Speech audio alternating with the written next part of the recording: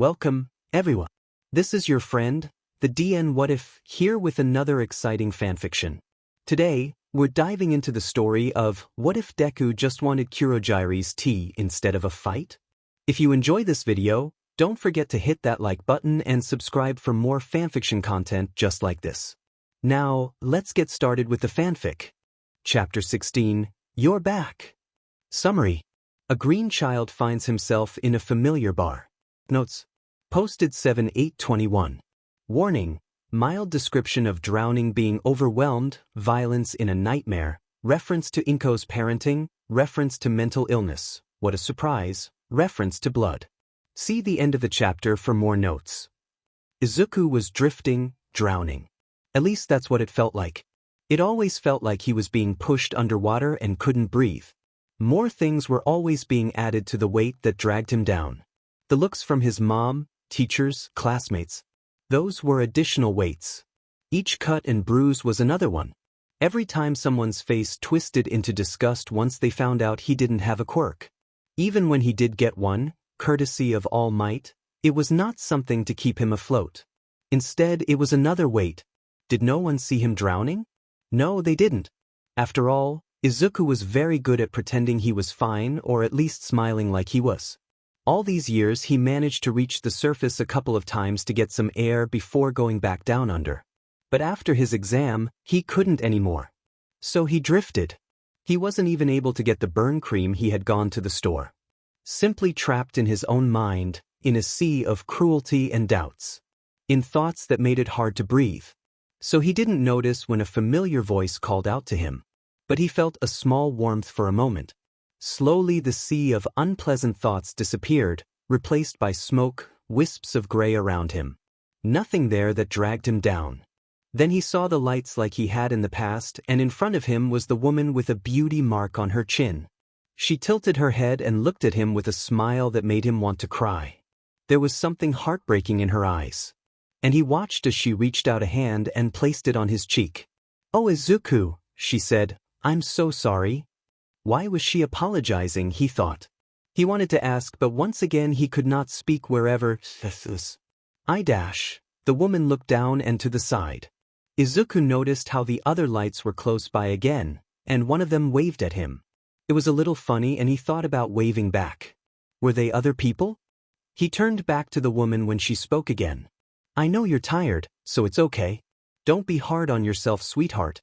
Just rest, okay?" She was looking at him with that look in her eyes. He wasn't used to it. Why was she looking at him like that? Why did it hurt? Maybe it was because not even his own mother looked at him like that, telling him to rest. And God, did he want to rest? Could he? Was it okay? Just like last time, the woman seemed to know exactly what he was thinking. She nodded and brought his face towards her. Then she kissed his forehead. "It's okay, Izuku." Then she let go and Izuku felt himself being pulled away. But he didn't want to go, he reached out his hand. He didn't want to go back to drifting again. He was so tired of it. The woman kept smiling at him, as if trying to reassure him it would be okay. Maybe it would. He pulled back his hand and let himself be pulled away. Instead of feeling like he was going back underwater, he felt the softness of a cushion underneath him. He could hear familiar voices and the warmth of someone's hands on his face. When he opened his eyes, it took a few moments to process what he was seeing. Yellow eyes were staring right at him and dirty ash-blonde hair framed a young girl's face. "Toga?" he asked in a small voice. And the girl who was holding his face in her hands squeezed his cheeks before smiling at him. "Just what happened to him? It's only been a week," Spinner said when they all walked and sat around the couch. Each of them keeping an eye on the hero student who was just sitting on their couch, seemingly unaware of where he was. "He looks like a puppet with their strings cut. He's probably dead," Twice said.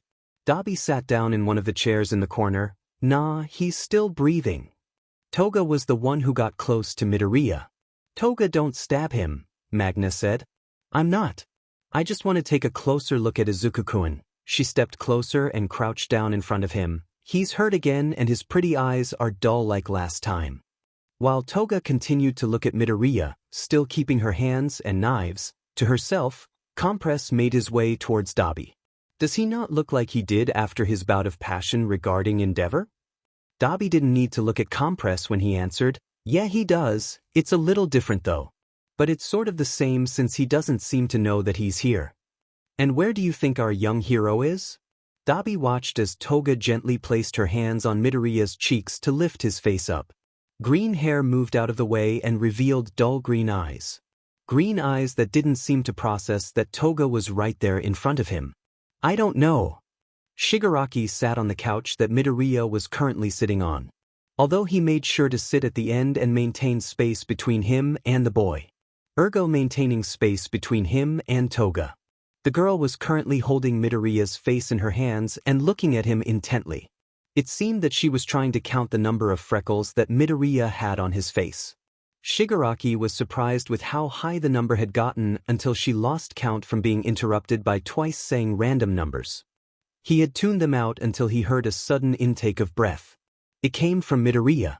Everyone seemed to freeze as they watched Midoriya breathe in as if he hadn't been breathing before. Then they saw as those eyes slowly moved around and processed what he was seeing. Toga never left her position of holding the boy's face in her hands and right in front of him. If anything, she looked excited. Toga?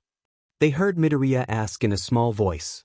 Toga's excited energy went up and she squeezed his freckled cheeks and smiled at Izuku. The boy still looking a bit confused but not at all concerned by Toga's smile.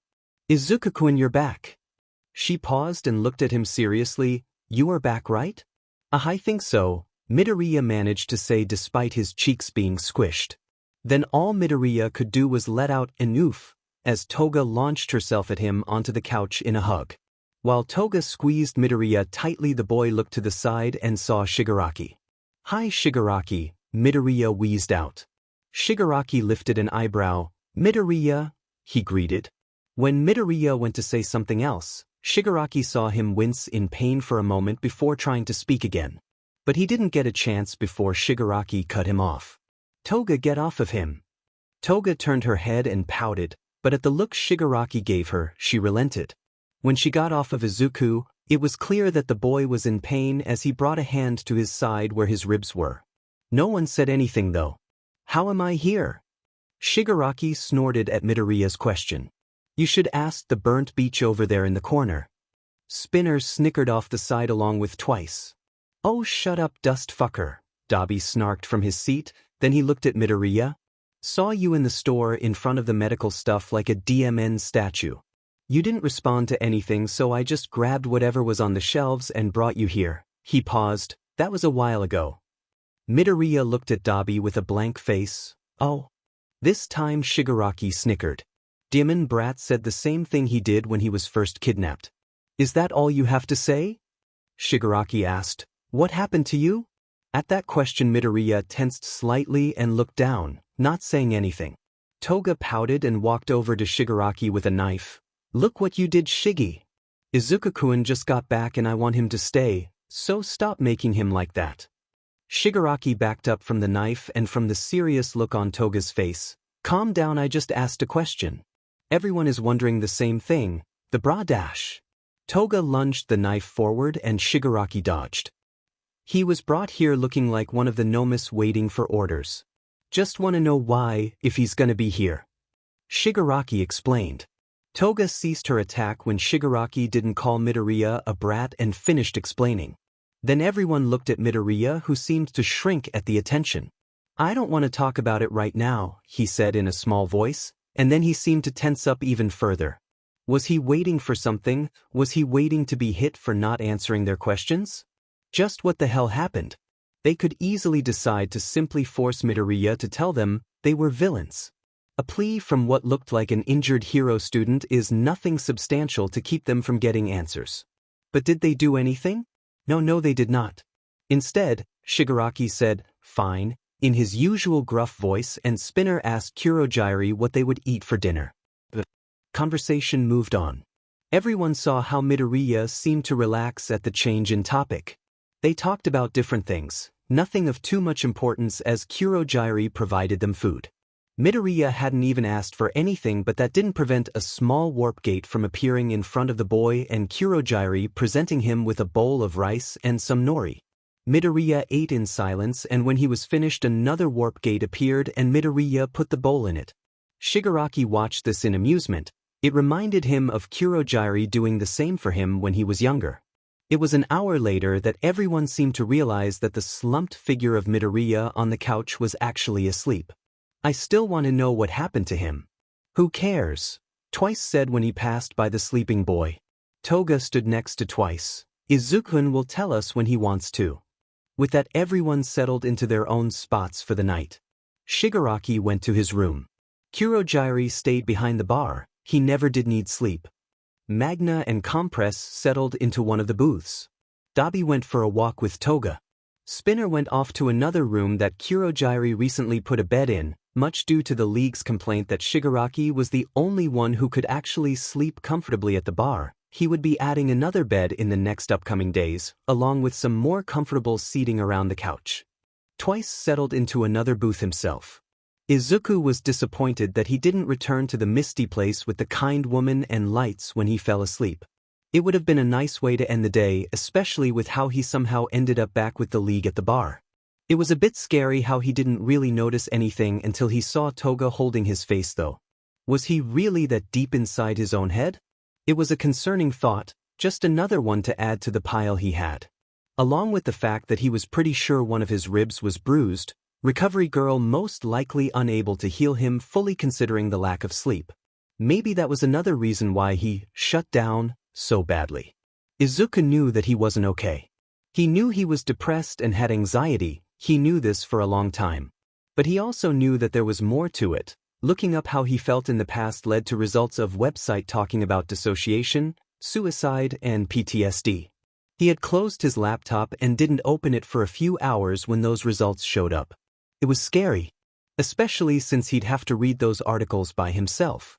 He didn't want to, afraid that it would make things worse by facing what exactly was going on in that brain of his. He already had to face all the articles about quirklessness by himself. Alone at 4 years old, looking over the statistics basically telling him that he should be lucky he was alive. That it probably wouldn't be long until he met the same fate and joined the others in statistics. A name forgotten among a sea of numbers. That was his reality the day he came home from the doctor. His mother was in the other room, crying. But not crying out of sadness or worry for her son, but out of anger. That day Izuku had stayed in his room while he heard the noises of things being broken. One of the only times she had ever gotten violent. That memory was always in the back of his mind whenever he saw her getting particularly mad. But she never did get physically violent with him. But others held no such reservation. He was back to experiencing the pain people caused him again in his nightmares. He was back in an alley, because that was such a familiar place for him, surrounded by the blank faces of 3 other people. They were kicking him while he lay on the ground. He could feel how every time he managed to get a breath in, it was forced out of him by another kick. The blank faces gave off auras of hate and disgust. He could hear the echoes of insults ringing off the alley walls. He curled up tighter and bit his lip. Izuku woke up when he tasted blood in his mouth. Notes: Izuku may be back with the League, but he's still suffering, and with good reason. He's tired and emotionally just maxed out. It won't be easy to talk about everything that had happened after the day he had. The LOV will have to patient for him to tell them more about what happened. Never mind how frustrating it might be. Can I get some love for my girl Nana and the other vestiges? They are very worried about the 9th. And you cannot tell me that Nana would not be motherly to Izuku in a way, that poor green child. He needs all the love possible. And I think with Izuku that he knows slightly about what else he is possibly dealing with, but it really is scary to consider it when you are alone and have no support. So he avoids addressing it somewhat.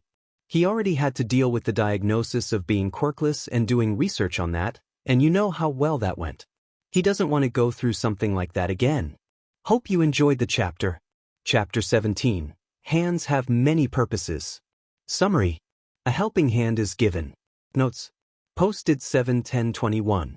Reminder that Mr. Compress's name is Seiko Atsuhiro. Also, Seiko's appearance is described here, so spoilers. See the end of the chapter for more notes. It was early in the morning, around 4 a.m., and Seiko Atsuhiro was awake. Everyone else was asleep, Dabi and Toga having returned and gone to the room where Spinner was in, probably to push the poor fellow off and take the bed for themselves. Kurogiri was doing something in the back. Twice and Magna were still asleep in their respective booths. Shigaraki sleeping in his room away from the others. Seiko was cleaning some of his masks in one of the booths when he heard someone gasp for air. Then he heard as if someone was trying to catch their breath but having a difficult time doing so. He got up and walked over to the couch where it was coming from. As Seiko walked closer, he could see Midoriya sitting up, a little hunched over with one hand coming to his side and the other gripping the cloth of his pants tightly. He could hear Midoriya taking in gulps of air and letting it out quickly. Not quite near hyperventilating but nowhere near a normal breathing rate. It seemed that the young hero had a nightmare. Midoriya had not yet noticed Compress until the man sat down on the couch, a few feet away from him. Wide green eyes whipped up to look at Seiko's brown eyes. The man's mask was off and so was the black balaclava mask he wore underneath it. It was funny to see as green eyes took in the new details that were in view, that Midoriya's breathing calmed down. "Hello, little hero, it seems that you've had a nightmare."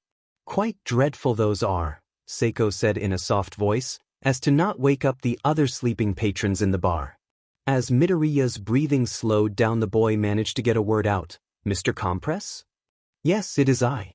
Although I do have another name, one that you may have the privilege of learning if you play your cards right." Seiko was pleased by the small uptick in Midoriya's mouth. Although he was not pleased to see the cut on the boy's lip, red and bleeding somewhat. Did the boy bite his lip in his sleep? He was brought out of his thoughts when Midoriya spoke again. "You have curly hair," Midoriya stated, his eyes looking at the brown curls on Seiko's head. A bit more disheveled than usual considering the time. The man smiled and brought a hand to go through his hair. "You do as well, much curlier than mine I must say. Messier too." The boy in front of him let out a huff of air in amusement, seeming to have gotten control of his breathing. The only sign that he had been distressed were the dark circles under green eyes, the slight sheen of sweat on the boy's face, and some shaking in his hands. Compress also noted how Izuku had not removed one of his hands from his side. "Do you perhaps need to use one of the many things Dabi brought from the store?" he asked. Midoriya tilted his head in confusion. "Dabi found you in the medicine aisle and he brought back quite an array of items. I'm sure you were there to get something, so do you need to use something at the moment?" He saw how Midoriya frowned slightly and looked hesitant to give an answer. It took a moment before the boy responded. Yeah, I do." In a flourish, Compress stood up and beckoned Midoriya to follow him, then let us retreat to the bar. "Everything is on the counter." Seiko saw how Midoriya winced when he got into one of the bar seats. The boy went ahead with organizing the items into different piles. Pain medications, creams, bandages, medical tape, and gauze. While Midoriya was doing this, Kurogiri came out from the back and paused at the sight of Compress and Midoriya at the bar. He looked at Seiko with what looked like questioning yellow glowing eyes but said nothing. The warp villain's attention was drawn away from Seiko when Midoriya spoke. "Hi, Kurogiri." "Hello, Midoriya. It's a pleasure to see you again. Would you like some tea?" "No, it's fine. Can I have some water instead?" Midoriya said as he had just poured out 2 pills of pain medication onto the palm of his hand. A moment later, Midoriya was swallowing the 2 pills and drinking from the cup of water Kurogiri had set before him. When Seiko didn't see Midoriya pick anything else from the pile of supplies, he huffed and turned Midoriya's bar seat to face him. At Midoriya's surprised face, Seiko smiled. "Surely you know that you need more than 2 simple pills. Have you not noticed the cut on your lip?" Compress grabbed some gauze and asked Kurogiri for some more water. Then with a quick, "one moment," Seiko left, washed his hands, and returned. The man quickly took his spot in the seat that Midoriya was facing and grabbed the gauze. He put some water on it before turning to Midoriya. "All right, I'm going to clean the cut so don't move." And then Seiko placed a hand under Midoriya's chin to hold him in place while the other held the gauze. It was a funny scene of Midoriya Izuku sitting patiently while a villain gently held his face and cleaned out the cut on his lip. The boy seemed a bit confused at what was happening but did not shy away from the proximity between him and Compress. Meanwhile, Compress was talking. So tragic to see a young man's face marred by injuries. Hopefully, this does not scare off any future potential suitors. What do you think, Kurogiri? Kurogiri looked at Seiko and then at Midoriya. Green eyes, one of them surrounded by bruising, looked at him curiously, and Kurogiri had to admit he found some amusement in the scene before him. I don't think Midoriya will have many issues in that department, Mr. Compress, he replied. At that Seiko smiled. Yes, you are correct. Brown eyes flitted back to green in amusement. Didn't we all agree that you had, what was it, good looks like you had said before leaving last time? It seemed that Midoriya did remember as he blushed slightly and smiled. You're right, that did happen, the boy said. Indeed it did, so I will do my best in ensuring your good looks are not held back by this ghastly cut on your lip. I'm almost done cleaning it up. I do believe there is a cream you will need to put on it too. Antiseptic cream, Midoriya offered. Yes, that will do the trick. You can put that on by yourself, Seiko said, noting how quickly Midoriya knew the next step. Just how often did the boy have to do something like this for himself? Before Compress went to go wash his hands again, he saw that Midoriya found the cream. He was pleased to see that the cut seemed to look better than how it did when Midoriya had woken up from his nightmare. When he returned, Midoriya was still sitting at the bar and Compress sat next to him. The two of them watched as Kurogiri went about rearranging the liquor bottles and glasses. They didn't talk. Midoriya seemed to have reached his limit on words, and there was a heaviness around the boy. Seiko still sat beside him, though, eventually even grabbing his masks from his booth and going back to cleaning them at the bar counter. At one point he gave Midoriya one of his masks and the spray and cloth he had been using to clean them. Under Seiko's watchful eyes, the boy cleaned it without speaking. Compress was pleased to note that Midoriya was still very gentle with his masks like he was last time. When the sun rose and the other villains slowly woke up, they found that Midoriya was behind the bar. The boy had a cloth in his hands and was cleaning glasses. Kurogiri was right beside him cleaning the counter. The warp villain was rather obsessive about the cleanliness of his bar and glasses. The scene was enough to make Shigaraki pause and mutter, "What the F-" softly under his breath. When Spinner came in, clearly more of a morning person than everyone else, and was about to speak, Kurogiri opened a warp that enveloped the man's head. Spinner's voice could be heard in some other part of the building. A second later Spinner pulled his head out of the warp with a sheepish look on his face. "Oh, sorry about that." Everyone else luckily was more subdued in the early hours and were quick to accept the breakfast that Kurogiri made for them, including Midoriya, who sent a grateful look when he found some food waiting for him as well. No one said anything though when it became time that Midoriya would have to go to school. They didn't say anything when it passed the hour that his classes would have started, because Midoriya didn't say anything either. Izuku was perfectly aware of the hour that was creeping up on him as he was in the bar. It was time for him to start heading for school. But that was the last thing he wanted to do. He didn't want to face Bakugo, afraid that he wouldn't see the present boy but the middle school version. Even if he didn't, it was clear that the time would not change how Bakugo could burn him with ease. He didn't want to face All Might. Bitterness threatened to envelop him at the thought that the man was the reason why Izuku was in pain. He didn't understand how Yagi-san could have put him in such a situation. He remembered how Aizawa-sensei had told him about not going to be put into another situation with Bakugo. He knew that Aizawa-sensei didn't lie. And it was clear that the man was angry at All Might after his match. Somehow All Might was able to change things with his exam. He wondered how things would have gone if he had actually fought with the teammate he was supposed to have against the teacher he was supposed to. What he could have learned, but that opportunity was thrown away once his mentor got involved. The man was seemingly oblivious or just uncaring. He thought about how Aizawa-sensei was worried, how his classmates seemed worried about him. Then he thought about the woman with the beauty mark on her chin, what she had said to him. She told him not to be hard on himself, that he should rest, that it was okay. So he decided not to say anything about the time. And he stayed. He was too tired to do anything else. Shoyuta didn't like how when he walked into his class that Midoriya's seat was empty. Before class started he asked if anyone had seen Midoriya. When everyone said no, that twisting feeling in his gut returned. It worsened when he heard snippets of his students' conversations saying how the problem child had not responded in the group or separate chats at all. Apparently, they were planning to a shopping trip before the training camp. The training camp was to happen in 4 days, the last day of school was today. Aizawa wondered if Midoriya simply just did not want to come to school. He would understand, anybody would want a small break. But there was an underlying sense of unease at the fact that his student had not shown up and not spoken to anybody.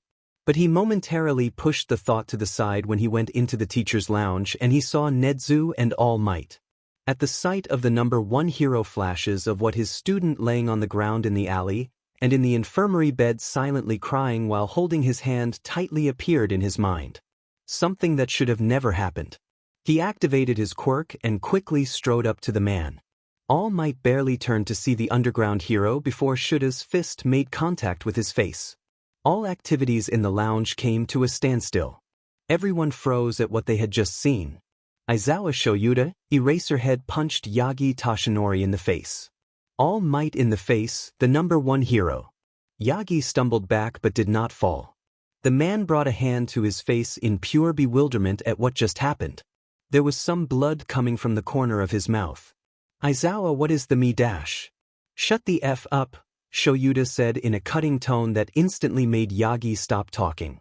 There was pressure in the air coming from Shoyuda and everyone was too afraid to move. None wanted to draw Shuda's attention to them. When Shoyuda stepped forward, Yagi stepped back. You don't deserve to be here. Nezu and I were very clear on what you were not to do, and yet you completely ignored it. You put my student in a situation that he should never have been in, you hurt him. Yagi started to look awkward and brought a hand as if to placate Shoyuda like he was some angry animal. Now Aizawa, I wouldn't go as far as to say I hurt young Midoriya. I did what I thought was best but it seemed that he d-dash. As more words continued to come out of Yagi's mouth the pressure in the air increased and everyone took a step back. The next thing the number 1 hero knew was that he was cut off by someone grabbing a fistful of his tie and shirt. Dangerously close to cutting off his air supply. Black eyes bore into the Yagi's blue eyes and the man felt as if his mouth were dry. Even without the use of his quirk, Shoyuda made the hero feel a sense of fear that he did not often feel. You can't even comprehend what you've done wrong, he said lowly. But everyone could hear it clear as day. How is it that you're the number 1 hero?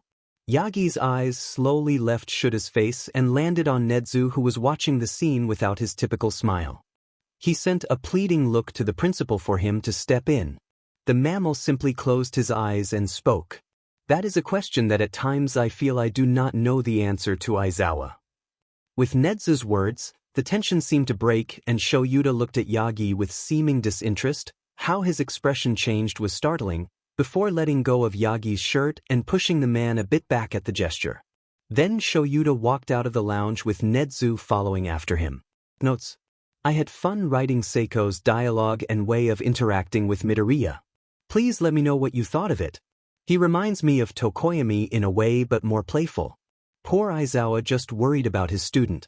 I do want to say though, that I don't think Aizawa is someone impulsive. I think he is relatively calm even in anger. This punch was after Aizawa had warned Am, a second strike if you will. All Might had been told what not to do and he completely disregarded it, so that had set Aizawa off even more, especially after seeing how Izuku was after the exam. Am needed a reality check and that came in the form of one lovely punch to the face. Love also Nezu, props to you for backing him up. As usual, hope you enjoyed the chapter. Chapter 18. What reflection do you see? Summary. Izuku finally looks at himself in the mirror. Notes. Posted 7/13/21. See the end of the chapter for more notes. Midoriya didn't talk for the rest of the day. He wasn't completely absent like before, but there were several times that they could see that Midoriya was not there. Each time that happened, Toga was visibly upset and played with her knife. He was a silent figure in the bar. As silent as he was, the only thing the league members could do was take in the boy's appearance for clues. Dark circles. There was bruising around one of his eyes. A cut on his lip that looked like it was treated earlier.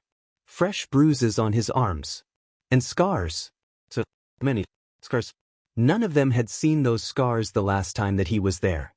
Each of them remembered the long-sleeved hoodie that had hid them from their sight. "Those are old scars," Magna said to Compress and Twice as they sat in a booth. "Indeed they are." Twice leaned back into his seat. "We all have scars here, he's not special." He then suddenly leaned forward with a raised eyebrow. "Where did he get them?"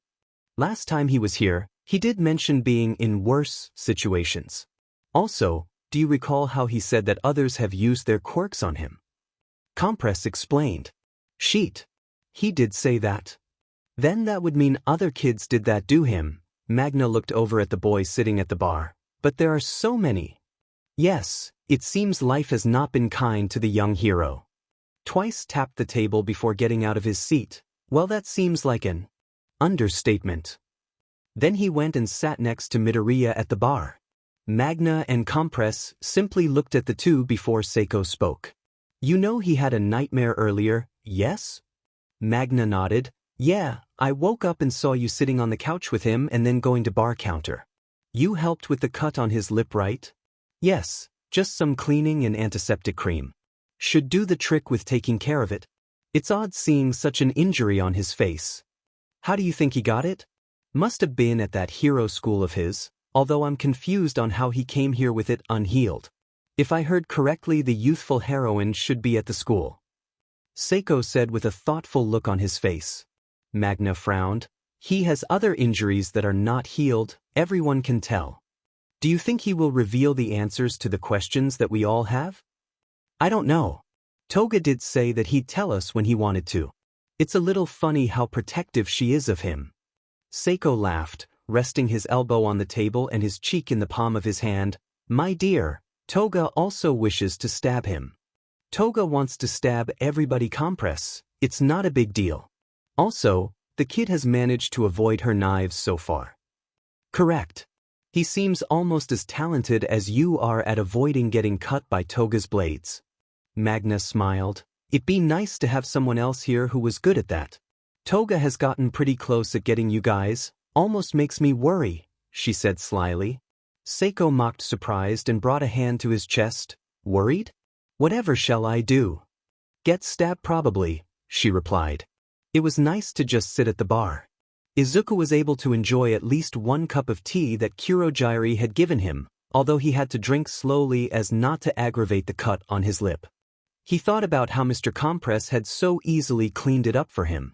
Izuku knew he should have been worried about having someone that could easily kill him holding his face, but just like with Toga, he didn't feel worried.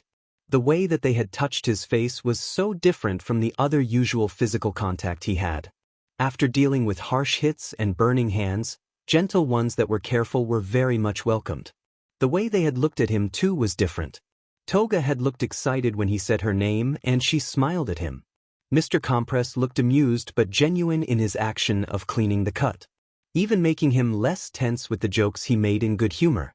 It hadn't felt like the man was making fun of him. And Izuku was sure that the warmth that he had felt earlier that made him see the misty place must have been Dabi from what the flame user had told him. So he sat quietly at the bar. Sometimes though he could feel himself slipping slightly in awareness, but a noise from the others brought him back. The sound of Twice taking up a seat beside him reminded him of where he was. He looked sideways at the man. He wore a black and gray suit over his whole body. Izuku had noticed how expressive Twice was, even with the mask on. He also noticed how Twice tended to speak in two voices, but no one seemed bothered and neither was Izuku. Yes, the other voice tended to be more violent or rude, but it wasn't anything Izuku wasn't used to hearing. Overall, he seemed alright. "You know, you should really take care of the burn on your shoulder. We don't want to deal with a crying kid." Izuku realized that Twice was looking at him now. He could tell that one of the man's eyebrows was raised as if scolding him. When Izuku didn't say anything, Twice continued. "Doesn't matter if it's minor, it could get infected. Dumbass kid shouldn't have said anything." Twice wasn't wrong. Izuku had been avoiding doing anything for that burn. It was such a familiar feeling that he didn't feel completely concerned. But here he was, being told by someone in the league to go take care of it. It was odd. Izuku wondered if they just didn't want to deal with an injured kid or if they cared. They did technically kidnap him after all. Who's to say that it wasn't like last time when Shigaraki wanted information? But if they did, it was odd that they hadn't asked any questions yet. Either way, he was grateful for someone just telling him he should take care of himself. He grabbed a few items from the bar counter and gently got off the bar seat, careful not to strain himself. Before going to the bathroom, he made sure to say a small thank you to Twice. He turned around and missed the surprised look that came across the man's face. In the bathroom, he got to work. He was happy to note that Dobby had gotten the burn cream he usually got. It had some special properties that sped up the healing and could be placed on the burn without risk, courtesy of companies trying to include more quirk properties into their products. After cleaning and then putting on the cream, he got some bandages and placed them around the burn, using medical tape to keep it in place. He gave the other smaller burns he had the same treatment. Once he was done, he looked in the mirror to make sure everything was in place. He froze at the reflection he saw. Staring back at him was a boy with curly green hair and a tired face.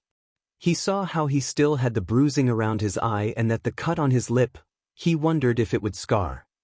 Then he looked at his arms and chest littered with different types of scars. Ones that he would always remember how he got and others that seemed to just appear. Most notable was his shoulder, now with a bandage covering it, but he knew that if he took it off there was the faint imprint of a hand. He also saw bruises on his arm and on his side. It seemed that Recovery Girl was unable to heal everything completely, but that wasn't her fault. He hadn't slept for days and never did have much energy anyways. It would take a while for the bruises to disappear. So the normal routine then. Funny how he still had to follow that routine after entering UA. Funny how he was following it while in the presence of people who were the opposite of heroes. But there he was, in their bathroom, exposing all the pain that life's thrown at him in an empty bathroom. For a minute or two Izuku just stared at himself in the mirror. He didn't feel like crying, instead, he felt resigned. Resigned to the fate that he looked like that it was likely more scars would join the others. When his eye caught the blue resting against his chest, he finally put back on his shirt. He made sure to bring the necklace out from underneath it like he did the previous night. He wasn't near Inko, so there shouldn't be an issue with it being out. In an office at UA, Nedzu and Shoyuta were staring at each other. Neither of them showing any sign that they would avert their gaze. "I want them punished," Shoyuta said, breaking the silence. "Bakugu and Yagi, I presume." "Yes." Nedzu clasped his paws together. "I agree. Glad to see we're on the same page then." "Yes indeed. Now have you gotten in contact with Midoriya-kun's mother? He is entitled to the option to press charges considering the circumstances." At this is when Shoyuta looked away and brought a hand to his forehead. "No, I haven't. All calls went to voicemail. I'm surprised though that she hasn't called yet." "What about Midoriya-kun himself?" Nedzu asked. "I've heard from my other students that he has not responded to their messages. Do you think it's a possibility that he simply does not want to talk to anybody at the moment?" Nedzu leaned back in his seat. "There is that possibility, but it is concerning that no one has managed to make contact with him or his mother. Hopefully, he will show up at the gathering that your students are planning before leaving for the training camp." "Hopefully. And it is unlikely that Midoriya-kun would miss going to training camp. He has the makings of a great hero." Shoyuta knew that Nedzu was in an odd sort of way trying to reassure him, but that didn't make the unease he was feeling go away. He would give Midoriya time to reach out to him and for his mother to call back, but there was a small part of him that didn't believe that would happen. "Now," Nedzu said with a certain glint in his eye that brought Shoyuta out of his thoughts, "let's discuss those punishments, shall we?" At the end of the meeting, Bakugu Katsuki was no longer considered a student of UA and would be unable to join the hero course at any of the other hero schools for a year. As part of his punishment was put into mandatory anger management, therapy, and had the incident on his record. His parents had nothing substantial to excuse their son's actions. They had said that they would make full use of the therapy. All Might was fired. Unfortunately, because of the Hero Commission, Nedzu was unable to maintain that status, so after a few hours he instead downgraded All Might's position to that of an assistant rather than a teacher. All Might was also not allowed to be with students without supervision. When Izuku sat back down in his seat next to Twice, Kurogiri placed a glass of water and a bottle of pain medication in front of the boy. "Oh, someone's worried," twice said in a teasing voice referring to Kurogiri. The warp villains simply ignored the comments and sent an almost expectant look at Izuku until the boy took the medicine. After that, things went back to normal. Well, as normal as they were, with Izuku being quiet and villains doing whatever they do. When it got late again, Izuku went to a booth and laid down on the seat. Still not having said a word. It was vastly different compared to the last time he was there in the bar. At that time, he had not hesitated to join their conversation and talk. Now he seemed like a silent copy, albeit more bruised and banged up. After a while, Toga joined Izuku in the booth and laid down in the seat across from him. She had her head turned to look at him from under the table. Meanwhile, he was simply staring at the ceiling, hands clasped across his chest. No one went near them for the rest of the night. "You know, Izuku-kun, you should probably take a shower. I bet you stink." Toga watched as Izuku slowly turned his head and looked at her. "I don't have a change of clothes, Toga." Toga shrugged. "I can get you clothes. I have a bag here with clothes, some extra sweatpants, and I can steal one of Shigi's hoodies for you. Kurogiri buys him a bunch so he won't miss one." Toga thought it was funny when she saw the dumbfounded look on Izuku's face. "And before you talk about underwear, I can just steal some from a store with Kurogiri's help." When she saw Izuku smile is when Toga really smiled, and she had to keep back from squealing when he said, "Okay." No one really knew what to say when they saw Toga jump up from the booth and then proceed to somehow gently drag Midoriya towards the bathroom. Or when she threw a pair of pants, a hoodie, and a towel at the boy before pushing him into the bathroom. They practically choked when Toga answered Kurogiri's question about why she wished to go to the store. To get Izuku-kun some underwear. The warp villain seemed to freeze for a moment before sighing and creating a warp for Toga.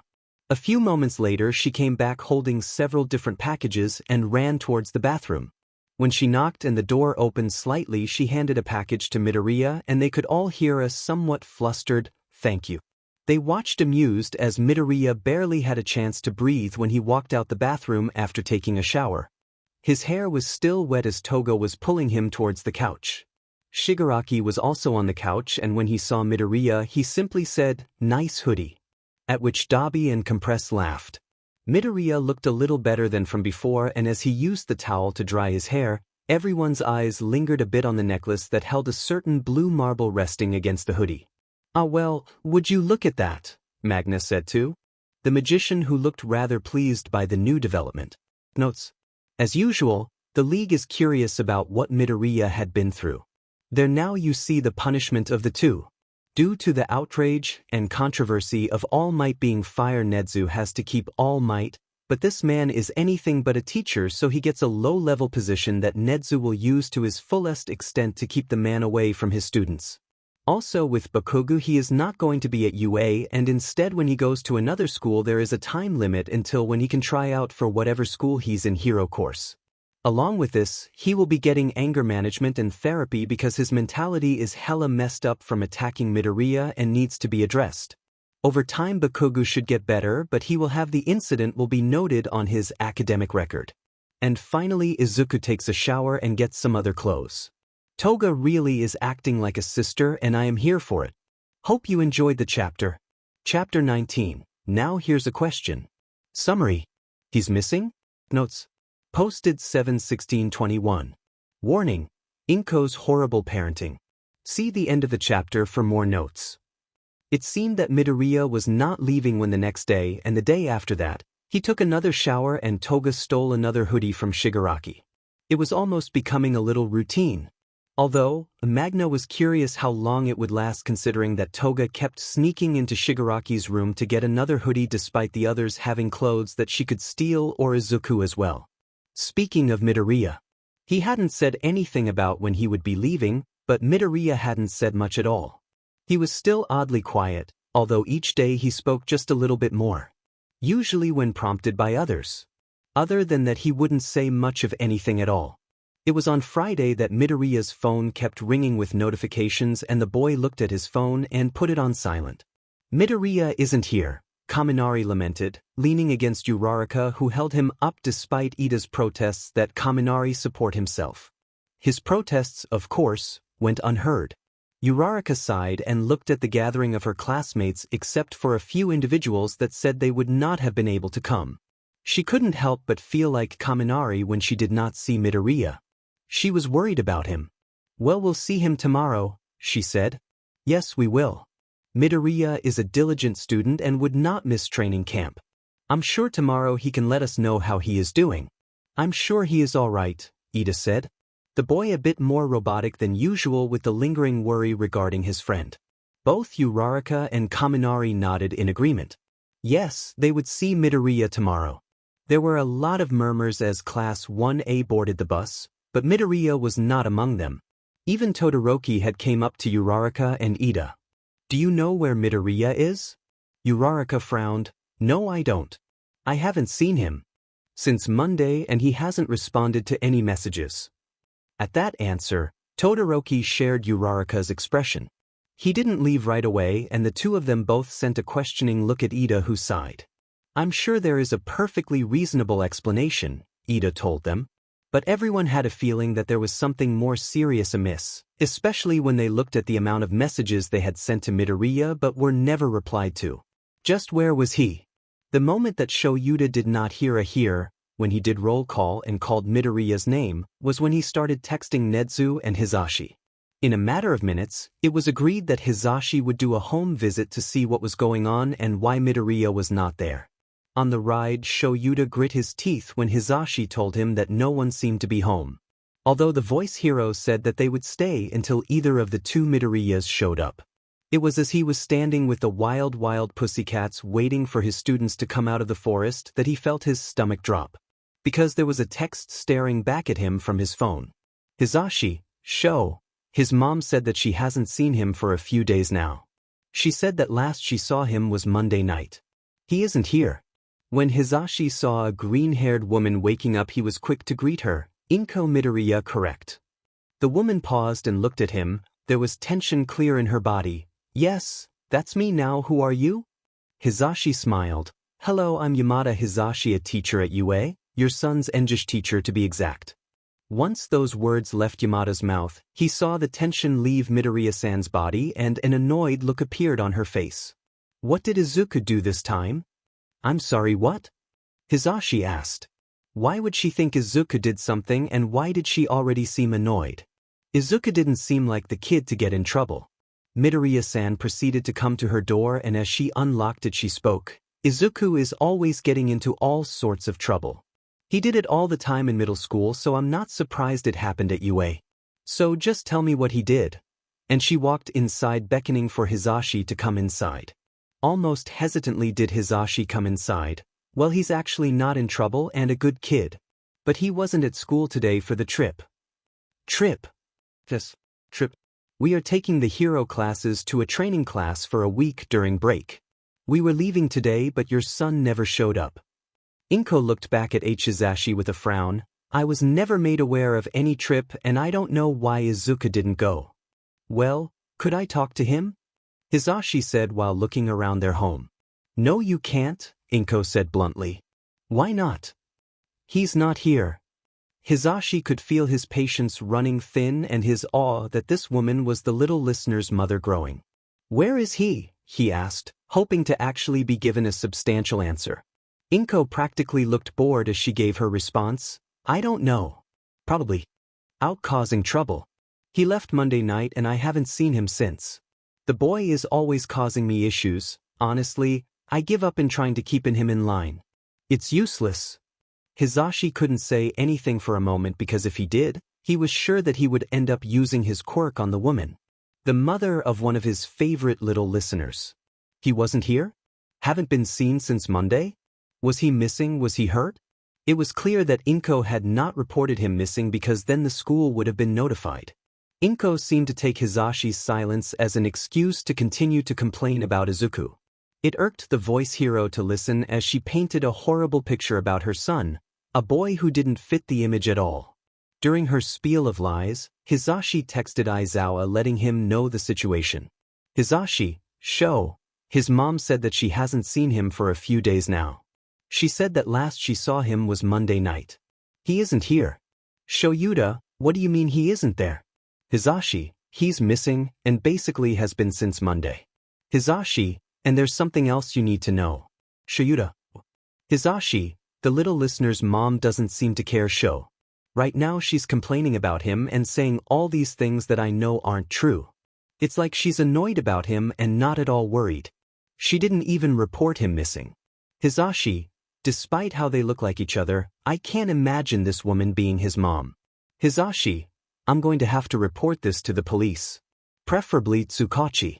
This has to be a case of neglect. Shoyuta, he's missing. I should never have left him out of my sight on Monday. He just left and now he's gone. Where is he? Shoyuta, and he was being neglected. God damn it, I should have known, should have seen the signs. Hisashi, this isn't your fault. Shoyuta, but I should have known. I could have helped sooner. Hisashi, I know, but you told me yourself that the Midoriya was good at hiding things. That he only just began to open up to you. You tried, okay, Shoyuta, you tried. And it's not like you're going to give up helping him, right? Hisashi, good, then focus. We have a kid to find. Izuku felt bad for ignoring his friend's texts, but he didn't really know what to say. He knew that once he sent one text that he would be bombarded with so much more, and the thought of that made him feel a little queasy. Especially since he had no idea how to explain where he was, which was sitting next to Toga on the couch. Ever since coming to the bar, she spent the most time with him and was the closest, and he meant this in a literal sense as she seemed to pay no regard to physical boundaries, and he had to admit he did not mind. Izuku wondered if this is how it felt to have a sister. But that thought aside, he didn't know how to explain that he had spent the last few days with the League. The people, well really, 2 people, who attacked the class at the beginning. And he didn't exactly feel like leaving. He kind of just wanted to stay. How messed up was that? So he closed the messaging app and looked back around him. The other day when he woke up it was to a few more pieces of furniture. There was now a coffee table where a few card games had been played. Another couch that twice kept laying in, only letting Toga be the other person to be on in when he was using it. And a chair that looked big enough to fit 2 people but in reality was only meant for one that Dabi seemed to have claimed his own. There was also an ottoman that Spinner liked to sit in and another chair. Overall, Kurogiri had created a comfortable area of seating off to the side, even though the man seemed to rarely leave the area behind the counter of the bar. It was nice, so Izuku just leaned back into the cushions and listened. Toga was currently telling him how she wasn't able to try out the tea and blood idea he had suggested last time. He wouldn't give me a teacup, Izuku-kun, Toga pouted. Well, Magna said from her spot on the other couch, you know how Kurogiri feels about messes, and blood in one of his teacups would be messy. I would have cleaned it up. Magna raised an eyebrow, at which Toga smiled and admitted that she probably wouldn't have. Izuku thought the situation was amusing. If spending time with Toga these past few days felt like having a sister, then he would have to say Magna felt like a big sister. He had seen on several occasions already the older woman reign in Toga when the others couldn't. He thought about her strength, like when she had picked him up last time. Her strength was nothing to laugh at, and he knew that her quirk had a lot of applications too. Izuku started getting lost in thought when his phone started ringing. He froze. No one ever called him except for his mother. The last thing he wanted to do was talk to her. It's been 4 days and now she was calling. But echoes of the things she said to him ringed in his ears. Last time she had called, she said he would burden someone else. That he caused trouble. He never meant to cause trouble. Izuku looked down at his phone and saw that his hands was shaking. He didn't want to answer it. The words he heard whenever he answered it were never kind. Just reminders that he wasn't loved. That he was thought to be an annoyance to his own mother, that because he was diagnosed quirkless he wasn't worth being taken care for. And even when he did get a quirk, it changed nothing. Her calls always told him that his getting in trouble was his fault. That he never tried to be good. That all his efforts were all for naught. When Midoriya's phone rang, everyone saw him freeze. The thoughtful look he had on his face after watching Toga and Magna disappeared. They could see that he was slowly slipping away, probably to bad memories. Dabi said from his seat. After 4 days is when she decides to call? Really? Spinner said. Toga looked at Midoriya sitting next to her. The boy's eyes trained on the ringing telephone in his shaking hands. He's not picking it up. Dabi stood up. I wouldn't pick up that sheet either, you all remember what she said last time, and then Dabi grabbed the phone out of Midoriya's hand. Green eyes blinked and looked more present than before. With more flourish than he usually had, Dabi made a show of pushing a button and the ringing stopped. And now for the next step, Dabi said, and then proceeded to press the block option on Inko's contact. When he handed the phone to Midoriya, he softly said, I know a shitty parent when I see one, and one of the best things is to just block them so they can't get to you. With that, Dabi sat back down and the conversation resumed. Everyone noticed that Midoriya was still there. Midoriya, do you perhaps need to wash your clothes to refrain from stealing Shigaraki's hoodies?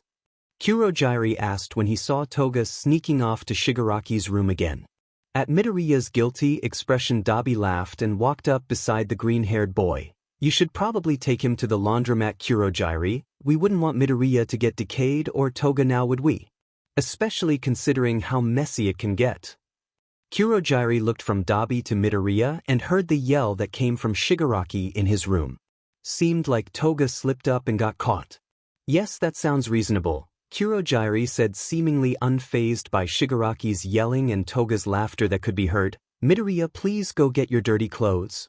Midoriya did not waste any time in getting his clothes and walking towards Kurogiri. A moment later, the man had created a warp gate and signaled for him to go in first. When Midoriya looked back, he saw Dabi and Spinner waving goodbye to him. He gave them a small wave before stepping through the warp gate. A few people sent odd looks at the two individuals using the washing machine at the end. There was a man seemingly made out of purple mist with yellow glowing eyes pushing the buttons. The clothes he wore seemed out of place considering how clean he looked. Meanwhile, there was a young boy with curly green hair sitting on top of the machine, his legs idly swinging. The boy handed the man a coin without the man having to ask, and with one push of a button, the sound of another washing machine joined the others. When the wash cycle began, the boy smiled at the man. No one could tell the expression the man had with a face of mist. He simply looked at the boy with those glowing eyes, turned around and leaned against the machine. The two of them now less than a foot away from each other, waiting for clothes to wash. This didn't seem to upset the boy as he kept up the soft smile on his face and kept swinging their legs. He didn't say anything though. Both of them seemed to be completely fine with the silence and the sound of washing machines. Notes: Izuku's missing status is finally noticed and several people are worried. Sad face. Yamada is about to make it. Woman go deaf. But alas, the law prevents that. Dabi did what had to be done, and we applaud him. Anybody else getting Big Brother vibes? Hee hee, laughing face. Also, the idea of Shigaraki reacting to Toga like people do with their siblings go in their room without permission is what I had in mind. And I just love the idea of Kurogiri able to have a little break from the others with Izuku just chilling in a laundromat. Hope you enjoyed the chapter. Chapter 20, check out the evidence. Summary. Security footage. Notes. Posted 7/21/21. See the end of the chapter for more notes. Oh, I'm back here, Izuku thought when he found that he was in the misty place instead of having a nightmare. There were not phantom pain or echoes of cruel insults. There was no dripping red or flashes accompanied by heat. Instead, there was just a silence or maybe the sound of wind that was very faint. Things were soft and muted. It wasn't too hot or too cold. Overall, it was nice in an odd sort of way. And there Izuku was, this time sitting on the ground. A majority of his body still not solid and instead made up of smoke that seemed to swirl and sway. Izuku looked around and he saw the lights, the 8 figures that he was near. They looked more defined than last time, clearer too. The thought that they were people was supported by their shapes and figures. The woman he had seen last was still the clearest one. The others' images were a bit fuzzy and not stable. One moment he could make out a certain feature, but the next the image became warped and fuzzy. Izuku hoped that soon their images would become more stable. He wondered what they looked like. It was a few moments that he was just sitting there, watching the lights until the woman turned around and saw him. When she came towards him, some of the other figures followed. "You're back," she said in disbelief. "I was worried I wouldn't see you again." He tilted his head in confusion. He still didn't really understand where he was and who they were. A chuckle came from one of the other figures, one of the larger ones that was red. If Izuku squinted hard enough, he could tell that the man had goggles on his head. Kid's back. Was sure we'd only see him again after something bad happened. Gotta say this kid has the worst luck dash. We all are already well aware of the ninth's luck. Another figure, this one a light blue, said. Well, maybe it's getting better. He's safe now, a gray figure responded. A purple figure stepped forward and seemed to gesture with their hand at him. He is with the League, they said bluntly. The gray figure didn't seem at all perturbed by the statement. Izuku was sure that if he were able to see their face, that it would be one of someone with a "so what" expression. When the gray figure spoke, he was sure that they had that look on their face. I meant what I said, never mind how odd it is. It's the truth compared to before when he was at the school with the 8. I swear if that man does so dash. Izuku had to admit. He never expected a bunch of different colored staticky figures to be debating over him in an unusual misty palace where he could not speak. It was an odd situation that he hoped he is able to figure out. But for the meantime, he was fine with listening to as strange figures he was seeing as he slept describe the various ways they would injure the 8th. Off to the side, one of the figures seemed to shrink at each threat. When Izuku woke up, he found himself smiling at how he didn't see any notifications of missed calls or text messages from his mom. He felt grateful that Dabi had taken the situation into his own hands. It felt good to somewhat cut her off, and it was nice for someone to acknowledge that Inko was a shitty parent. Izuku had always heard about how his mother was so sweet to still take care of him after his diagnosis. People kept throwing that at him, even though when he got home she practically ignored him or made him feel trapped in his own home. But Dabi had easily disregarded her call and told him that cutting off shitty parents was the best thing to do. It sounded like Dabi had spoken from experience, and Izuku thought about Todoroki. Izuku may be depressed, but he wasn't stupid, and he could note the obvious similarities and possible connections between the two. But was he going to do anything about it? No, it wasn't really his place, but he'd keep it in mind. He went and looked at his other messages. There was a lot from the class group chat, and a couple that came from a few of his other classmates separately. Actually, all of his other classmates had sent messages to him separately. And that's when he realized that he missed the departure for the summer training camp. There were a lot of questions asking why he hadn't shown up. Ida in particular had sent various messages that progressed from telling him that he was going to be late, and the last one was letting them know that they had left and were worried about why he never showed up. Guilt settled on Izuku like a heavy blanket. He hadn't meant to miss leaving for the trip, but he couldn't find himself especially disappointed about it. Going for a week of training with the quirk that had resulted in him having more than enough broken bones and pain didn't sound very exciting. Of course, the prospect of improving was. But after the week he didn't feel like he would have the energy or mental capacity to deal with it. With the pressure that would have surely come from All Might, it would have been crushing. The thought of it alone made it feel a bit harder to breathe. Maybe that's why he had sort of forgotten about it, and now reading those messages didn't feel like in any particular rush to leave the bar. The part that made him feel guilty was making the others worried. But he still didn't know how to respond to their messages. Especially now that he had missed an important school activity. Oh no. What about Aizawa-sensei? He had slipped away from his teacher on Monday without saying a word and then never went back to school. Unlike his past teachers, Aizawa-sensei cared. Izuku doubted that his teacher was not aware that he had been gone for the past few days. He wondered how long it would take for the man and the other heroes to figure out that he was with the League. How long until he would have to leave? How long until he would have to go back? The last few days had been great. It was such a nice change after the week he had. There were no battle simulations, no pressure coming from his mentor, no disappointed looks from Recovery Girl. There were no red eyes glaring at him. Instead, there were red eyes looking at him in curiosity and confusion from Shigaraki. Also, with no classes or training, Izuku was able to just take a break. He was able to sit quietly and listen to the others talk. He found the various discussions they had interesting and their bickering amusing. He knew that he hadn't said anything much, but they still included him in the conversation at times. And when he got lost in his own mind, he found them able to bring him back. It reminded him of how Dark Shadow and Shuji had kept him grounded in silent support. Like with them, he found himself slowly feeling just a little bit better, willing to talk if someone asked him a simple question. Like Ojiro and Momo during the study sessions they had, they didn't push him to talk more when he finished. If he left, who's to say that he would be able to do that again? What if All Might decided to punish him for the match on Monday? What would Inko do FO? Hey Midoriya, Spinner called out, interrupting Izuku's thoughts. He quickly snapped up and looked at Spinner. Yeah?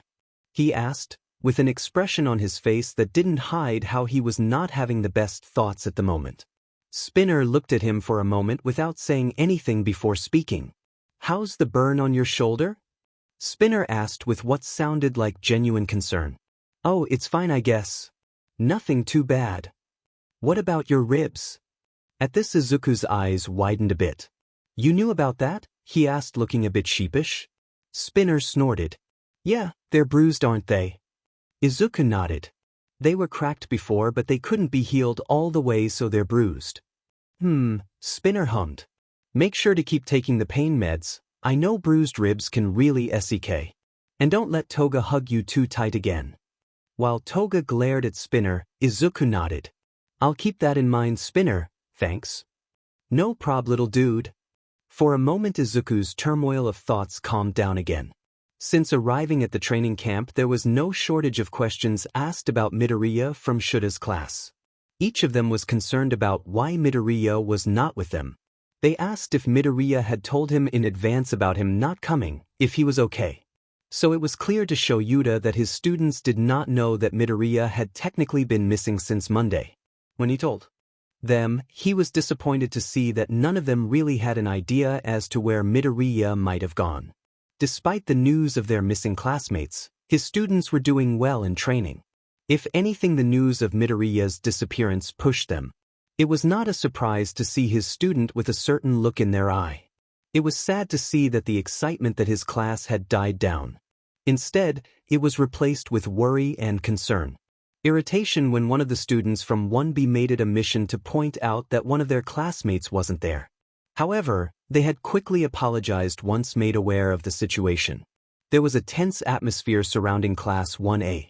Especially around the homeroom teacher of said class. He looked even more intimidating, making it hard for others to approach him.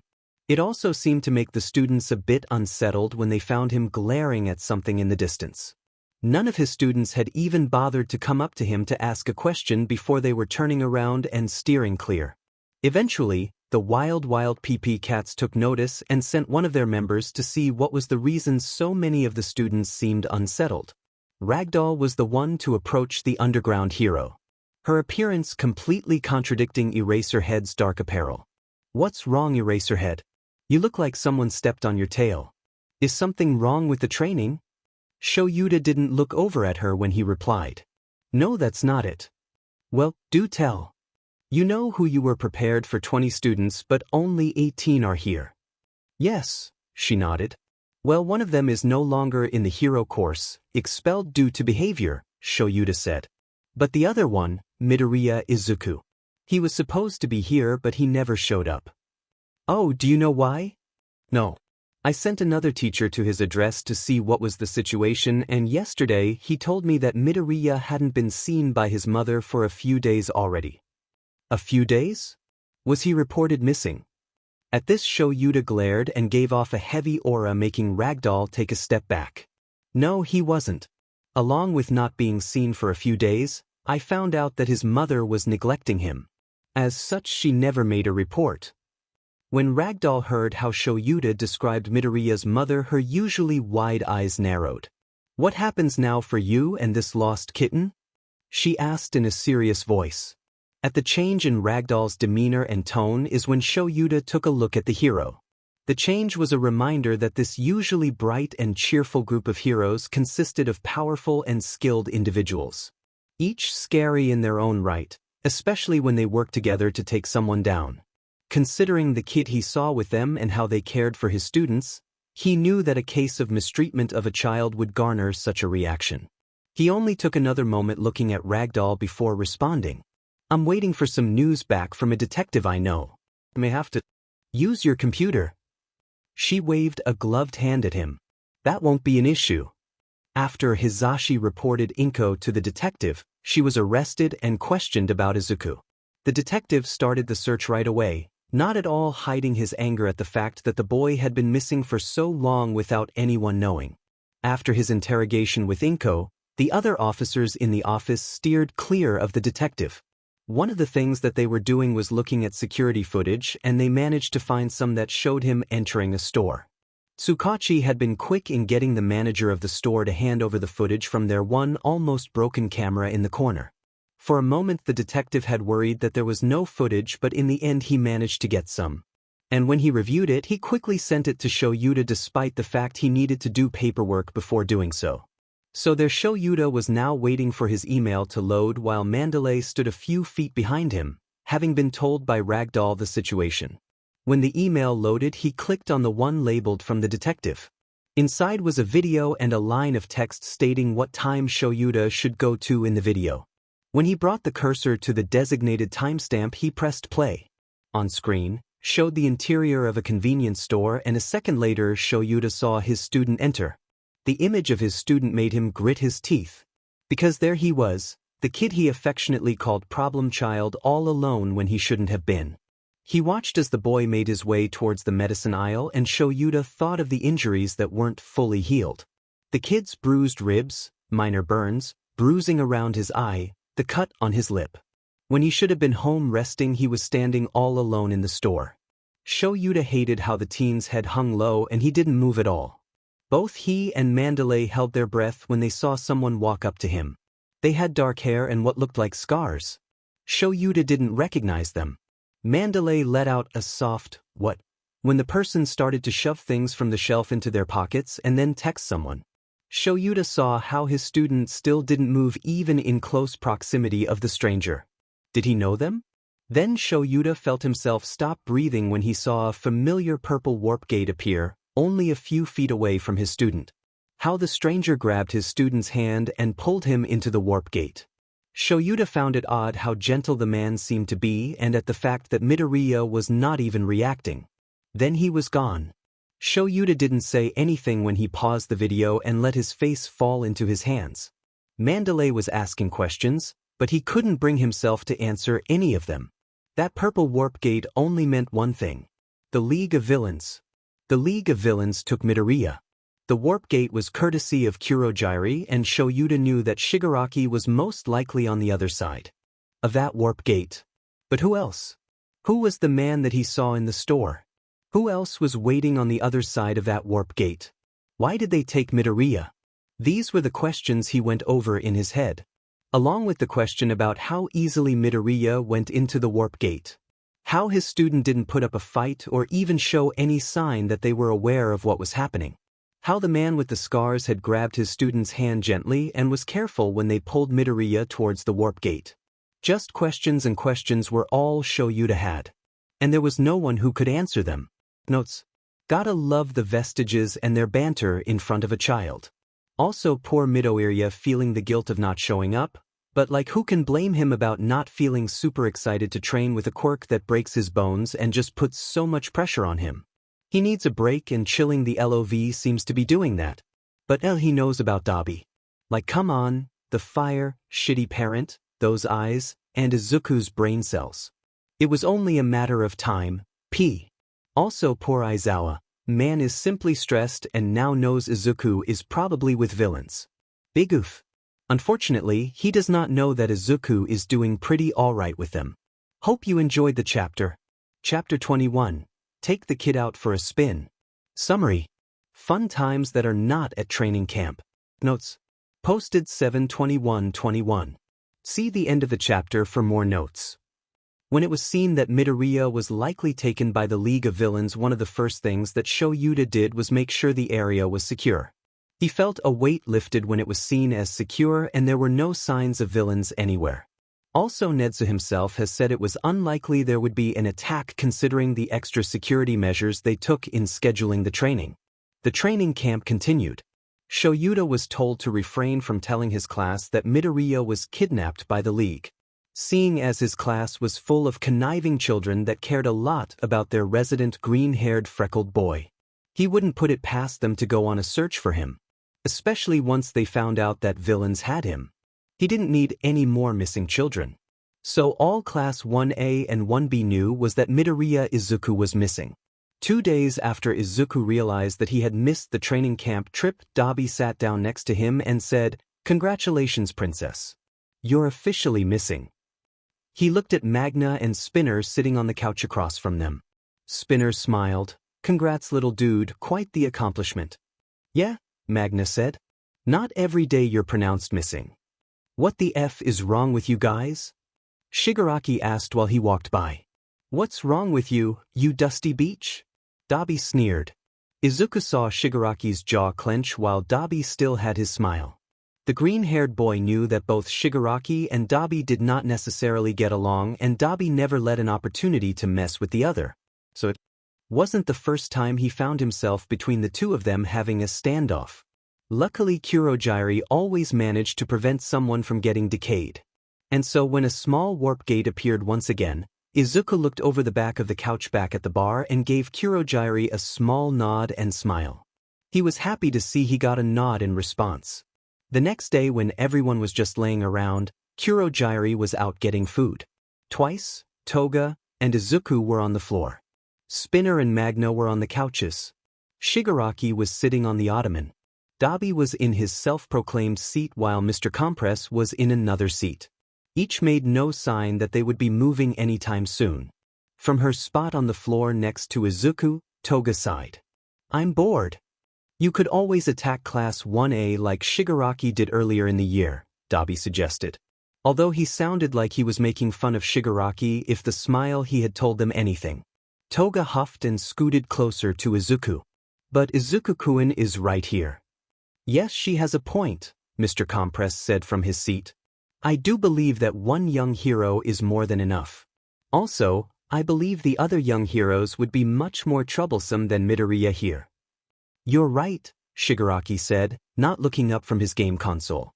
All the other ones looked f***ing annoying, including that explosive brat. "So attacking Class 1A is out, I'm guessing?" Dabi asked. A resounding yes was what he got in response. Twice sighed from his spot on the floor next to Toga. "I'm bored." Izuku couldn't help laughing at the ridiculousness of the situation, especially when there was a flurry of movement once Kurogiri returned with the food. Shigaraki paused when he came across Toga trying to teach Midoriya how to throw a knife. Spinner was also there with them. All three of them seemed to be a good distance away from the wall, and Toga was showing the boy what should be proper form.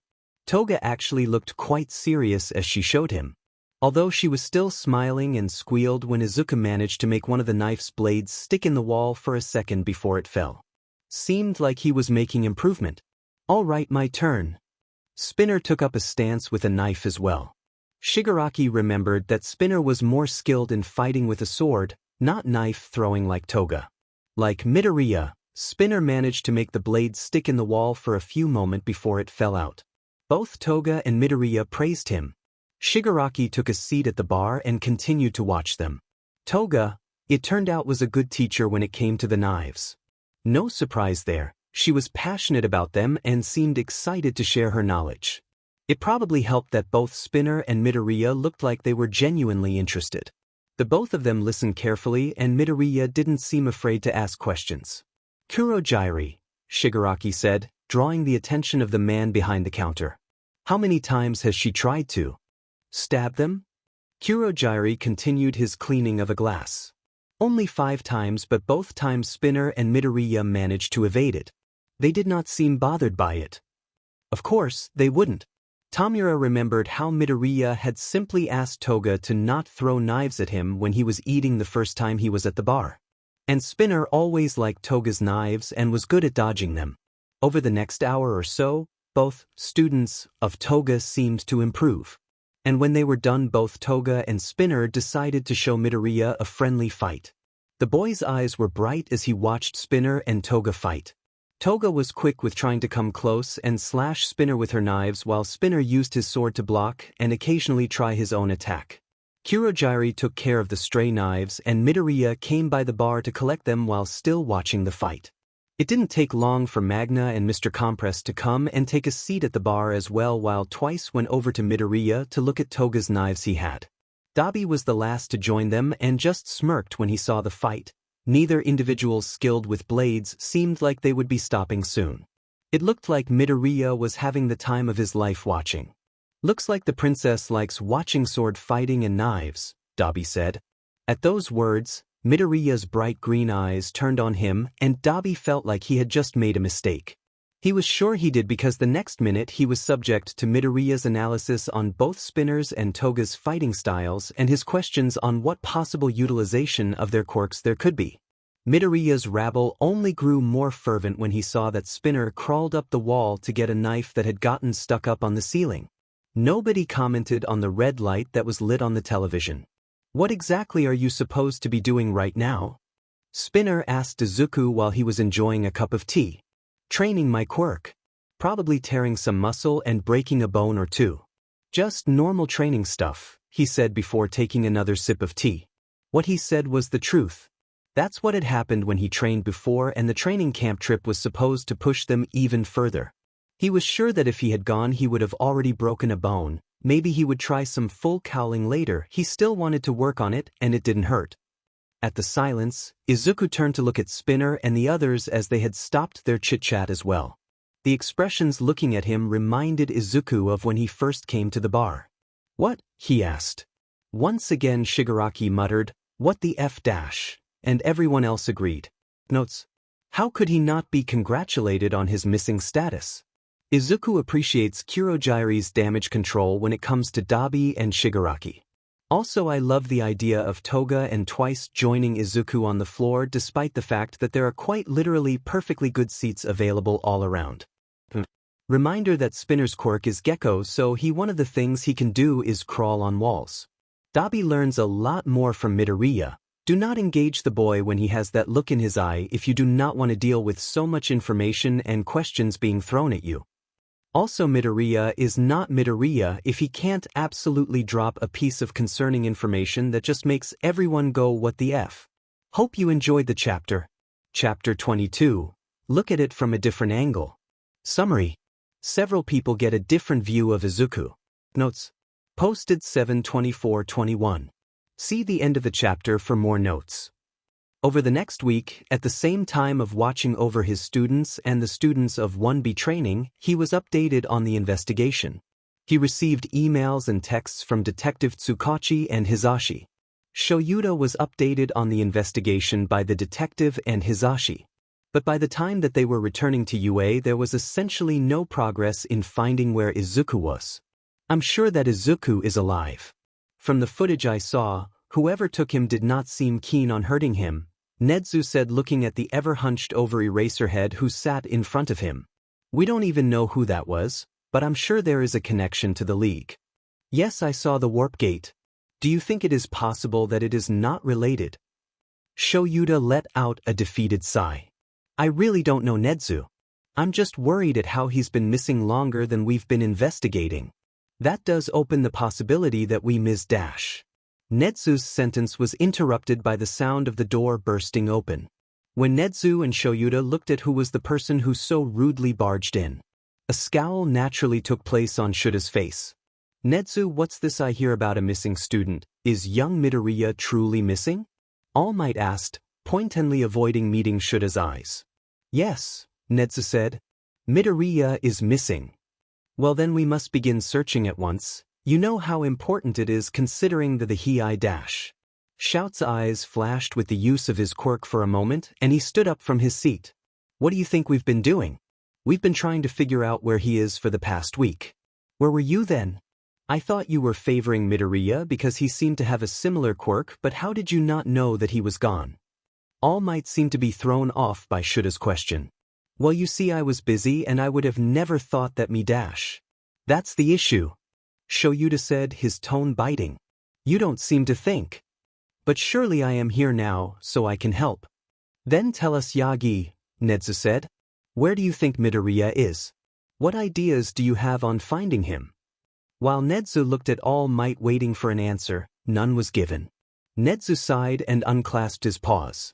Seeing as you do not have any useful information regarding Midoriya's whereabouts and little experience in finding a missing person, I'm afraid you will not be able to help with the investigation. But Nedzu, you know about Dash. Yagi paused and looked over to Shoyuta and did not continue but sent a meaningful look at the principal. Shoyuta glared at the man. There was a pause of silence before Nedzu responded to all might. Yes, I do know, but that does nothing to change the importance of Midoriya's disappearance or how hard we are working to find him. And I am insulted you would insinuate that. No matter who it was or what I knew, I would still do my best in helping find my student. Now leave All Might. When Yagi tried to say something else and did not leave, a small growl was heard in the office. Leave Yagi. Nedzu had his fur raised and he was not smiling anymore. Shoyuta could see claws peeking out of the fur and just the tip of a fang. That was the image Yagi also saw, and he then quickly left without saying another word. Once alone again, Shoyuta looked away in the attempt to give Nedzu privacy as he collected himself and did not look back at the principal until they spoke. I apologize for that outburst, Aizawa, but I assure you I am taking Midoriya's disappearance as seriously as I would with anyone else, Nedzu said, for laid back down and no sharp claws in sight. You need not worry that I am lacking in my efforts, although I am sad to say I have not been able to find out much. With the circumstances of the transportation using the warp gate and the little information that we have regarding the League, it has been difficult. I understand. I was actually planning to go with Yamada to the Midoriya household to search for possible clues there. I hope the search is fruitful. So do I. Aizawa was silent as he entered the home of his student along with Hisashi. It was empty considering how Izuku's mother was still in the process of being prosecuted for what she did and didn't do in regard to her son. It angered Shoyuta that his student hadn't been properly taken care of. There were signs of it as they saw the lack of family photos or any of the things a mother would usually have displayed if they loved their son.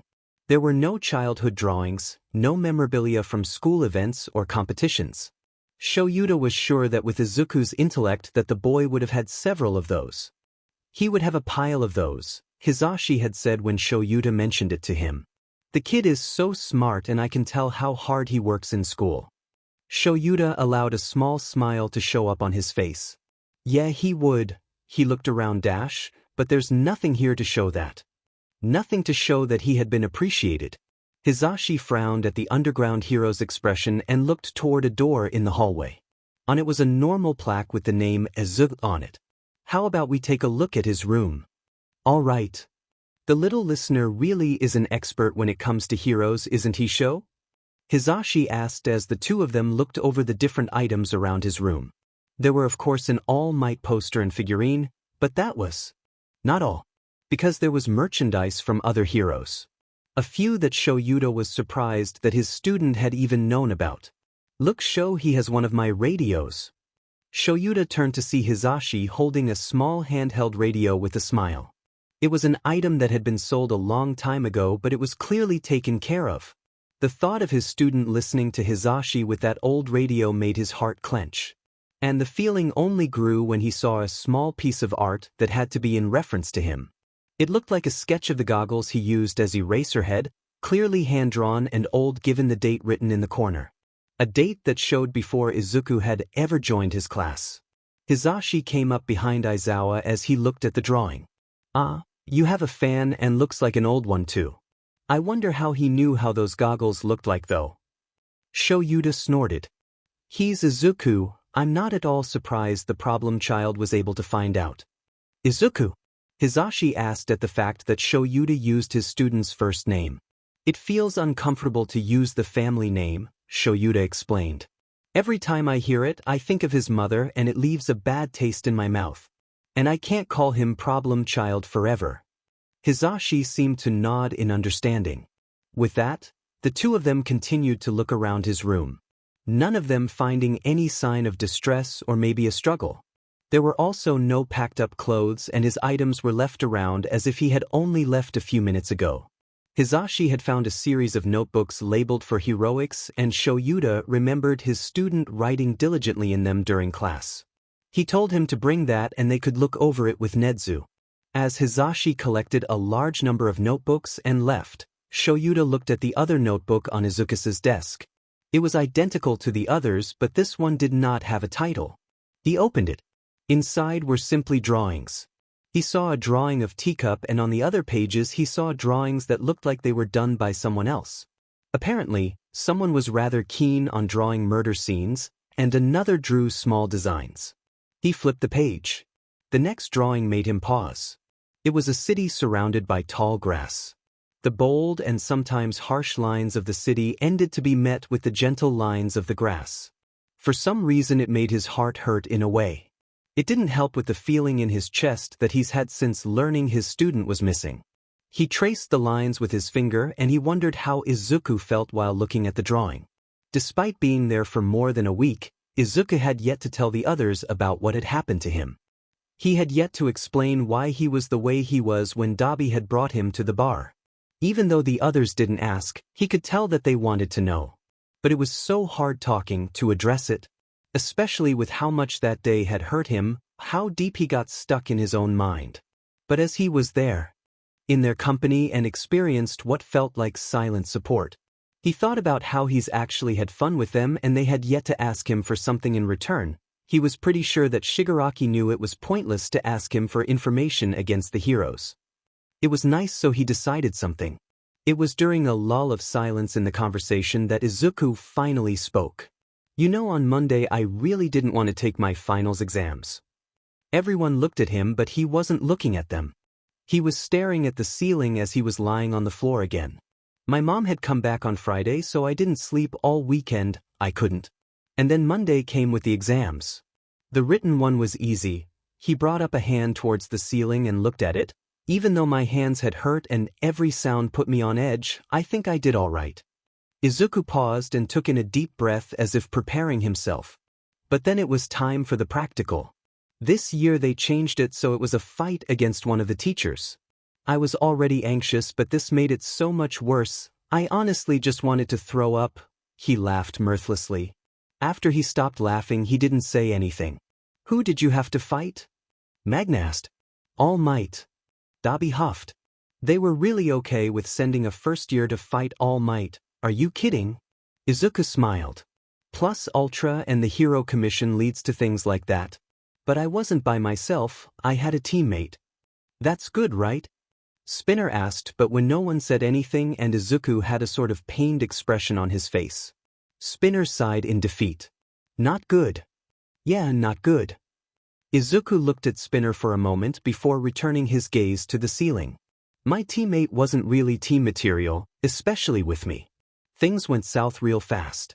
Instead of coming up with a plan to escape the city and pass because beating All Might in a fight was ridiculous, and why he would think he could do that on his own is stupid and dash, Izuku cut himself off and brought a hand to rest across his face. Anyways, as I was saying, instead of doing that he basically attacked me. That's why I was so injured. When he stopped and went for All Might by himself, I escaped through the sewers and passed the exam by passing out of the exit. Even as All Might yelled at me to come and rescue my partner. That's effed up, Shigaraki said. Izuku laughed. It is, but like I said before, I'm used to effed up things happening to me. The next one was how I couldn't even be healed all the way because I didn't have enough energy. Makes sense, considering I hadn't slept for 3 days. But shouldn't have All Might done something? Spinner asked. Whatever amused expression Izuku had on his face disappeared. Yeah, he should have. But he was the one who set up the match. Even though I wasn't ever supposed to have to work with that other student again after what happened the Monday before that. Toga leaned over him as she was on the floor with him. That was after you had to leave. What happened? Sparring match, I couldn't fight, could barely stand on my own 2 feet. And he just kept coming at me with those DMED explosions and a bright flash crossed in his mind and he tensed up. I couldn't breathe. I kept trying but I couldn't breathe. Izuku stopped and saw that Toga was touching his arm. The smell of smoke disappeared. He saw her gently smile at him. So this kid that already hurt you and wasn't supposed to be paired up with you again was paired up with you again to fight All Might, by All Might? Dabi asked in disbelief from his seat. He had a sour look on his face. Pretty much yeah. That's F'd up, Twice said, repeating what Shigaraki had already said before. Izuku shrugged, not bothering to say any more. They were right after all. If you had just let me kill the Byasurdyaki, Shigaraki muttered to himself. But in the silence that followed, Red Eyes looked up and found that everyone was looking at him. What? Nothing, Izuku said with the hint of a sly smile. I'm just flattered you thought of me while reminiscing when you tried to kill me and my classmates. At those words, Shigaraki sputtered and the others laughed. Izuku did too. Figures after we let him go after kidnapping him that he gets hurt on 2 separate occasions courtesy of that hero school, Dabi said while taking a drink. Spinner sat beside him and hummed in agreement. Who do you think was the kid he was talking about? I noticed that he never mentioned their name. The kid's smart, Dabi looked at him. I don't know if he was just being cautious about revealing information or maybe even trying to protect the kid that hurt him by not telling us his name. But why try to protect the person who hurts you, especially someone that did it twice? Probably because he's trying to become a hero, another voice said. Dabi and Spinner turned around at the bar and saw Magna, Compress, and Shigaraki walking towards them. The little dude is even nice to us, so what makes you think he'd try to get one of his classmates hurt or possibly endanger them? She said. Well, Seiko said, taking up a seat next to Dabi. Revenge is always an option. Everyone looked at Shigaraki who was sneering. Revenge? He said as if the word were funny. I almost killed him at USJ and he laughed when I brought it up. Don't you remember how he said, hi, when we kidnapped him last time? The Diamond Kid isn't the type to do revenge, no matter how stupid that is. Dabi smiled while taking a sip of his drink. For once, Krusty Beach over here isn't wrong. And he laughed when Shigaraki leapt forward and he dodged the hand by backing into Seiko, the magician amused at the action and did nothing to push Dabi off of him. Oh come on, I was complimenting you, he said, but Shigaraki only scowled at the amused face looking back at him. In a dark room, attached to various machinery, there sat a man. He listened to what was being said in the bar with interest. Many things had been very interesting in that bar as of late. Midoriya Izuku. Not long ago, Shigaraki kidnapped the boy for information and what seemed like the chance to let off some steam by fighting. But when the boy had been warped he had thrown off all members of the league and he, all for one, had leaned forward in interest. He continued to be interested as the boy easily avoided giving up important information that would have helped the league's pursuit in taking down All Might. But then he had gone and criticized the hero and AFO could tell that the boy had not been lying. Especially when Midoriya had stated he would not become the next symbol of peace. All for one has learned many things throughout the many years he has been alive. He learned how to tell when someone was lying. Midoriya Izuku was not. He knew that the child was indeed All Might's successor, that to him was clear as day. But what was also clear was the child's unhappiness and exhaustion. Even so, the child had left to go back to the hero school, still determined to be a hero. Only to return back to the bar in a state that would have made him look like his mind had been plucked out of his body. And when his mind returned, the boy had not attacked or been defensive, only confused and again tired. Just what was going on with the 9th holder of his brother's quirk, he thought. It was perplexing as All for One continued to keep an eye on the situation. The way the boy interacted with the members of the organization that Shigaraki was supposed to lead made him question what was going on inside the boy's head. Like before, he didn't shy away from being close or friendly. It was not anything how he was expecting the successor that All Might chose to behave. If anything, All for One had been expecting a naive child who was brash and foolhardy like All Might. But Midoriya was none of that from what AFO could tell. If anything, Midoriya seemed too aware of hardships and cruelty, but somehow remained kind. He thought about how smart the boy was from the bits of analysis he had heard. The only foolhardiness he could see was how the boy stayed in the bar when all logic said that someone who was trying to be a hero should distance themselves from villains. Yes, Midoriya was the 9th holder of his brother's quirk. A quirk he had hoped he would soon have returned to him. But as he listened to the league's musings and watched the tired child, he found himself not yet taking action. Instead, he would wait and see what else he would possibly learn. Notes. Nedzu mad, and rightfully so considering All Might suggested that Nezu was not doing his all to find his missing student. Even if Midoriya did not one for all, he would still be looking for his student. Also, yes, All Might is truly oblivious in this FIC considering he didn't notice his DMN successor missing for so long. We do not stan. I like the idea that present mic-themed small radios were sold. Like that would be so cute. I feel bad about stressing Aizawa out, smiley face. Also Izuku is smart enough to not name names. He knows giving the names of his fellow student and bully would not be the best idea, especially considering how violence-inclined his current company is. Of course the Lav is smart enough to possibly figure it out, considering the info he let slip out smirking face eyes. Izuku lays on the floor should be a tag TBH. I love laying on the floor. And hey, y'all finally get an insider look on the thinking of All for One and what his take on the whole situation is. Well, at least a small part of it. He knows Izuku wasn't lying when he said he was not going to be the next symbol of peace, and he's clearly different from All Might. What does it all mean 0.0? Let me know your thoughts. Hope you enjoyed the chapter. Chapter 23, Villains don't just get confused by teens, they do other things too. Summary. Shigaraki sorts out his thoughts and then lets Spinner deal with two dumb assholes. Notes. Posted 7/29/21. Note. In this FIC Spinner does not have that huge but sword made up of a bunch of knives.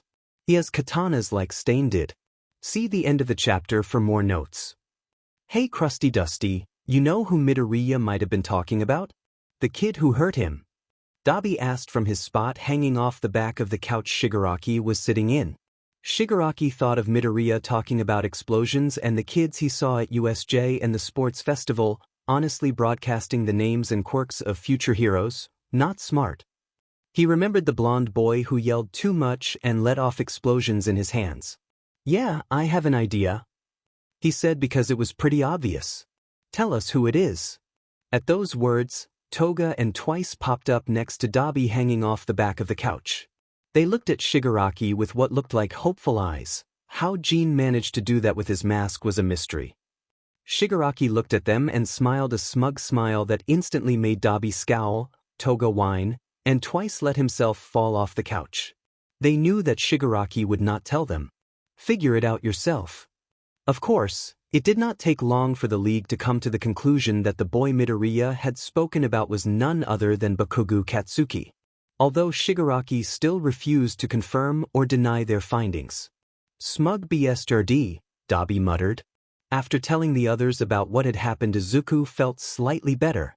Of course, one conversation was not going to fix everything that he has been struggling for years, but it felt nice. Although he had to ask Toga to not go and kill the classmate that had hurt him, he wasn't surprised that they had been able to figure out who it was. Maybe a small part wanted someone to be mad at Bakugo like he was. As much as he was hurt by Bakugo and did not like him, he didn't want the boy dead. Punished, yes. Dead no. Toga was still trying to convince him to let her stab Bakugo when he was being pulled away by Twice. What Ash? Shush, don't move. I'll kill you, Twice said while he made Izuku stand still and suddenly have his arms spread out. Then he used the tape measure that was on both of his wrists and started to measure Izuku. Toga bounded nearby but did not stop Twice. Or are you going to make a copy of Izuku-kun? Can we have two Izuku-kuns? No, I'm not doing that, Twice said while concentrating on noting the numbers. Just getting his measurements. Kurogiri and Compress asked for them. My measurements? Izuku asked. Then Izuku saw Shigaraki come up. Probably will get you some clothes, Shigaraki said. You can't keep stealing my hoodies and now with you missing, you can't go to the laundromat and Kurogiri can't go washing the same clothes every time you run out. I hadn't thought of that, Izuku said while watching Twice at work. The man was very efficient in taking his measurements and Izuku could only feel slight brushes from Twice's fingers. Will I look like you, Shigaraki? At this Shigaraki laughed. No, that misty BS couldn't get me into one of his vests if he tried. And he's tried. Izuku smiled and then he startled slightly when Twice announced he was done and ran off to deliver the numbers to Kurogiri. Both Izuku and Shigaraki watched as the man left while Toga ran after him. You do know that he could create a copy of you now, Shigaraki said, reminding him that Midoriya should be cautious around them. Izuku looked at Shigaraki and shrugged. Don't see why you would want two of me though. Nothing useful would come from having another me around. Shigaraki frowned. Why do you do that? He asked, looking at Midoriya closely. Do what? He saw as Shigaraki seemed to scowl in frustration before answering. I don't get it. I still don't get it, and you've been here for a while already. You say all these confusing things, you're nice to me, but then you say things like that. Izuku tilted his head. You're confused that I'm nice to you? Other than you've been nice to me. He reasoned as if USJ was just a small thing and Shigaraki was not a villain who kidnapped him and wanted to kill All Might, though there were of course other villains who wanted to kill All Might, so Shigaraki wasn't exactly special. But his answer didn't seem to make anything better as Shigaraki huffed and raised his hand in the air before gesturing them to him. See that right there? I mentioned USJ the other day and you joked about it and I kidnapped you. That isn't nice. I don't get it. You said all these things last time and then you're back and you're silent, and when you do talk you told us about something shitty that happened, but instead of angry you just seemed sad. Don't you want to kill All Might and hurt that kid that hurt you? Shigaraki asked. No. I don't want to do that, Izuku said with an almost sad sort of look at how frustrated Shigaraki seemed to be. I may not like them, but I don't want them dead. I don't want to hurt them. I don't really like hurting people. I want to help people. That's why I've always wanted to be a hero. To help people. I know how important it is to have help. But no one helped you. I know, well, no one did for a long time. Izuku thought about his classmates and Aizawa-sensei. He even thought about the league and how in a way they've helped him a little bit. But I've gotten some help. Clearly not enough. You're here with me, aren't you? Shigaraki said. At this Izuku smiled, which made Shigaraki pause. Yeah, I am. After Tamura spoke to Midoriya, he had retreated to his room. He wanted to be alone to think. Midoriya Izuku confused him. The kid was here with them and had been nothing but nice. He would say all sorts of things that kept making Tamura feel odd.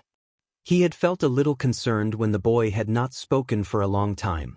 He had felt anger listening to Midoriya's story about what happened to him at UA. He felt amused at how Kurogiri was going to get Midoriya clothes, likely something more than just the hoodies that he wore. He felt frustrated when Midoriya made that comment about no good coming out of there being two Izukus. The way he had said it made it sound like he was saying that there wasn't any good in one Izuku being there. This kid was so nice to them, friendly. But then he went and said those sorts of things like that when it came to him. It reminded Tamura of how Midoriya seemed to be towing the line of things that could have gotten him killed when he first kidnapped him. But again, Tamura shouldn't care. He shouldn't have gotten so frustrated and asked. Except he did. And it only left him more confused with his own thoughts and feelings. Maybe it was time to admit that he sort of liked the hero brat. During the time that Midoriya had been there, he hadn't felt the urge to decay him, and he found himself wondering how he was feeling on separate occasions. It seemed that the others were in the same boat.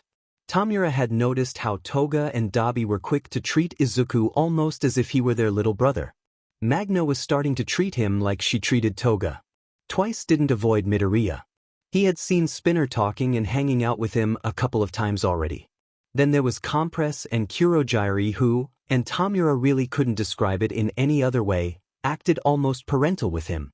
They were even going to get the kid clothes for God's sake. And there was another thing. Not once had Sensei told him that he needed to get rid of Midoriya or at all seemed upset at the fact that they had a hero student in their villain base. Just what did Sensei think? While Tamura was thinking, there was a knock at his door. Shigaraki, we got a situation, came Magna's voice through the door. He got up and opened it. Explain. Some assholes in the bar deciding to start shit. Where's Midoriya? Toga took him to the other room. No one spotted him, she said in an almost reassuring tone. Maybe he did care a little bit. All right, let's go deal with them. With that, Tamura walked with Magna towards the bar and he could hear some yelling, and when he finally walked in he saw that Spinner had one of his swords out and did not look happy. Ah well, if it isn't the big boss, came out to join your group of lackeys, sneered one of the assholes Magna must have been talking about. Tamura didn't pay them a glance before asking Spinner what was going on. They came in here asking about you and the group. Then they started insulting us and talking a big game. When we ignored them, the one on the right, Spinner motioned to the other, a hole, who hadn't yet spoken and seemed to have needle-like things sticking out of their skin. He shot some of those things at me and Dabi. We told them to leave but they won't. Tomura hummed and looked over to Dabi, who looked vaguely annoyed. Give me the word and I'll burn their buttes, boss, Dabi said, clearly sarcastic when he said boss. The flame user only seemed annoyed by the two newcomers. Tomura didn't reply and he looked over the two assholes. The one with the needles was eyeing him and the other who originally spoke was looking at him in a way that made Tomura's fingers twitch. But the thought of wasting firepower or even decaying them was annoying. They weren't worth it. No, the ash and smell will be more of an annoyance than them still being here. Spinner can take care of it, less of a mess, he said. At this, Dabi shrugged and moved out of Spinner's way. The scaled man adjusted his grip on his sword and smiled. The a-hole who spoke earlier scowled, I'll show you an annoyance, and Tomura saw the man's hands change color and turn black as he charged. He didn't have to move though, as Spinner stepped in his way and hit the man in the stomach with the butt of his sword. Then he used the man as a shield for when needles were sent his way from the other. As needles went into a-hole number one's back, Spinner grabbed one of the knives on him and threw it at a-hole. #a-hole number 2 yelled in pain when the knife embedded itself in his arm. Dabi, can you get the door? Spinner asked, not at all bothered by the yelling from both assholes who were currently in pain. Apparently, those needles were more than just sharp, it seemed, considering how loud the man was screaming, much more than if it was just sharp. Dabi smiled as he walked around them and opened the door in a flourish before looking back at Spinner with an almost expectant look. A second later, Spinner threw a-hole number 1 out of the door with ease and starting walking towards a-hole number 2, who looked said, I'm going to f***ing kill you, they yelled as they started to rush at Spinner with their hands open, needles coming out of them. The man screamed as Spinner swung his sword and broke off the needles that were going to be used to stab him.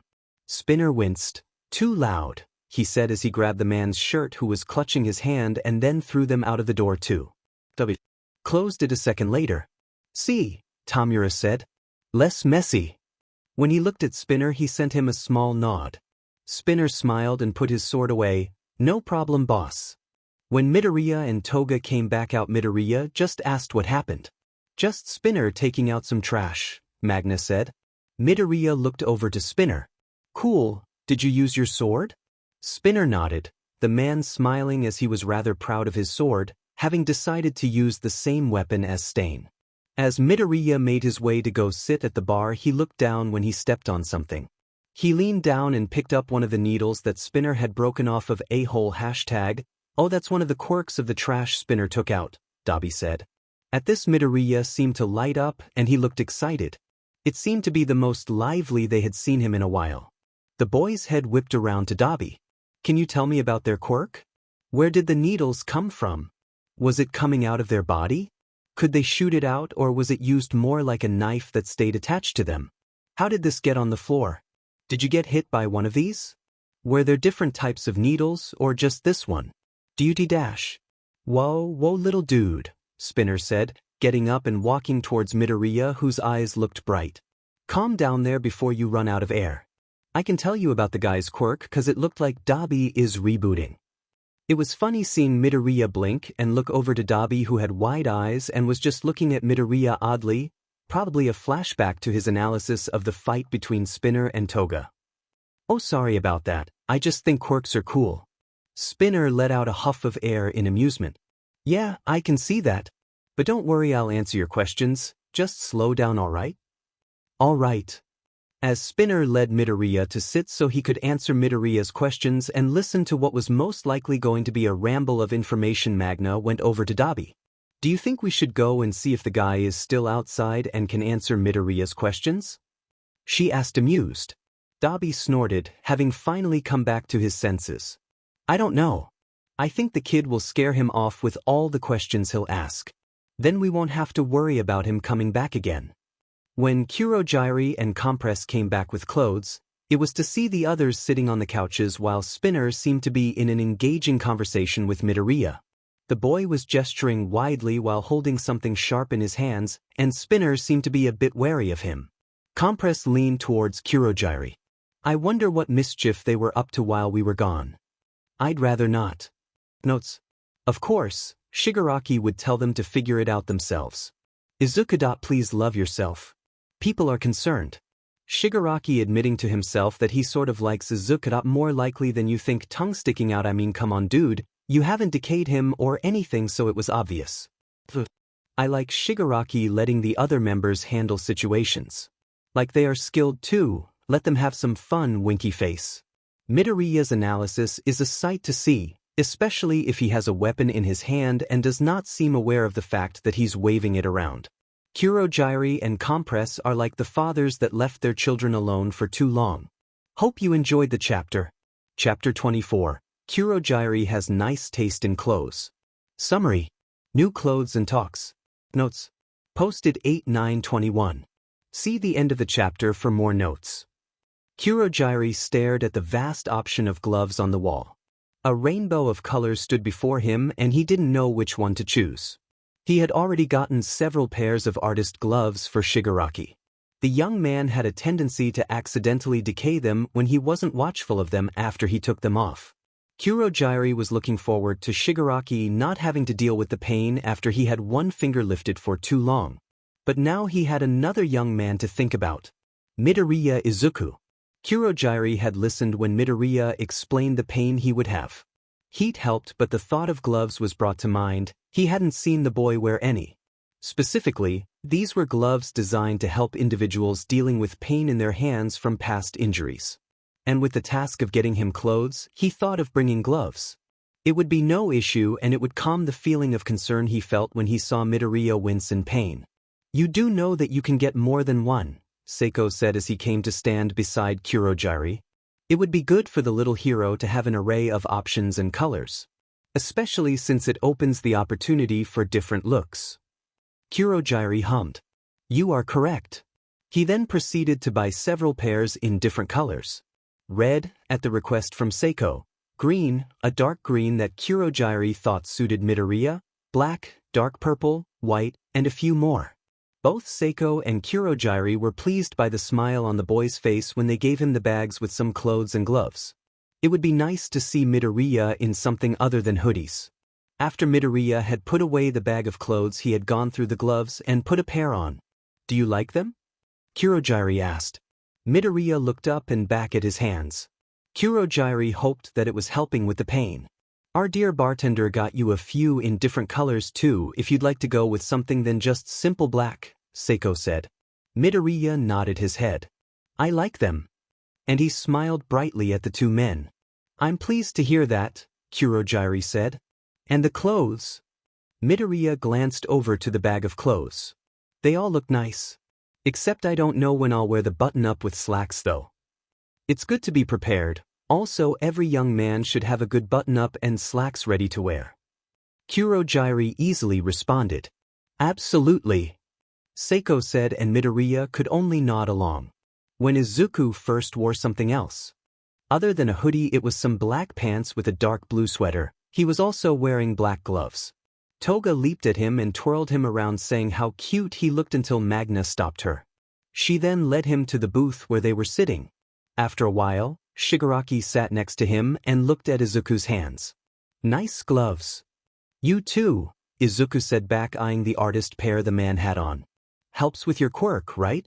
Yeah, and lets me not get a cramp in my hands so often. Shigaraki said. Magna raised an eyebrow when she heard this. You both could do some hand massages to help with pain. Just use your other hand and then vice versa. Should help. Izuku smiled and leaned forward. Can you teach us? He asked. He already knew about hand massages but liked the idea of Magna teaching him and Shigaraki one to do.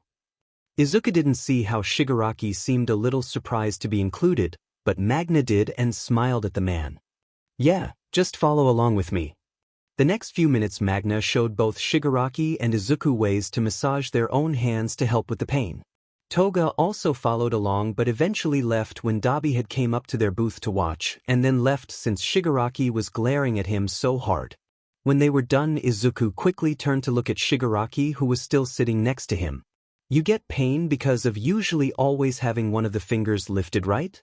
Is the pinky the one that causes the least amount of pain? Do your hands ever get stuck in a position? You're going to continue the massage, right? Hey, do I dash? Izuku's exciting attack of questions was stopped by Shigaraki placing a gloved hand on Izuku's face, cutting him off. Shigaraki sighed. You ask so many questions. Are you going to answer them? Izuku asked from underneath Shigaraki's hand. Seemingly unbothered by Shigaraki's hand placement, Shigaraki just looked at Izuku dumbly before responding. Sure. It was an odd sight to see Izuku smile while he had Shigaraki's hand on his face. Where are you guys going? Izuku asked as the others except Mr. Compress seemed to be leaving the bar. All of them were completely dressed ready for a fight. Shigaraki even had all the hands on him. League business, princess, Dabi said. Don't worry, we'll be back, Izuku-kun. The others said things along the same line before walking out the door. The last one out was Shigaraki, who looked back. Izuku couldn't see the red eyes as they were hidden by the man's hair and the hand. Compress, keep an eye on him, Shigaraki said. Then he walked out the door. With that, Izuku was left alone. It felt a bit odd for the bar to be so empty with just 2 people inside of it. So, little hero, what would you like to do? Seiko asked, ruffling Izuku's hair. Izuku looked away from the door that everyone went out of and looked back at Seiko, who didn't have anything covering his face. His brown hair was much neater than Izuku's messy curls. Got any magic tricks? Usually whenever they were doing whatever they needed to do, it was silent. The only sound would be them walking on the dimly lit sidewalk to whatever destination they had in mind. But this time it was different, as Toga happily chatted away with Twice. And Spinner, well, he asked the question that everyone else had on their minds. How long do you think the little guy is gonna stay? Spinner asked. Well, Dabi looked at Spinner and then up at the dark sky. Considering that we technically kidnapped, it's not up to him. Spinner frowned. But he hasn't exactly asked to leave or said anything like he did last time. Maybe he doesn't want to leave. You think he likes staying with us? Dabi asked, sending an odd look at the scaled man. Doesn't it look like he does? Spinner turned to Magna. Don't you think so too, Magna? The woman readjusted the magnet on her shoulder before responding. I think he does, she said. He doesn't even shy away from Shigaraki. Everyone looked over to Shigaraki, who was walking beside Kurogiri. The 2 of them had yet to speak during the walk. What? Shigaraki asked. What do you think about Midoriya? Spinner asked. We kidnapped him, but he hasn't asked to leave, and you haven't even asked a question to get any information. Shigaraki didn't react and just kept walking. He won't give us any information. Yeah, so what other reason is he staying with us other than not having asked to leave? I don't know, Shigaraki said before scratching his head. He's confusing. Dabi huffed. That's putting it lightly. What has your sensei said? He hasn't said anything. Meaning he doesn't have an issue with it? Magna asked. Everyone else seemed surprised but were waiting for a response. Shigaraki shrugged. Looks that way. Then I guess he's staying, Spinner said, as if he was talking about a stray dog or possible new piece of furniture rather than a human being. He said it like it was the simplest thing in the world. And no one else seemed to disagree with him. Then their walk turned back to how it usually was, silent. Of course, that was broken when Spinner spoke again. He's really nice to us, you know, he absent-mindedly said, as if the others were unaware of this very obvious fact. We know, Magna said. I like him, Spinner said. And I have a feeling you guys do too. Toga jumped and settled herself to walk closer to Magna. I like Izuku. Magna looked down at Toga and smiled. He's a fun little guy. Twice came up to walk on the other side of Magna. He touched Magna's magnet before sharing his own opinion. I like him. He's annoying. The 4 of them turned around to look at Shigaraki, Kurogiri, and Dabi when they didn't answer. Well, Magna said. We already know Kurogiri likes the kid, there's no denying it. He and Seiko are like freaking dads. Dabi, you treat him like he's your little brother. And Shigaraki, I think you like him too, seeing as you haven't threatened to decay him and you actually let him watch you play video games a couple of times. The 3 individuals that got called out looked at Magna in a sort of shock, and she laughed, turning around. Twice walked in front of them and enthusiastically said, Big sis Mags knows all. After that, Dabi let out a huff of air in amusement and nudged Shigaraki, who he was walking next to. "We've been called out, Dusty." "Shut up. I don't hear a denial." When Shigaraki reached out a hand towards Dabi, Kurogiri opened a warp so Shigaraki did not decay the flame user. Dabi smiled before walking up ahead and not stopping Toga as she looped an arm with him. Their group continued to run the errands they needed to do. None of them at all thinking about the green-haired boy they had left at the bar. That was a lie. They could not deny that they had enjoyed the kid's company. That his presence barely hadn't shifted their group dynamic in a way that would make them uneasy or upset. Instead, Midoriya seemed to fit in easily with them. It was odd. At first they were just confused and oddly concerned, but now there was a feeling of fondness along with it. Because of course Midoriya was still confusing and the things he did and said were concerning. They thought about how he was silent for so long, how his mind would drift away so easily, how it was clear that he didn't always sleep despite laying comfortably on the couch. But with that, they also thought about how the kid interacted with them. How they had seen more smiles come from him directed at them than they were ever used to. They were used to suspicious looks, disgusted looks, the faces of people that wanted to be anywhere except near them. But here was this hero student who eagerly sat next to them and looked interested in what they had to say. They had noticed how Midoriya had not shied away from Dabi with his scars and fire. How he did not seem bothered by Toga continuing to try to get him with her knives or her talking about blood. Midoriya had not even seemed concerned with Jin's contradicting statements and threats. He hadn't tried to stay away from the man and instead took those things in stride whenever he spoke to Twice, never letting it derail the conversation that they were having. They even noticed the Dmed necklace that Midoriya wore and would often bring up a hand to mess with the marble that Seiko had given him. Magna had noticed how not once did Midoriya misgender her or make disgusting comments. She distinctively remembered when she had picked him, and all he seemed to be was in awe of her quirk and strength, and not in a way that was saying that she shouldn't be strong but just in awe. There were many times that Midoriya seemed to be in awe, eyes lit up in curiosity, and they could tell he wanted to ask so many questions. There were already a few times where he didn't hesitate to do so. It was nice. That's how they would have to describe having Midoriya spend time with them. And from the look of it, it was nice for Midoriya too. Later, after showing Midoriya another card trick, Seiko looked at the necklace hanging around the boy's neck. The marble he had given him for entertainment seemed perfectly natural resting against Midoriya's chest. When he had given it, he had not thought the boy would have kept it, much less turn it into jewelry and wear it. "Why do you wear it?" Seiko asked, letting his curiosity get the better of him. Midoriya looked away from shuffling the deck of cards and up at Seiko. "Huh. The marble," he pointed at it, and Midoriya looked down. "Oh, well, because I like it." "You like it?" The boy smiled at him and took the necklace off, letting the marble hang in the air between them. "Isn't it pretty?" "It really is a nice marble and the color is nice, kind of reminds me of Dabi's eyes too." "You calling me pretty princess?" a voice said, and they turned to see Dabi, who had walked back into the bar followed by the others. "While beauty really is in the eye of the beholder," Spinner said, making Seiko and Midoriya laugh. And they laughed some more when Dabi tried to punch Spinner, but the man easily blocked it, grinning at Dabi. While they watched Spinner and Dabi fight, Seiko leaned closer to Midoriya, who had put the necklace back on. "Would you like to know what is in that marble?"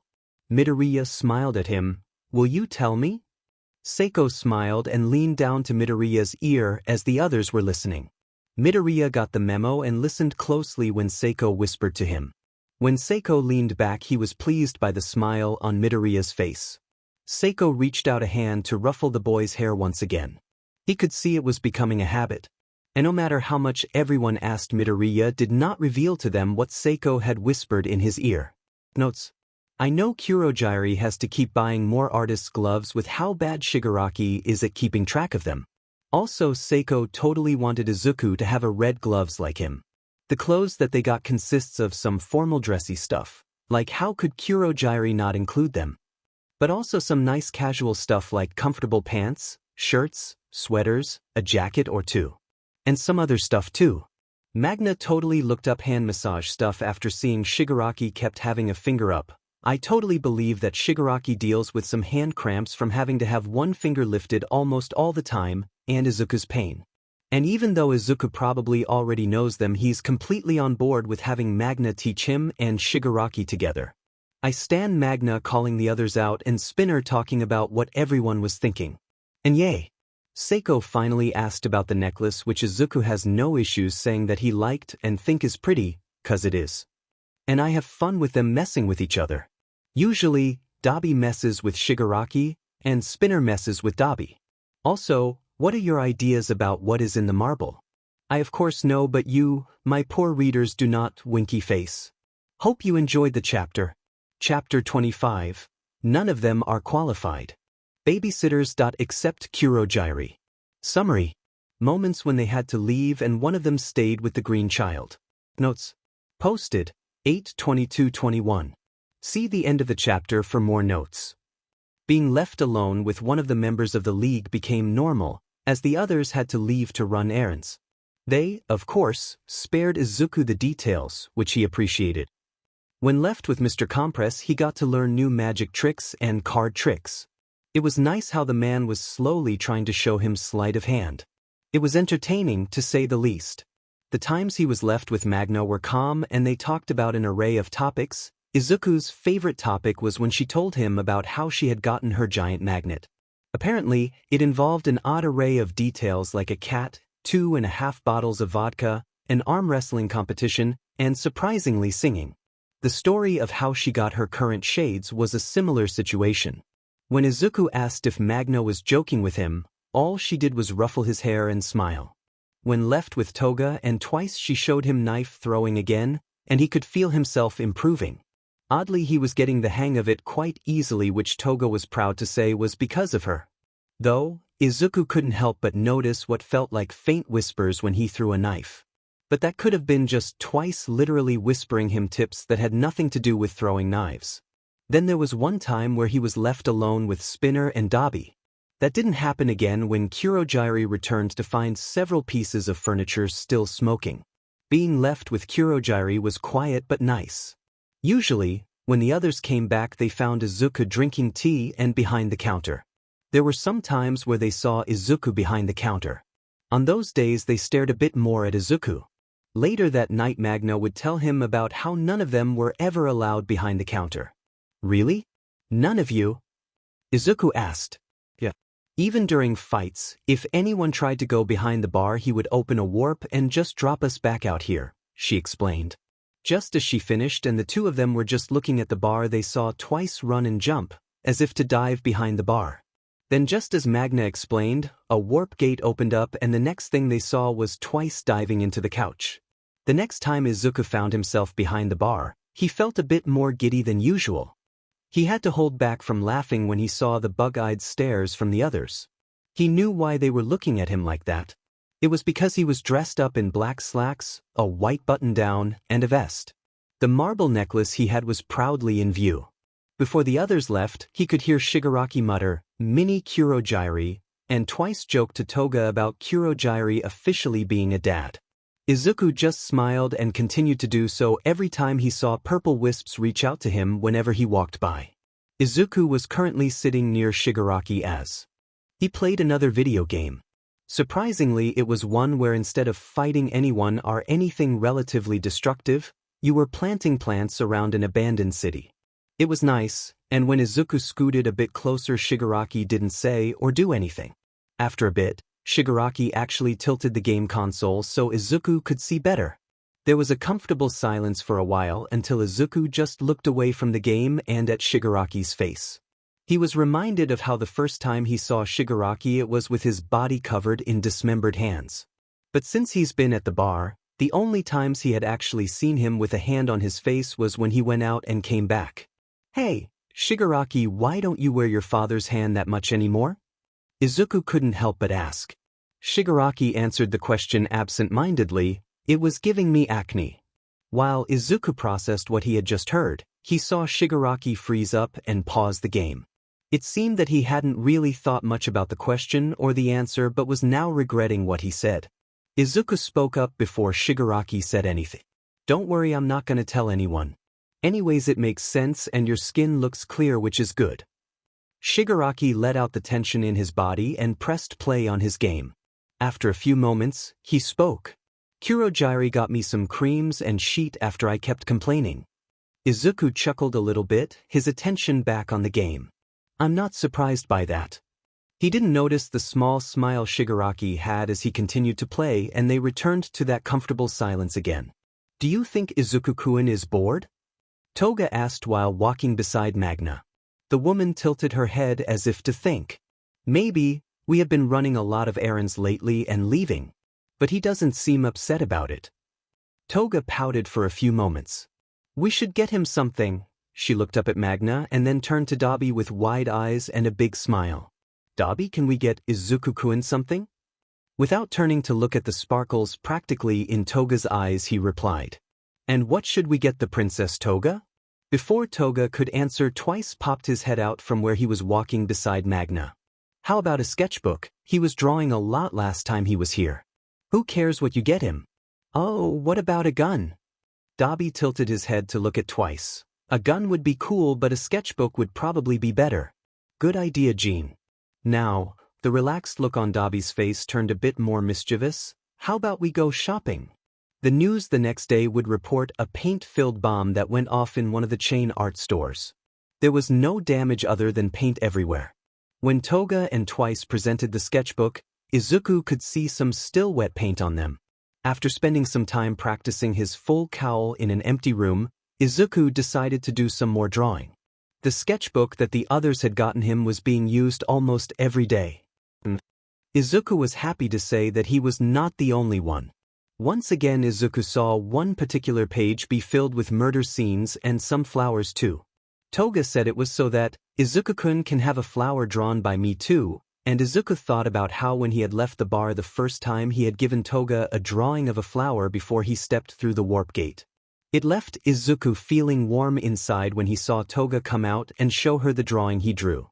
So he also asked the others to draw something too.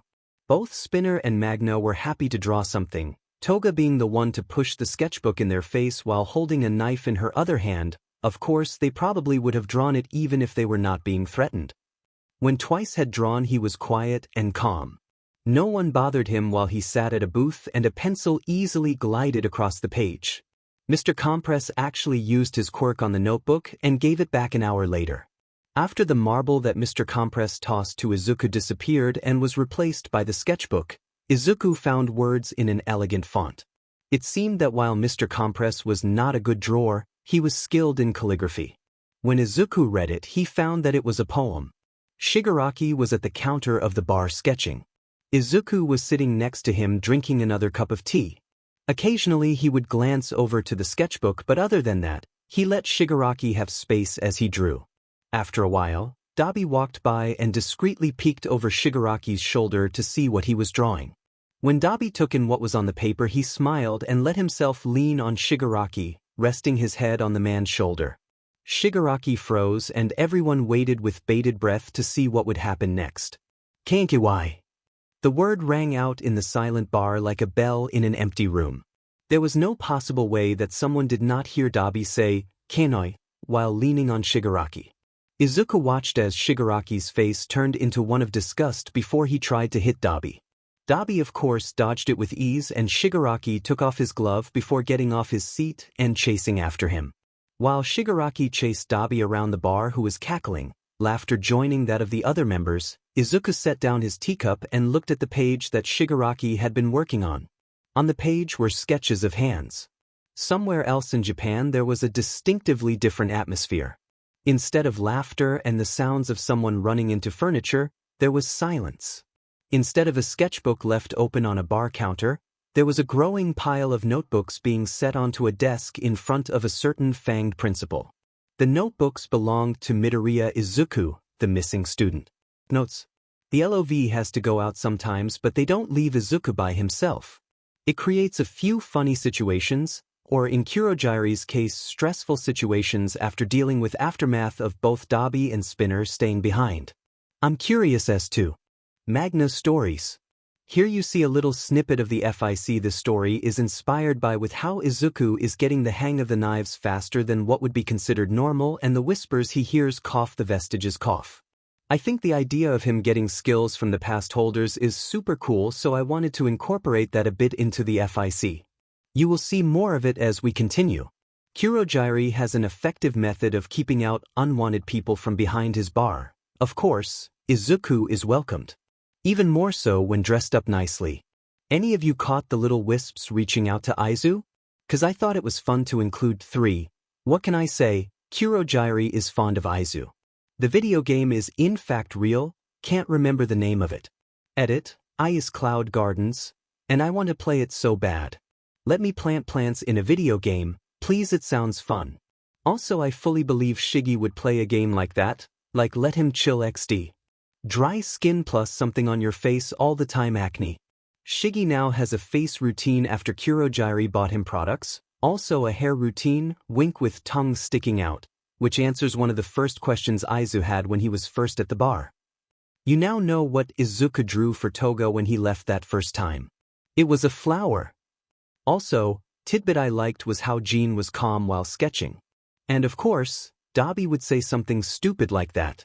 Like I said, he takes every opportunity to bother Shiggy. But like Shiggy sees hands all the time, it's completely logical to think he could draw them. Hope you enjoyed the chapter.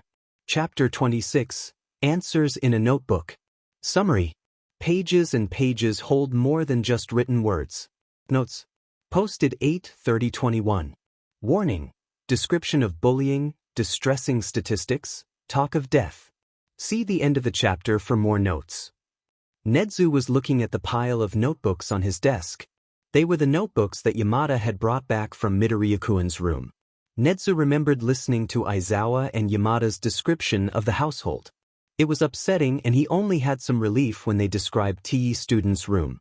Apparently, the boy was not just an All Might fan but had the merchandise of various heroes. Even things in relation to the 2 heroes that had gone into his home. Nedzu smiled a bit more genuinely when Yamada told him about the little drawing of Eraserhead's goggles they had seen. But currently, Nedzu was not smiling anymore. He had just gone through the boys' notebooks, and as amazing as they were, full of information and clear signs of a mind Nedzu wanted to know more about, what he found in those pages did not paint a pretty picture at all. It had taken a while to even begin reading the pages as Midoriya had encoded them. While it would have been sufficient against someone who had bad intentions, Nedzu had the early notebook of when Midoriya was starting out, and so cracking the code went by faster along with the use of high specs. The first notebook was done with crayons and markers. The cover was decorated with poorly drawn figures that vaguely resemble pro-heroes. But written as clear as a child can was the title. Hero Analysis for the Future. Number 1. In the corner, written in green marker, was the name Midoriya Izuku. As Nedzu turned the page, he knew that in the beginning, Midoriya was a very happy child and very excited, especially when it came from heroes. As he read the misspelled and rushed words, Nedzu found himself feeling the remnant of a child's wonder and amazement. But he can also see a young mind overflowing with questions and ideas. Over the pages, he saw some improvement in handwriting and spelling. After finishing the first notebook, there was no doubt in Nedzu's mind that Midoriya must have been a lovely little boy. That the boy wanted to be a hero. That the boy was kind. Which why it was so disappointing to see the following notebooks. Albeit still rough in handwriting and with childish drawings inside. There were signs that Midoriya had cried while writing in it. The excitement that had first been bursting and overflowing seemed more hesitant and dimmed. There was a sense of anxiousness among the words. An anxiousness that only seemed to grow with each page. By the end of the second and third notebook, Nedzu knew that Midoriya was dealing with anxiety that seemed to be getting worse. In the next notebook, there are signs of this. Dried tear marks joined stilted words. There were sentences that looked neat until a line was slashing through the entire page. It didn't take a genius to know that Midoriya must have been pushed while he was writing. It was not the only time that it had happened. Each page showed more signs that the notebook was pulled away or pushed while the boy tried to write about a new hero they had seen or a possible application of a quirk. Interesting ideas were overshadowed by signs of something being erased repeatedly, like someone kept making him mess up. Nedzu could see the frustration building as Midoriya's hand was probably moved away and shoved. Errors in spelling and grammar were left in place as it looked like he was trying to write things quickly. Irritation was something that Nedzu occasionally felt, and he felt it as he looked at what was supposed to be an intellectual endeavor being disrespected. That was not the only emotion he felt when he saw the dried-up blood on the next notebook. Blood stained the drawing of a new hero that had come out. Blood was among the description of weaknesses that could be accounted for with the use of support gear. Blood was beside the little notes about the hero's personality and handling of victims and police officers. There were many ways for blood to find its place among the pages. He could have been ambushed while writing. He might have been writing while sporting a bloody nose. He might have been writing even though he was just hurt.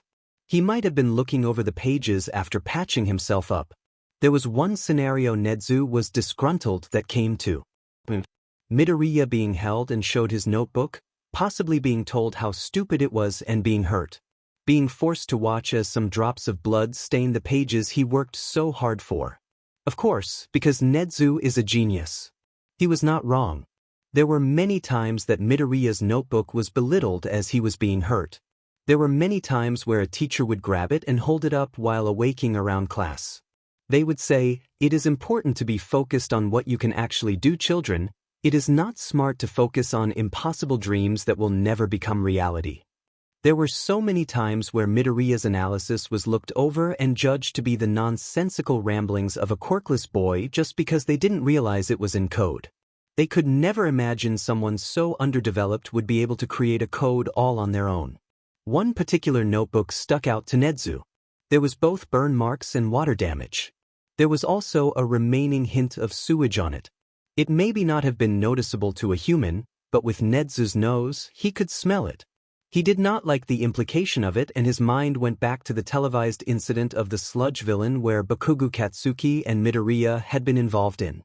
Nedzu felt irritation when he came across All Might's signature scrawled across 2 pages. After those pages, nothing else was written. Nedzu closed the notebook. Midoriya Izuku was bullied severely.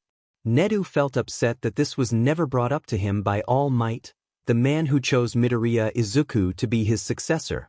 All Might had seen that notebook that was burned, he had even written in it. But never did it look like Yagi was concerned about Midoriya's mental well-being. Never did the man check up on Nedzu or come to him to talk about how to help someone who in the past has had less than pleasant school experiences. Nedzu was also upset with himself. He knew Midoriya had been quirkless before and that most likely had been bullied to an extent. But he didn't know it was to that extent. Nedzu wanted to believe that a school would not have allowed such a thing. Nedzu was not human, and so he could never fully comprehend them. And it was most likely due to this that he had been ignorant to the pain that Midoriya had suffered. Maybe he hadn't wanted to know.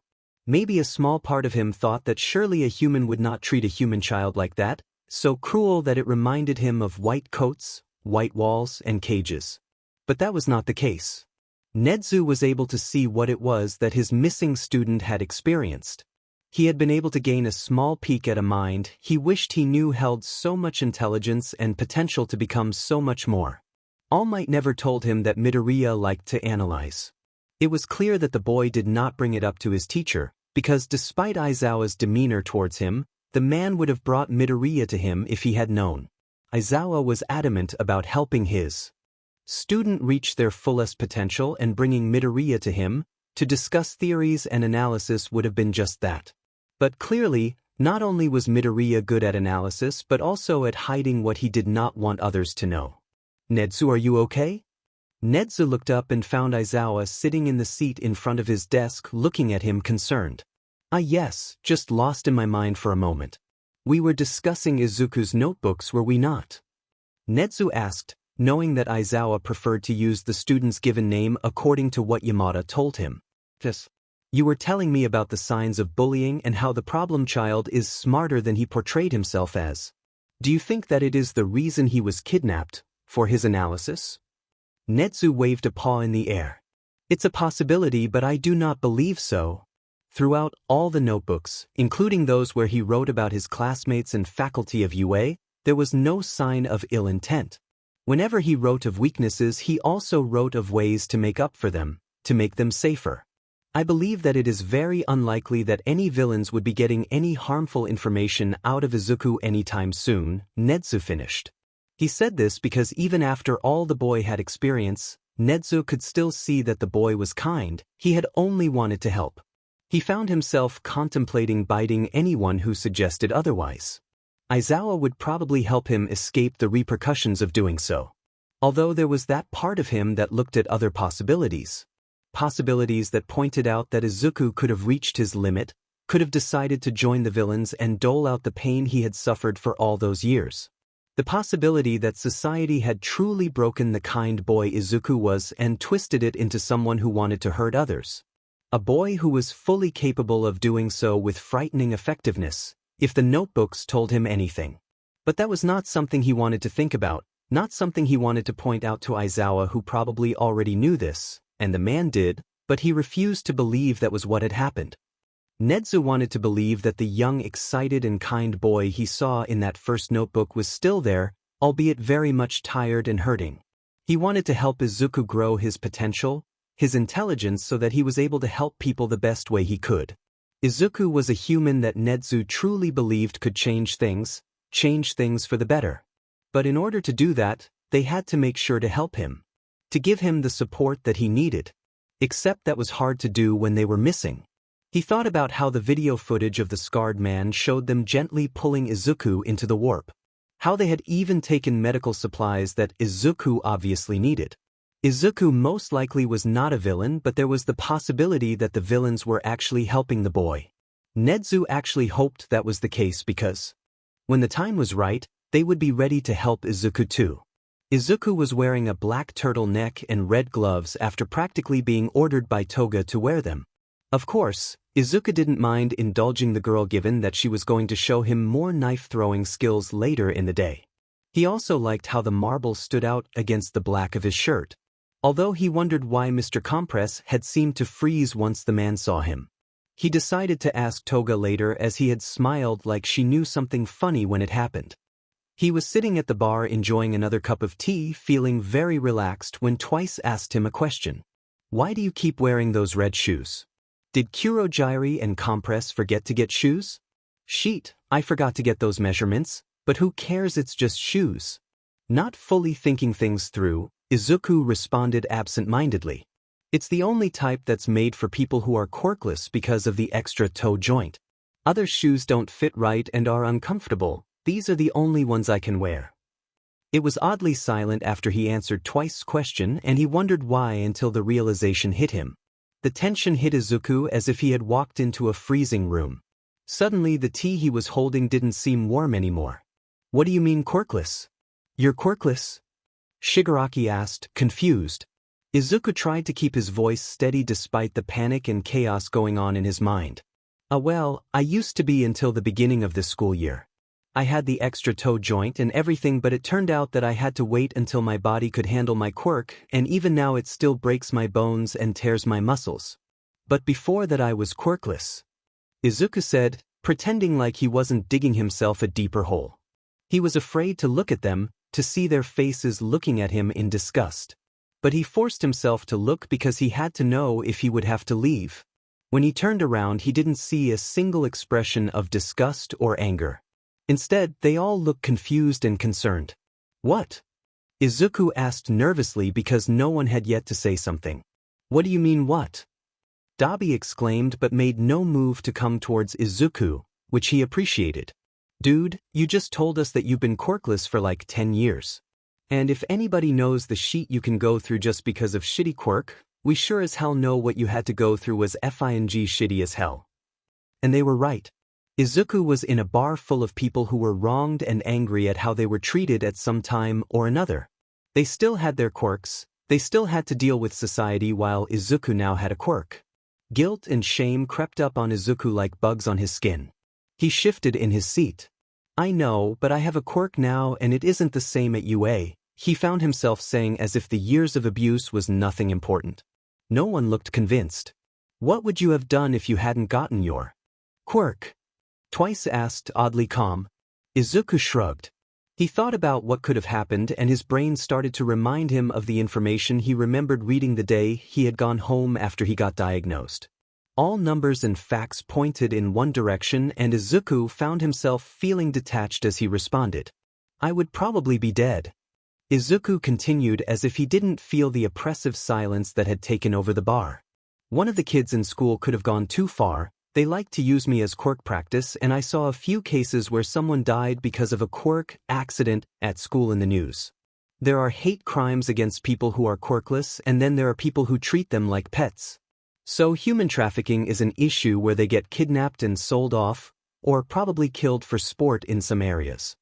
He remembered how scared he had been to go outside after reading stories of children taken from their homes at night and the park during the day.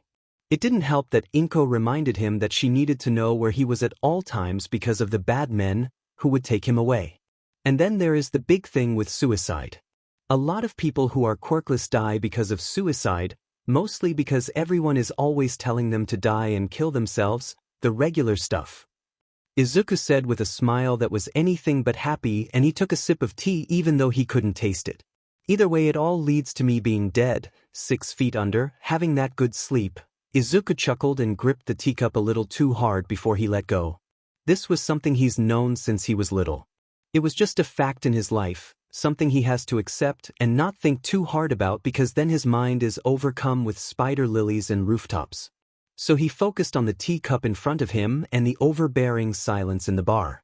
The next thing Izuku felt was a JRK from his chair being moved and suddenly having an armful of toga. The girl was squeezing him tight, her face hidden in his chest. He was frozen as he heard the muffled murmurs of toga that he could not understand and saw that everyone was still looking at him with eyes that only showed concern. A hand fell on his shoulder and Izuku suddenly realized that Magna was right there beside him. The warmth from her hand grounded him. "Hey Midoriya, it's okay," she said. Izuku wondered why she was telling him that before he realized he was crying. Why was he crying? When did he start to cry? Izuku didn't know. Now Toga was holding him tighter and he could understand her as she threatened to stab anyone for him, even including everyone else in the bar if he wanted. Slowly Izuku brought his arms up and wrapped them back around Toga. When she squeezed him again he tightened his hold. Letting his head be propped on Toga's head, Izuku let himself cry. Notes.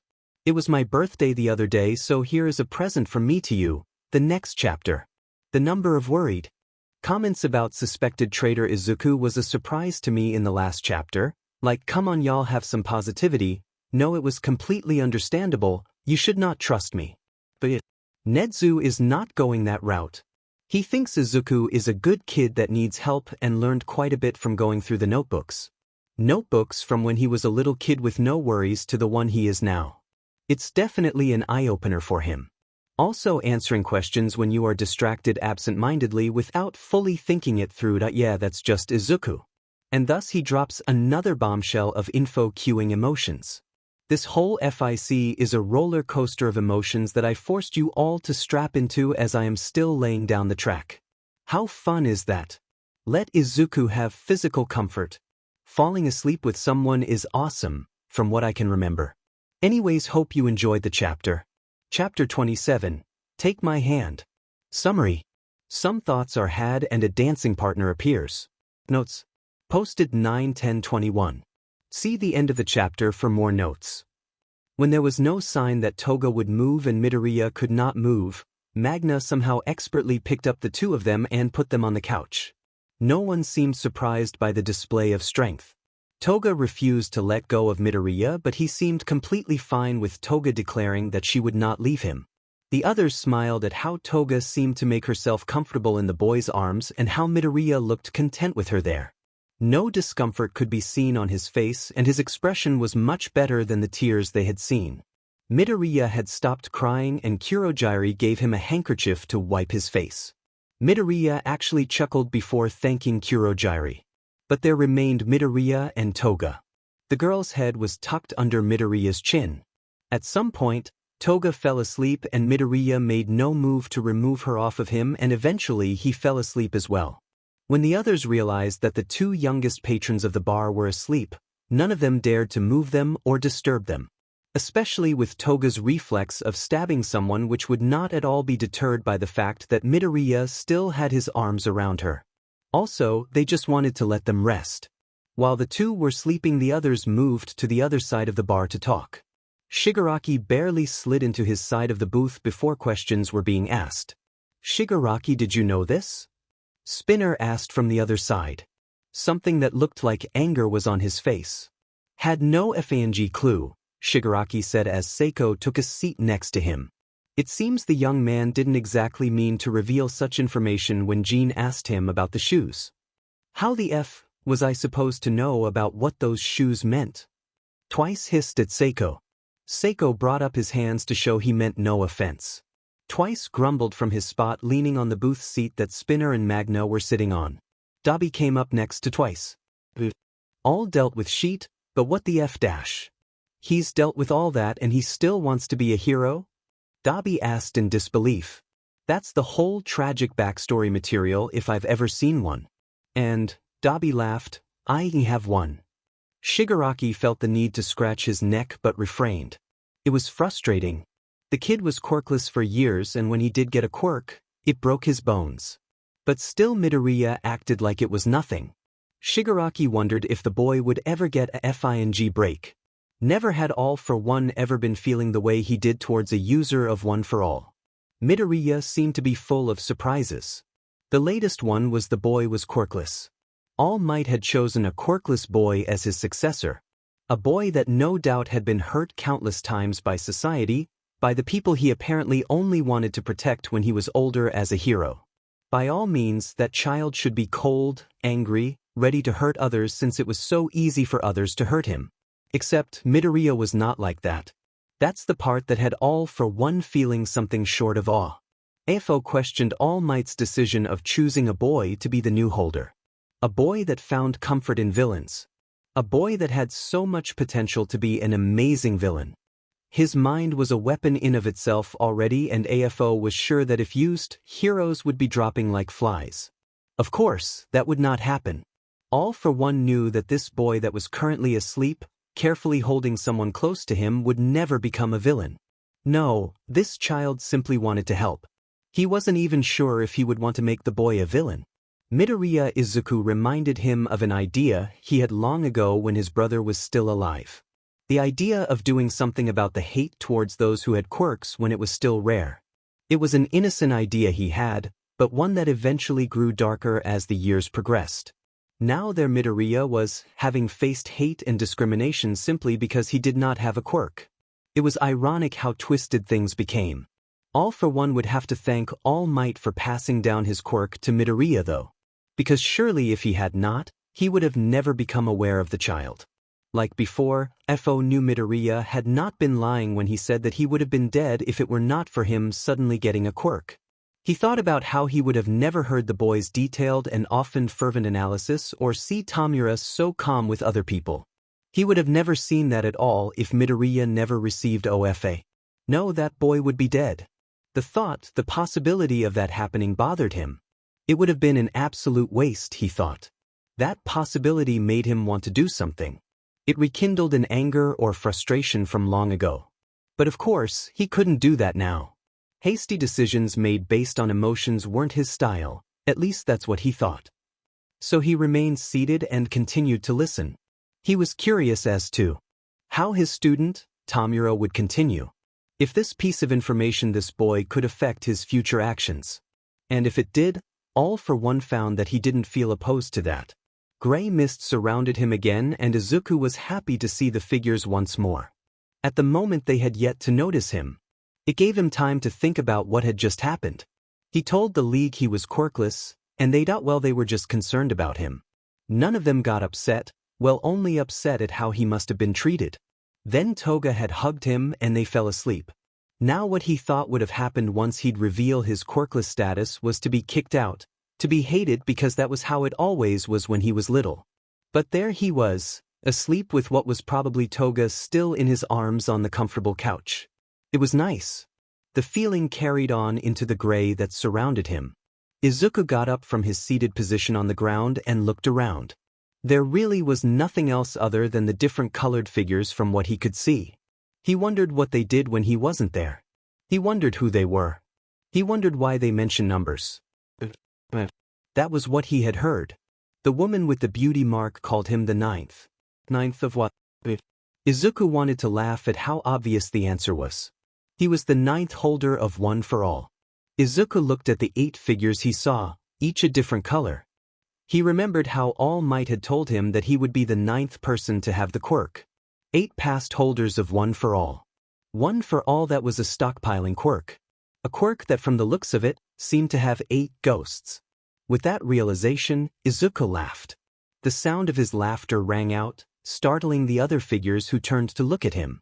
Izuku laughed even more seeing that he actually had a mouth and could speak, no more misty body parts it seemed. Slowly the figures came forth, they seemed clearer before. This time though, the purple figure came close while the woman with a beauty mark stayed behind with a smile on her face. The purple figure from the looks of it was a woman. Izuku could see one of her eyes while the other was covered by her hair. The one eye looked amused. She didn't say anything and simply held out a hand towards him. Not seeing any reason to refuse the hand, Izuku placed his own in her open palm.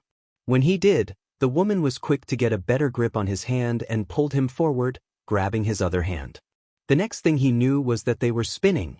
When he looked at the woman, he saw a smile which he couldn't help but return. She let go of one hand and spun him around with the other. The action made him laugh again as he spun around once more. It was a dance that continued and kept the smile on Izuku's face. A dance that made his laughter ring out whenever the purple figure did a new move. When she pulled him close and dipped him, his giggles made small floating lights appear. And he could have sworn he heard soft laughter come from the woman who continued to dance with him. Round and round they went while the others simply watched, seemingly content to let them make the gray misty place their stage for a dance that now only the two of them knew. Izuku moved easily with the figure. Unlike the awkward dancing between partners he had seen in the past, he seemed to be in perfect harmony with his partner. When he caught their eye, there was a feeling of understanding that came from them.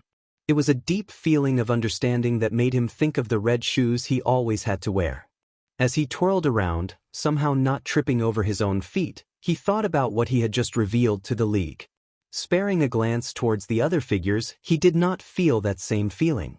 The feeling only came back when he looked into the one eye that was visible of his dancing partner.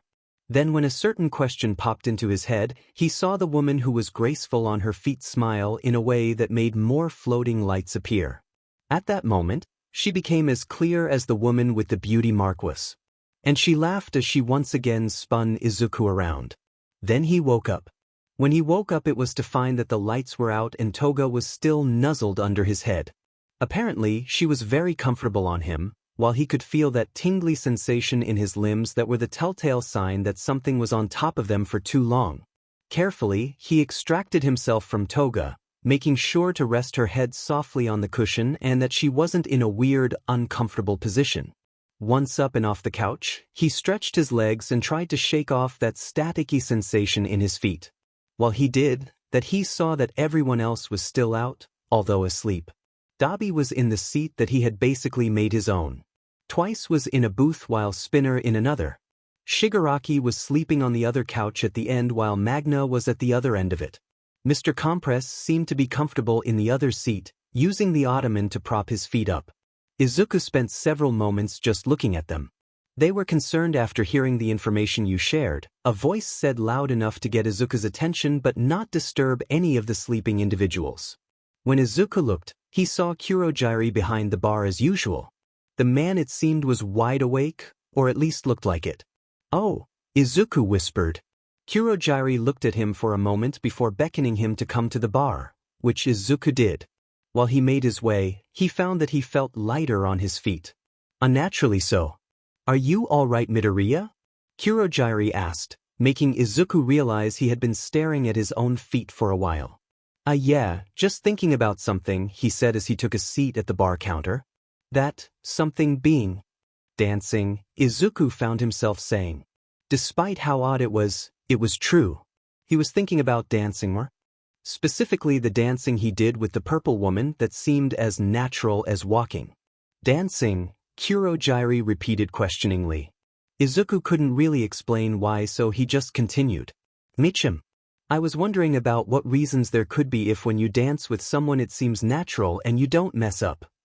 Well, Kurogiri put down a glass he had been cleaning. That can happen if the person leading is very experienced and very adept at leading a novice dancer, or the two have experience dancing and dancing with each other. Izuku thought back to how the purple woman seemed to lead him, but then he remembered that there were actually a few moments that he had taken the lead. And not once did the two of them lose their rhythm. Izuku had never danced before, much less with someone else. Yes, it was possible he was just good at dancing in that misty place, but it didn't explain the lightness he felt when he walked. Or why he felt that if he danced with someone right now, he would be able to do so as he had done with the purple women. He looked at Kurogiri. Should he ask him to dance to test his theory? Izuku shook his head at the thought. No, that would be ridiculous. As Izuku tried to think of a way to test this new, dancing thing, he missed the look Kurogiri was giving him. Along with the confused yet concerned look, Kurogiri simply wondered why on earth was the boy thinking of dancing after having revealed what he did earlier. Once again he thought, albeit fondly, what a confusing child. Notes. Well, the League is certainly very understanding of how quirks can affect how others treat you. And they are once again in shock at how Izuku is the way he is, someone who wants to help despite being hurt so much. FO was reminded of his roots, of his innocent idea and want before things became twisted and bloody. And he is sad at the idea of if Izuku had died, if he had never been chosen as the next holder. To him it's a waste, it's a sign of how things should change. It makes the man frustrated as he's reminded of things from long ago. It's funny considering he has actually yet to speak to Izuku. But nonetheless he has positive feelings towards the boy, even to get upset at the idea of the boy's death and treatment. Reminder, this is fanfiction, so not the same characterization as canon. Hello, vestiges. As you can see, not at all vestiges are the same as canon. More specifically, the second and third are OCs. Which includes our dancing lady. Why did she dance? What understanding was there? That shall come to light, but please give me your theories. I actually had a lot of fun with the dancing, like imagine it, these two PPL dancing in an odd and mysterious palace. The two of them, the perfect image of partners that have been dancing together for years, laughing and smiling at each other. Smooth fluid movement. Yeah, love me that sheet. Yay, Izuku realized what exactly were the figures he saw and why he was being called ninth. I mean, pretty obvious. And about time, so yay, but poor Izuku is confused. And hey, look at that, more vestige effects on Izuku cough, the lightness of his feet cough. Dude literally dropped a bomb of info, cried, danced with a purple woman, and now is wondering why the hell he feels like he could probably do a graceful waltz if someone asked. Speaking of asking, did he seriously think to ask my fave Misty Man to dance? Yes, he did. Said Misty Man is simply confused but fond of Izu. Hope you enjoyed the chapter. Chapter 28, Dancing Circle. Summary. More dancing partners. Notes. Posted 9/2021.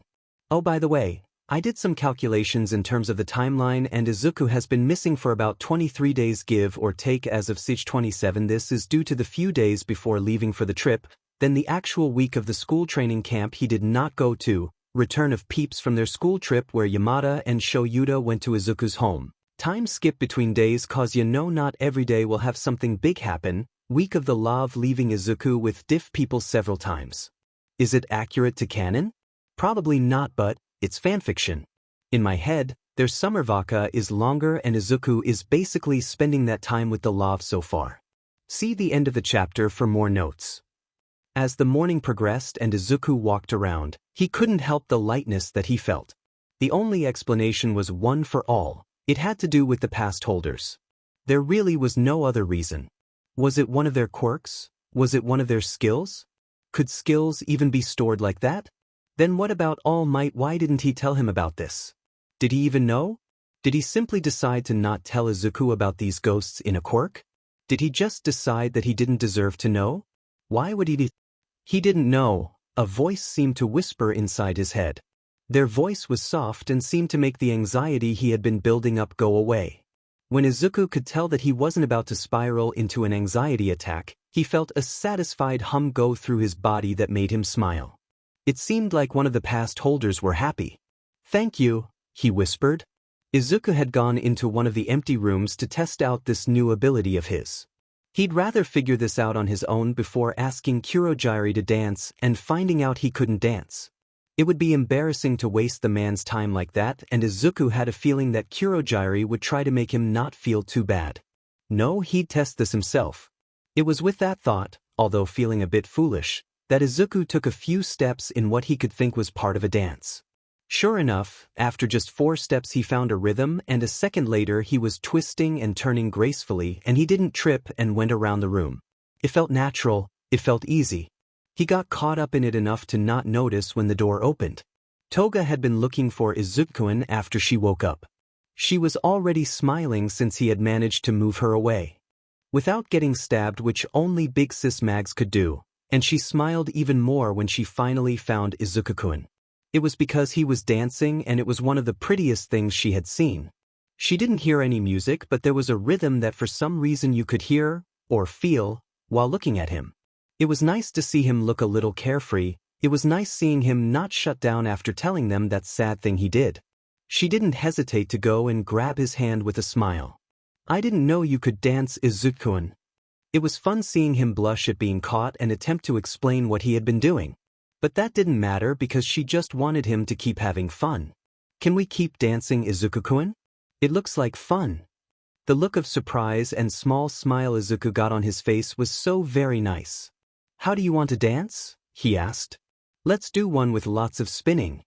When she said that, she heard a small giggle from Izuku, and a second later they were moving once again. His hands held hers as they moved around the room and started to spin. Shigaraki had gone to see why there was so much giggling coming from one of the rooms, and when he opened the door it was to see Midoriya and Toga dancing. Toga in particular seemed to be having the time of her life. What the he? He didn't get a chance to finish that thought before Toga was grabbing his gloved hands and dragging him towards them. She was smiling the whole time, and so did Midoriya when he saw him. The 2 young teens didn't at all seem particularly concerned that his eyes were the size of saucers, as they essentially forced him to join their dancing circle that kept spinning. Shigaraki could say that never had he imagined himself in this sort of situation, but there he was. Of course, it was Midoriya who seemed to be the one that kept him from falling and tripping over his own feet. When the hell the little hero learned how to dance or just be graceful in general, he didn't know. But shit was he thankful for that now, since Toga wouldn't be able to tease him about falling anytime soon. Of course, that did nothing to stop Dabi from recording the 3 and making sure to tease them about it later on while sending it to the others. In the gray misty place, the purple 3rd holder figure was sitting on the floor, and the gray 2nd holder went to where she was sitting. When they sat down, her purple aura reached out to their gray. The 2nd smiled. "You know, he dances like you, albeit still a little hesitant," they said. "I think he's a little happier." The 3rd looked at the 2nd, her one visible eye closed as she smiled. The 2nd laughed. "You really are a woman of few words, aren't you, my?" Notes. He dancing. Like, imagine Shigaraki just getting dragged and forced to dance and spin while low-key panicking about falling. Meanwhile, Toga is giggling with Izuku. Of course, Izuku somehow makes sure that none of them will fall, and they are being rather graceful. Can imagine that Kurogiri would like the video of them dancing very much, and as much as Shigaraki would hate to admit it, he would too. Alright, now with the vestiges. We see Izuku accepting the possibility fact that he is getting some stuff from the past holders. So far that seems to include the knife skills, as he was getting the hang of it faster than he should be, and the dancing or general gracefulness etc. And hello, we now have a name for our purple lady who is supposed to be the 3rd holder. My. She's not particularly a very talkative person though. And the 2nd holder is the gray figure. They are an OC, and I have not revealed their name yet. You know, Izuku actually does not know any of the vestiges' names yet XD. So far they simply go by colors, and he keeps referring to Nana as the woman with the beauty mark. Eventually, he will learn their names and who they are, but that will take time, and there's still more to the story. Hope you enjoyed the chapter. Chapter 29. Dress Up. Summary. A makeover and a message sent. Notes. Posted 10/8/21. See the end of the chapter for more notes. It's the sound of knives that fills the bar until the others come out from their rooms. Each of them seemingly dressed to go out. Shigaraki even has all of his hands on. Izuku threw one last knife at the target, a photo of Endeavor's face that Dabi had put up for him, before stopping and looking at them. "Where are you guys going?" he asked, even though he had a general idea. Of course, they had things to do and it wouldn't have been the first time. But now Izuku felt a bit sad seeing them ready to leave once again. Also, he felt a bit bad for the one who would eventually have to stay with him. What if they didn't want to stay with him? "What, I gotta run some errands, little dude," Spinner said, interrupting the unpleasant line of thought. Without waiting long enough to think about what he was about to ask, Izuku responded, "Can I come?" Izuku might have laughed at their reactions if he didn't feel some slight panic start to creep up his throat. A few of them looked amused, Mr. Compress, Dabi, and Magna. One of them looked excited, Toga. Meanwhile, Shigaraki and Spinner looked confused by the question while twice mumbling, "Also, he's decided to be a villain then, huh?" "Just to remind you, we aren't exactly law-abiding citizens on our outings, Princess," Dabi said as if Izuku wasn't perfectly aware.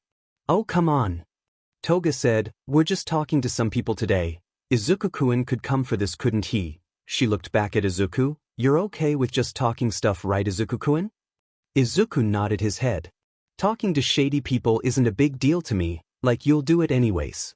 But if it's something worse, you could just say no or have Kurogiri warp me out of there. Obviously I'd prefer if you didn't kill someone, but I know how these things can go. I feel a little bad one of you has to stay and I actually haven't been out for a while," Izuku explained. Although he knew it would be wise to not go out with villains who were most definitely going to talk to people who were criminals and just generally people he's supposed to put in jail in the future.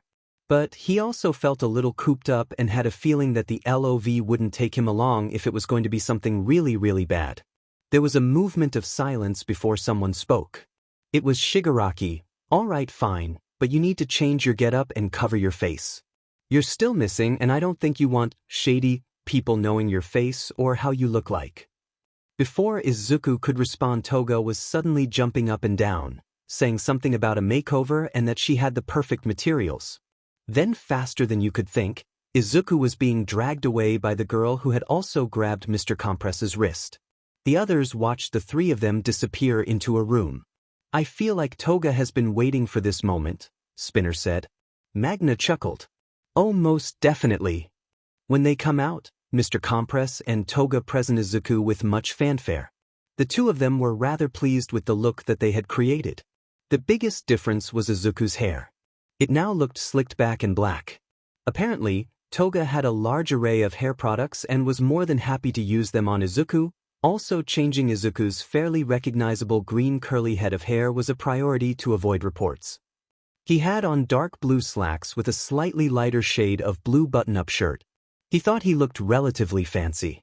Overall, Izuku was wearing something he had never worn before and probably would have never worn were it not for outside forces, two individuals who had almost gotten into a fight about what his first outfit should be if he were going to go out with them, and possibly more in the future. But most notably was the mask on Izuku's face. It was all white except for two black dots where eyes would be and a thin vertical line in the middle that seemed to be broken into two. It was one that belonged to Mr. Compress. "I wonder who's behind the mask," Dabi said teasingly. Yes. Quite a mystery indeed," Mr. Compress replied with obvious enthusiasm. "But from now on, you can refer to him as my little assistant." While the others smiled and chuckled, little assistant brought a hand with black gloves to lift the mask, revealing a slightly embarrassed freckled face. "Mr. Compress, are you sure it's okay if I use this mask? I know they mean a lot to you." Mr. Compress was quick to settle a reassuring hand on his arm. "Why, of course, who better to wear it than someone who appreciates them as much as I do? None of these heathens," he pointed to the other members of the, "have ever been so wonderfully kind to them like you have. So it is only fitting." With that, Mr. Compress eased the mask down to cover Izuku's face that had turned red from the compliment. Izuku was sure his face stayed red for a while after they left through one of Kurogiri's warp gates. No one was able to hear Shuta's footfalls as he made his way through the dorm hallways. Dorms built for safety purposes and also to minimize the chance of another student possibly going missing, especially with the possibility that students go looking for their missing classmate. Although that was unlikely as the students had not been told the circumstances regarding their classmate's disappearance. Though that did nothing to stop several of the students trying various times to sneak out at night with the task of finding their friend only to be stopped by Shoyuta every time since he knew better. It didn't stop the various glances towards Izuku's empty seat in class, the one that used to be Kirishima's but the boy had refused to go back to sitting there. It didn't stop the somber mood there was whenever the topic of quirk analysis came up and they did not hear the ever-present comforting mumbling that followed Izuku around like a warm blanket. They missed him. Shoyuta looked at his phone and went to his contacts. He looked at the contact name Izuku. He had recently found out something concerning about Izuku. Nedzu had told him about the boy being quirkless until the exam. The principal had even apologized for not telling him this before, something he rarely did. It had made Shoyuta angry and disappointed that he was never told and that the part of the student file with Izuku's quirk information was inaccurate, because when Shoyuta looked there was no information telling him that one of his students had been quirkless all their life until not so long ago. He wanted to be angry at Nedzu, but there was something about how the principal said it, how he looked that made him feel like maybe Nedzu didn't have complete control over that information being shared. Shoyuta was sure that there was more to it, but he didn't push. He just hoped that eventually he'd know that the information could be shared with him. Secrets could be good to keep, but too much can bear such weight. From what Shoyuta saw, Izuku was already struggling. He had been struggling for a long time. It made him wish that they could already find Izuku, but there were no known locations of the League. Having someone with a warp quirk and being relatively hidden for what seemed like a long time made it difficult for the authorities to find them. Also, there were no reported sightings of Izuku anywhere.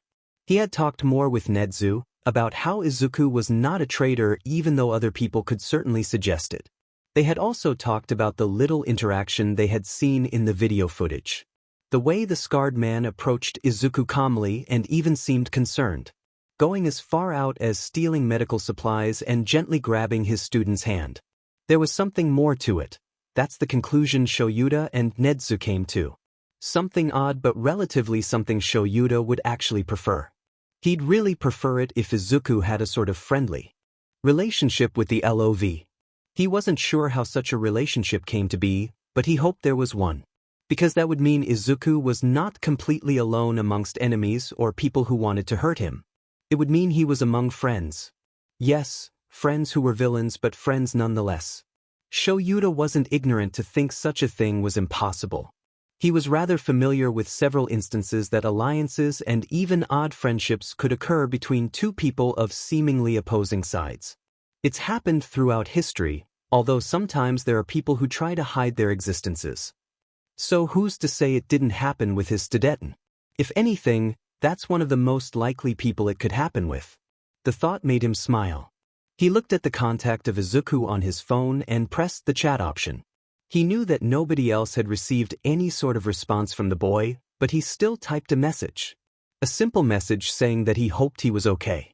He wanted to remind Izuku that he wasn't alone and that there were people who cared. With that hope that Izuku would see this message, he pressed send. Izuku's phone was turned off, barely used or on since being in the bar.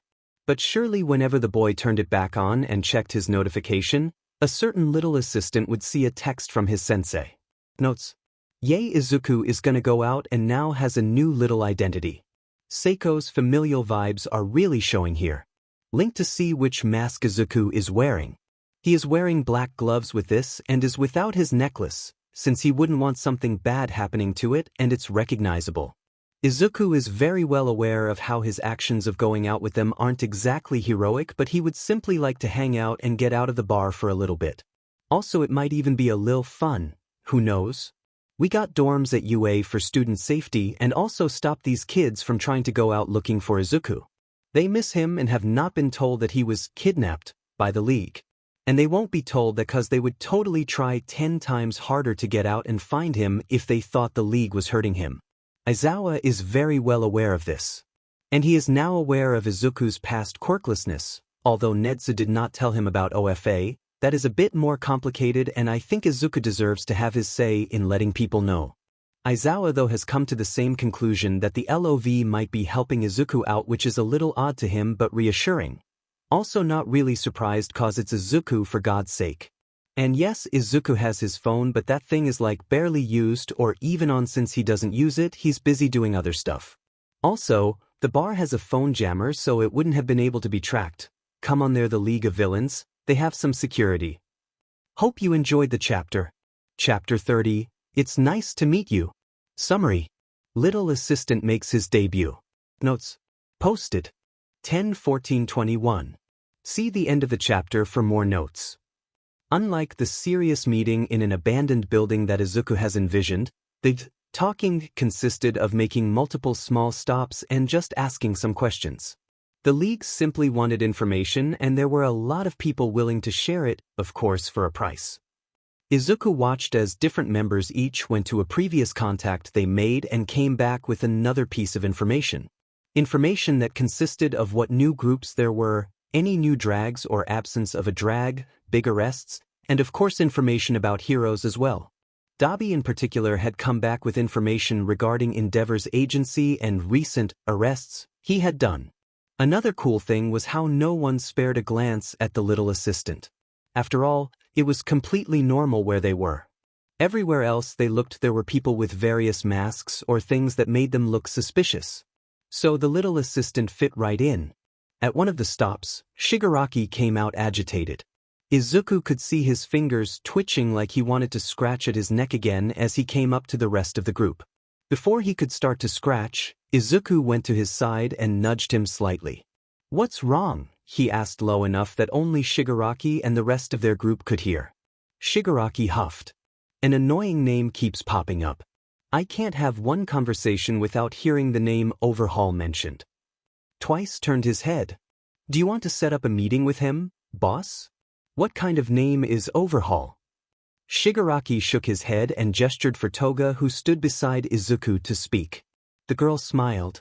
"We decided not to meet up with him even if his name keeps coming up. There have been a few times where people said Overhaul ended up killing someone during those meetings.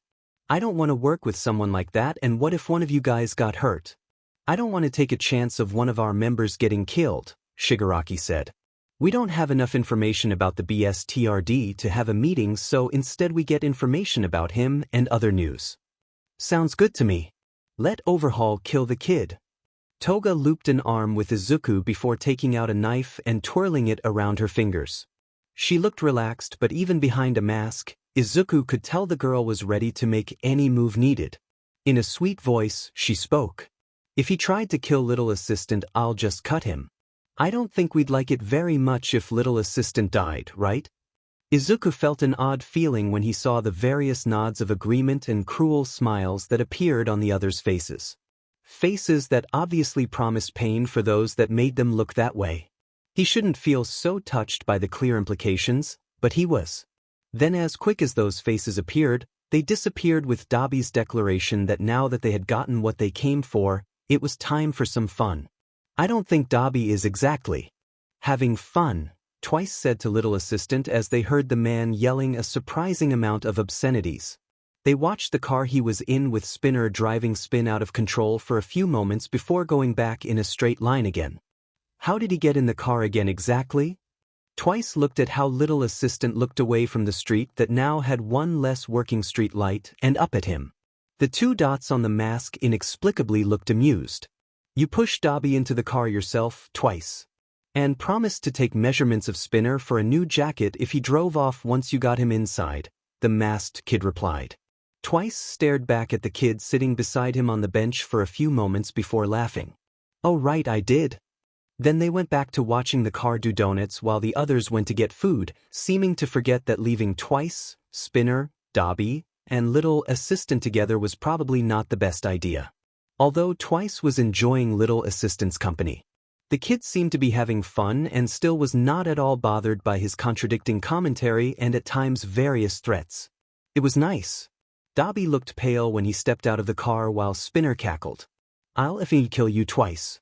I'll set you on fire the moment that the world stops spinning, and I don't feel like I'm going to have a heart attack, Dobby threatened while hunched over leaning against a light pole near the bench. Oh come on, it wasn't that bad.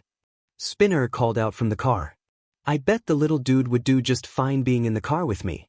He'd probably appreciate that this is a freaking manual car. Before Dobby could reply, even though he might have not been able to, the masked kid seemed to perk up. It's stick shift, he seemed to ask, raising his head as if to get a better view of inside the car. At that question, a big smile took up Spinner's face. Yeah. You want to come inside and check it out while I drive? Dobby seemed to collapse a few inches upon hearing the proposition. Princess, I really don't think you show dash. Yes. Dobby watched with horror as their new little assistant was practically jumping as they got into that death trap with Spinner. I believe we forgot who exactly we were leaving behind together, Seiko said when they came back with food. Magna, Shigaraki, and Toga watched as a car with Midoriya in the driver's seat and Spinner in the passenger seat drove by them while Dobby was laying with an arm across his face on a bench feet away. Toga giggled. Spinner looked happy though. Of course Spinner would be happy, Shigaraki said. It's not all the time he gets to have someone drive him around, and it's a manual car. How do you know it's a manual? Magna asked, looking at him. Shigaraki shrugged. Cars is all he talks about when we play any racing video game, and the models they have in the game are real cars. And Spinner really knows cars. In their next outing it is decided that Spinner, little assistant, and cars should not be left to their own devices. Which was how little assistant and Toga ended up shopping. The whole time Toga had to keep reassuring the masked boy that they were not stealing from a small business or family-owned store, but instead one store among thousands that the company had all over the place. In the end, he had some more clothes that Toga was particularly excited for him to have, and Toga got Shigaraki a new hoodie. Also, Toga had managed to find herself a suit to wear too, saying that they were now matching.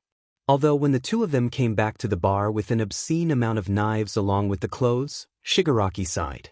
Where did you get all those knives? I took Izuku-kun to one of my favorite places. Shigaraki sighed louder while Spinner came up to them. Really? I wanted to go to that place. You said that it's like a shooting range but for knives, and you can even compete with others. How'd the little dude do? At his question, Toga became even more excited while Izuku seemed to blush in embarrassment. The others listened closely to see what could have garnered such a reaction. Izuku-kun did really good. He ended up setting the new record, but a lot of the meanies didn't take that too well, so they chased us out while throwing knives, she said with a smile. Are you hurt? Magna asked from her seat at the bar. Toga shook her head. No, Izuku-kun caught all the knives they threw without even showing his pretty green lightning.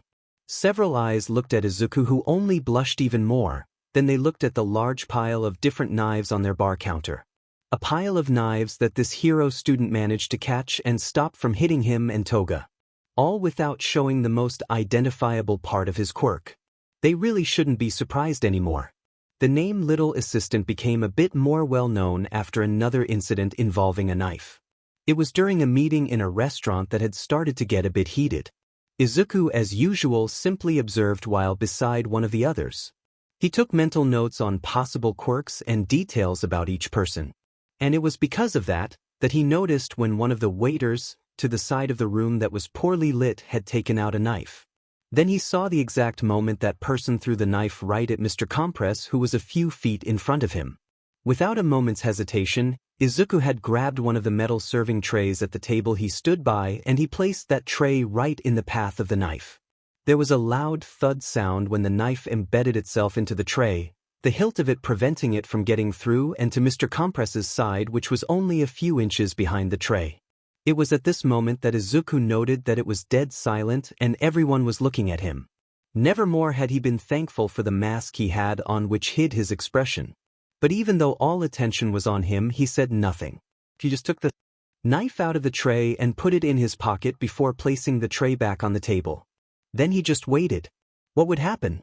Will there be a fight? Is someone else going to throw another knife?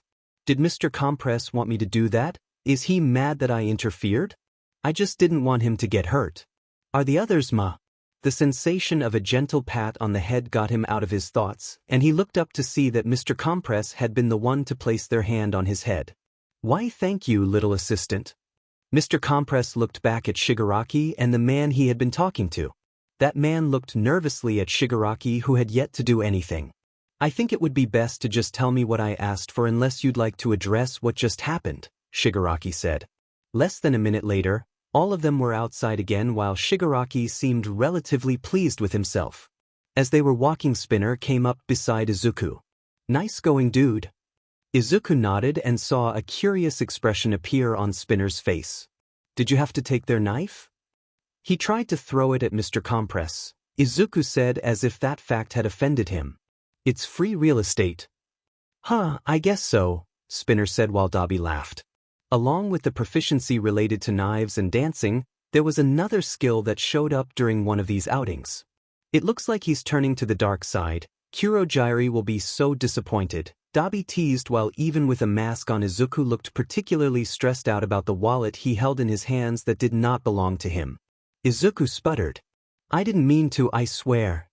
He said because he did, in fact, not mean to pickpocket someone, and only realized he did so when Twice pointed out what he had in his hand. Dabi laughed. "Didn't mean to, oh that's good. But it's the truth." "Well, whatever it is, congratulations, you are now." Dabi grabbed the wallet and looked at the money inside, $50 richer. Then he handed back the wallet back to Izuku, but Izuku simply stared at the wallet with his head hunched over. Shigaraki sighed before taking off a glove and grabbing the wallet.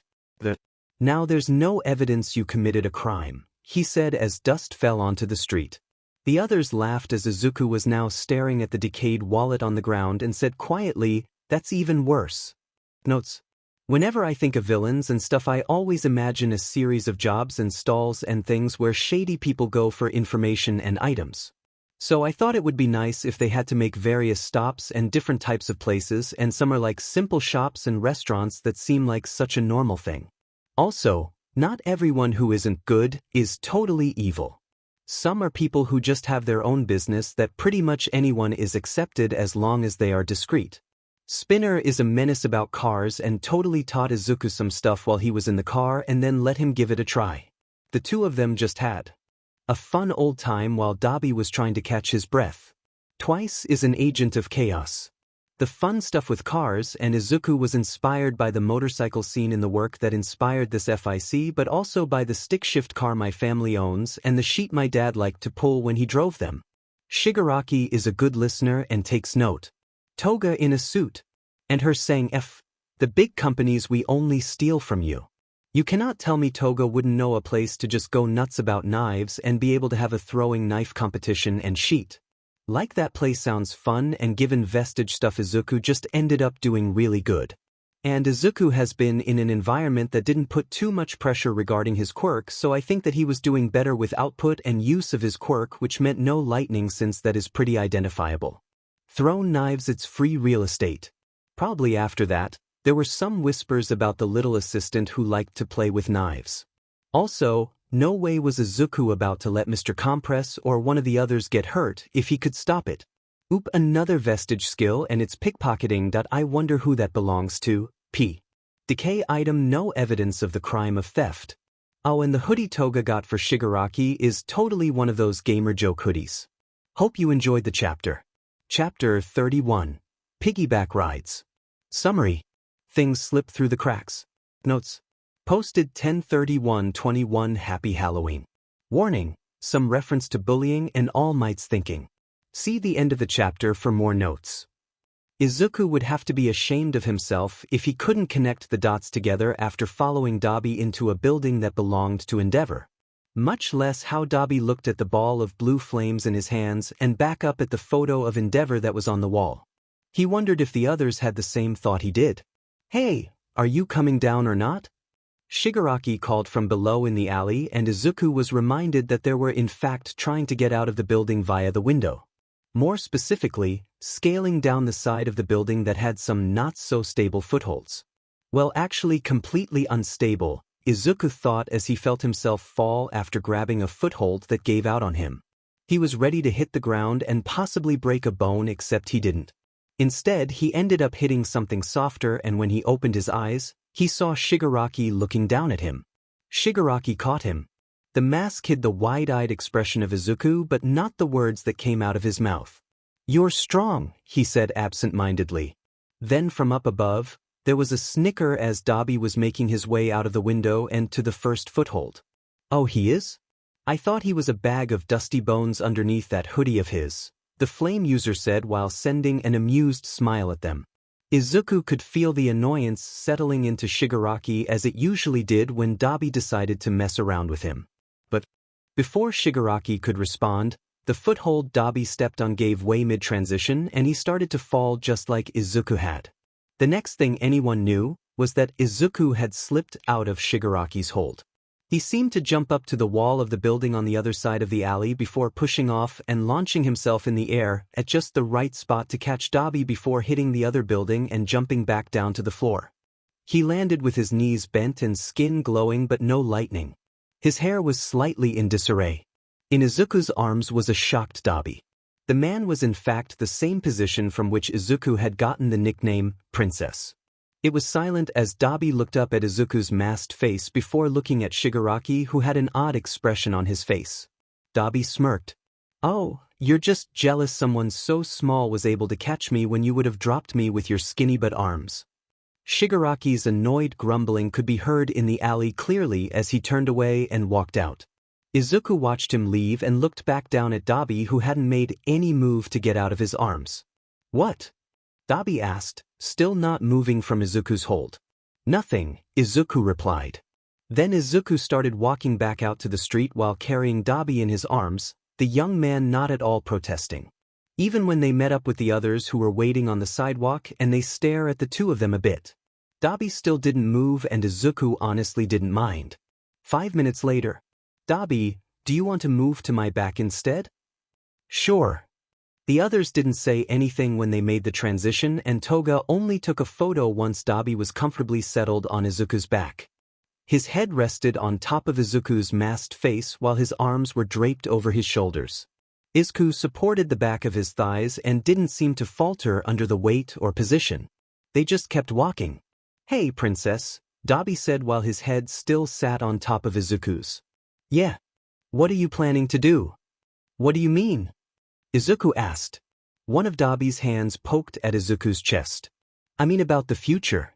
You still want to be a hero, right?" "Yes." "What type?" Dabi asked. "Underground, daylight, analytics, rescue?" Izuku hummed. What type of hero did he want to be? He had always thought of the daylight heroes when he was little, and those were the ones All Might would talk about with him. It used to be fun listening to him. That is until the man only spoke about how Izuku would be the perfect daylight hero. Izuku followed long because he didn't really feel as if he had a choice. But the idea of being in public with so many eyes on him, most likely in the media with reporters, speculations, and expectations, that always made him feel like another weight was being tied to him. A weight that felt more and more real and heavy after one day, he brought up Underground Heroes to All Might. He wanted his mentor's opinion on some things that Aizawa-sensei had told them about that type of hero work and how it was different. Izuku wanted to hear his mentor praise the type of hero work that Izuku actually felt like he had a connection with. Except he didn't.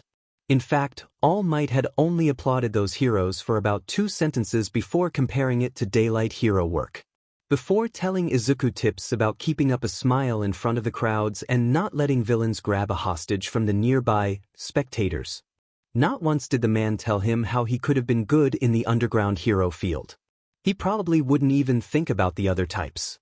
Izuku readjusted his grip on Dabi's legs. "I don't think I have much choice when it comes to type." "Why not?" Dabi asked, and Izuku could feel how they had tilted their head. "I just never do." "Izuku, can you carry me next, please?" Toga asked as she walked in front of them backwards. She had been talking to them for a while now while Dabi continued to look like a pleased cat being carried. About 5 minutes later, Toga was happily smiling while she hugged Izuku's neck and had her legs crossed in the front. Meanwhile, Dabi was nursing a small cut he had gotten when he decided to tease Toga. Dabi narrowed his eyes at the 2 teens. "You two are like little knife gremlins or something, I swear." Toga giggled while her head rested on Izuku's shoulder next to his face and she stuck her tongue out. Dabi gave her the middle finger in return. Once Dabi went up ahead to go bother Shigaraki, Toga was calm and humming. The whole time she made sure to hug Izuku tight. The pressure felt nice. She stayed there until she noticed how Twice continued to glance back at them with a sad expression and she whispered something into Izuku's ear. A second later, Toga was hopping off of Izuku's back and then running towards Twice. When she jumped at him, Twice got into the stance to catch her before twirling her around. But once her feet were on the ground, she dragged Twice towards Izuku so he could also get a piggyback ride. When the man was settled, he looked down at Izuku in worry. "Are you sure it's okay? I'm bigger than Toga and Dabi. Don't put me down."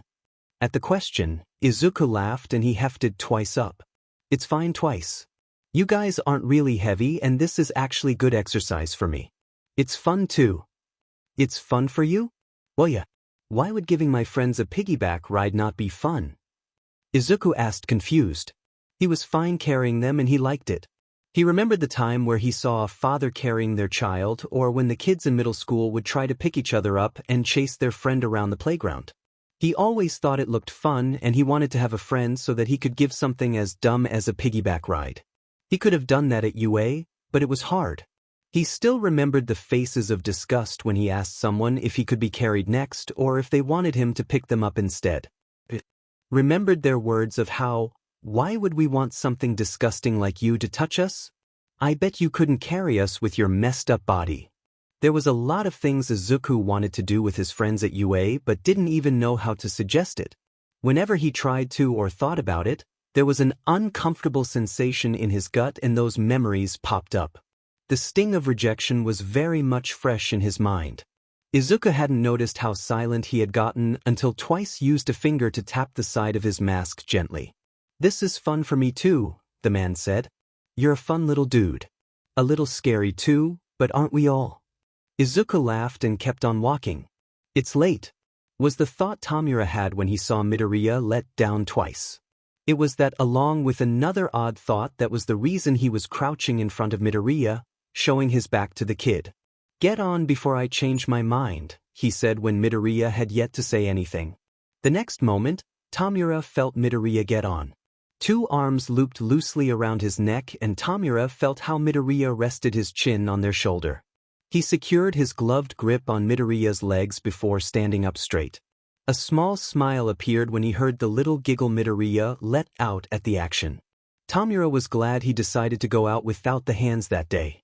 After a few more minutes of walking and not hearing much from Midoriya, Tamura tapped his fingers on one of the kid's legs. "Don't fall asleep there." The arms around his neck tightened. "I couldn't even if I tried." "Why not?"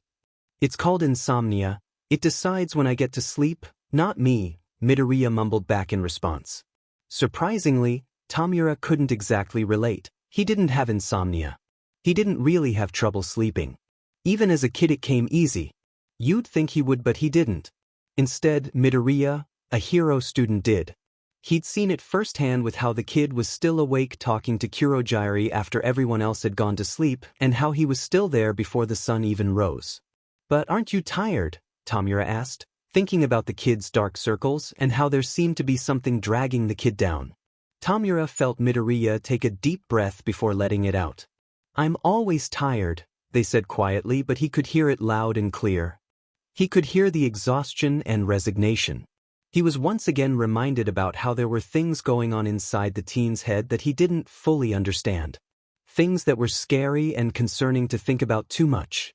He still remembered how uncaring they had been before they had gotten close. Tamura secured his grip on Midoriya's legs. "Sometimes it feels like he's slipping away." Tamura made sure to keep him secure as they walked to the location Kurogiri was supposed to open a warp gate at in a few minutes. A little bit before they would reach the spot, Spinner came up beside him. Compress texted that Kurogiri would open the gate in about 5 minutes. Spinner said and looked at Midoriya on Shigaraki's back. "I think he's asleep, boss."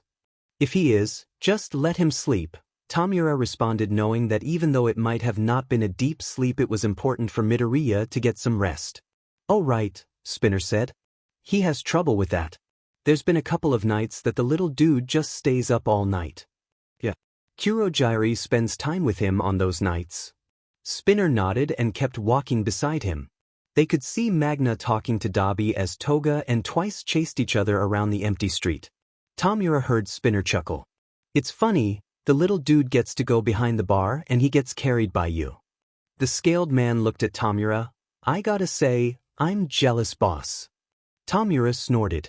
As if I could carry you. Spinner shrugged with a smirk. You'll never know until you give it a try. Tamura stopped walking and so did Spinner, who looked confused. Spinner, you're all muscle, Tamura pointed out, giving a deadpan expression. A stupefied look appeared on Spinner's face. Was that a compliment? Teach. Tamura turned his face away and started to walk again. Spinner skipped a few steps to catch up to him. Oh, come on, boss. They said with a smirk. I'm touched. Honestly, if you wanted, I could carry you right now since I have all this muscle. The scaled man wouldn't stop smiling at Tamura's grumbling. And the fact that he was holding a sleeping person meant that Spinner could continue to tease without the threat of being hit or possibly decayed, something Spinner was completely taking advantage of. Tamura could feel the heat of his flushed face at all the teasing, and he stopped again, sending a glare at the man. Iguchi, I swear if you don't stop, I'll throw you across a room once I get my hands free, he threatened. Because it was a threat, Tamura was completely thrown off by the blush that appeared on Spinner's face. Why was he blushing? Hey, are you two gonna move or what? The warp gate already opened, come on. Both Spinner and Tamura were startled and saw that Dabi was calling to them. His body was sticking halfway out of the warp gate that was at the entrance of an abandoned building up ahead. Spinner coughed, the flush still there on his cheeks. All right, let's go, boss, he said before quickly walking away. Tamura let out a sigh once he stepped through the warp gate and back into the bar. Magna was already sitting at the bar counter talking to Kurogiri while Dabi was poking at Spinner, who kept trying to hit him. All right, we're here, Tamura said, directed at Midoriya. Tamura tried to look to the side at Midoriya, but couldn't get a clear view. He looked over to Seiko, who nodded before coming up to him and gently removing Midoriya's mask. A huff of amusement left the magician. Our little assistant seems to have fallen asleep. With the mask off, Shigaraki could feel Midoriya's breath at his shoulder. He smiled, knowing how it could be difficult maneuvering. Midoriya. Magna was the one to extricate him off Shigaraki. Luckily the boy didn't have anything in his grip or Shigaraki would have been stuck with a human book bag, and she settled him next to Dabi on the couch. She smiled when she saw how Midoriya seemed to instinctively burrow himself into the couch cushion and Dabi. Dabi turned his head and poked Midoriya's cheek. Hey, don't you have those nice gloves for your hands? Why do you need to dig into me like a parasite? Midoriya grumbled before replying. You're still warm. And you're a spoiled princess, Dabi quipped back. Itchampi, was the kid's reply. Before Midoriya could fall back asleep, Twice came over and also tapped him in the cheek. One green eye opened to look at the man who was in front of him. I want you to call me Jin, the masked man said bluntly. The others smiled at Jin's request and shook their head when Toga quickly hopped to Jin said while saying she wanted Midoriya to call her Himiko. It was nice when they heard a pleased hum come from the boy. I want you to call me Izuku, he mumbled. Everyone paused to look at each other. Toga was smiling ear to ear while Dabi looked at the boy at his side with a surprised face. Magna smiled while Spinner slapped Shigaraki on the back and Seiko looked pleased while running his fingers through his hair at the bar. They all turned at the sound of a chuckle coming from the bar. Kurogiri put down a clean cup before looking in the boy's directions with eyes shaped in a way that made it look like he was smiling. All right, Izuku. Notes. Dabi isn't exactly the best at hiding his connections with a certain Dickdeaver XD, and they should probably fix up that building considering two people feel while trying to climb down the side of it. Izuku will always be impressed with people's strength and quick to keep others from getting hurt. Dabi being carried like a princess? Hell yeah, he wouldn't move. And he would totally make sure to take the offer of a piggyback ride. Do you think he used to give piggyback rides to his siblings? Also, Izuku is hella strong to piggyback rides for everyone. I don't think All Might looks down on other heroes, but he's pretty ignorant of the work they do and of course, he's biased towards his own type of heroics. And considering the way that he is molding Izuku to be the next him, he hadn't even considered if Izuku were to be a different type of hero. Oof, I really did slide some sadness in the piggyback rides. But I think it's fitting since piggyback rides or just being physically close can be a somewhat vulnerable NTMT situation. Physically close, emotionally close, was basically my thinking up. But yeah, have some sadness along with the fluff cause it's a great combo and Izuku is one depressed kid. Also, I am reiterating the theme of him not really having a choice, no choice in having his parents as his parents, being quirkless, being treated badly, and the decisions being made for him involving him as the ninth holder of Ofa. Also, I wish I could draw the image in my head of them on Izuku. Like Dabi legit looks like a smug cat with his head on top and arms just draped over, Toga is just hugging Izuku, Twice is just having a good time and a lil excited, and Izuku on Tamura is like carrying a tired kid back home. Oh, I think Tamura actually sleeps well considering that in this case AFO is not so Evely and Kurogiri is more parental. I just think Spinner and Tamura are neat. And finally he wants them to refer to him as Izuku. A sign of being close but also not wanting to have the name Midoriya, since it reminds him of his mom, who we deffed on, T-Stan. Hope you enjoyed the chapter and happy Halloween to those who celebrate it. Chapter 32, Humans Are Faulty Creatures. Summary. Even ghosts make mistakes. Notes. Posted 11/14/21. Warnings. Depressive thoughts references to suicide no attempts. Oof, this chapter is a long one plus 4,000 words. See the end of the chapter for more notes. Amused was the best way to describe the feeling that All for One was experiencing. Who would have thought that the quirkless boy All Might chose to be the ninth holder of Ova would be so proficient as the little assistant, even garnering a reputation that had to do with being nicely dressed and skillful with a knife. It reminded him of someone he used to know a long time ago. But this was just one aspect of the boy that drew his attention. He wanted to talk to him. He waited until Midoriya had washed up and was in new clothes. It was amusing to see the clear change in his style of clothing due to his student's fellow members. And when he saw that his student walked by, he spoke. "Tamura, I'd like to speak to our guest." There was some silence before Midoriya changed his seat to be closer to the television they would be speaking from. "Hello Midoriya, I'm Tadashi." "It's Izuku actually," the boy said, cutting him off. All for One didn't remember the last time that someone had interrupted him. But instead of anger, he felt amusement. The boy was truly an interesting character. "I apologize Izuku. I'm Tamura's sensei," he said. "I've been listening in for a while since you've come here. I was wondering how it's been for you, staying here." "It's good company," Izuku replied. All for One laughed. 15 minutes later, Dabi slid into the seat next to Shigaraki. "Should we be concerned?" Shigaraki didn't even look at Dabi and simply continued to stare at Izuku as the boy waved his hands around while speaking to the television.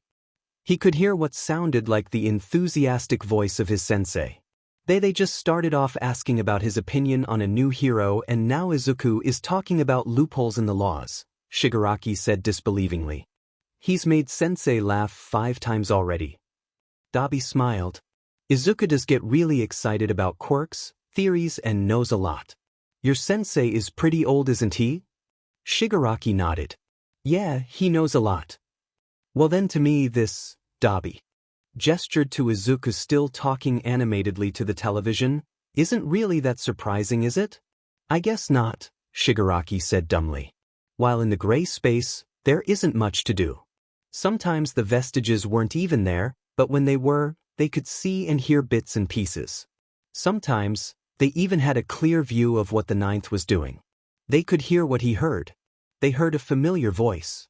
A few of the holders simply turned their heads, as if to hear it better. They were the first, second, third, and fourth. But the fifth, sixth, seventh, and eighth froze. That voice reminded them of their deaths and fights that had caused so much damage. A surge of anger and sadness accompanied the memories. Along with those emotions, also came confusion. Almost every past holder felt a bit confused.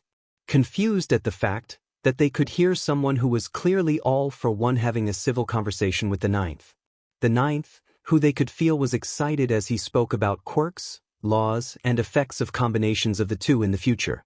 They couldn't feel a single ounce of fear coming from the boy. The seventh holder, Nana Shimura, turned towards N, the sixth holder. Does he not know? She asked. Did the eighth not tell him? Was the question, and shot back at her quietly. Before she could even reply, Banjo, the fifth holder, huffed in frustration. All for one knows he's the next holder. He's going to get killed. The second came up to Banjo. But he's getting better. Making him leave could dash. We can't leave him with the man who killed us. Izuku felt a headache after saying goodbye to Sensei.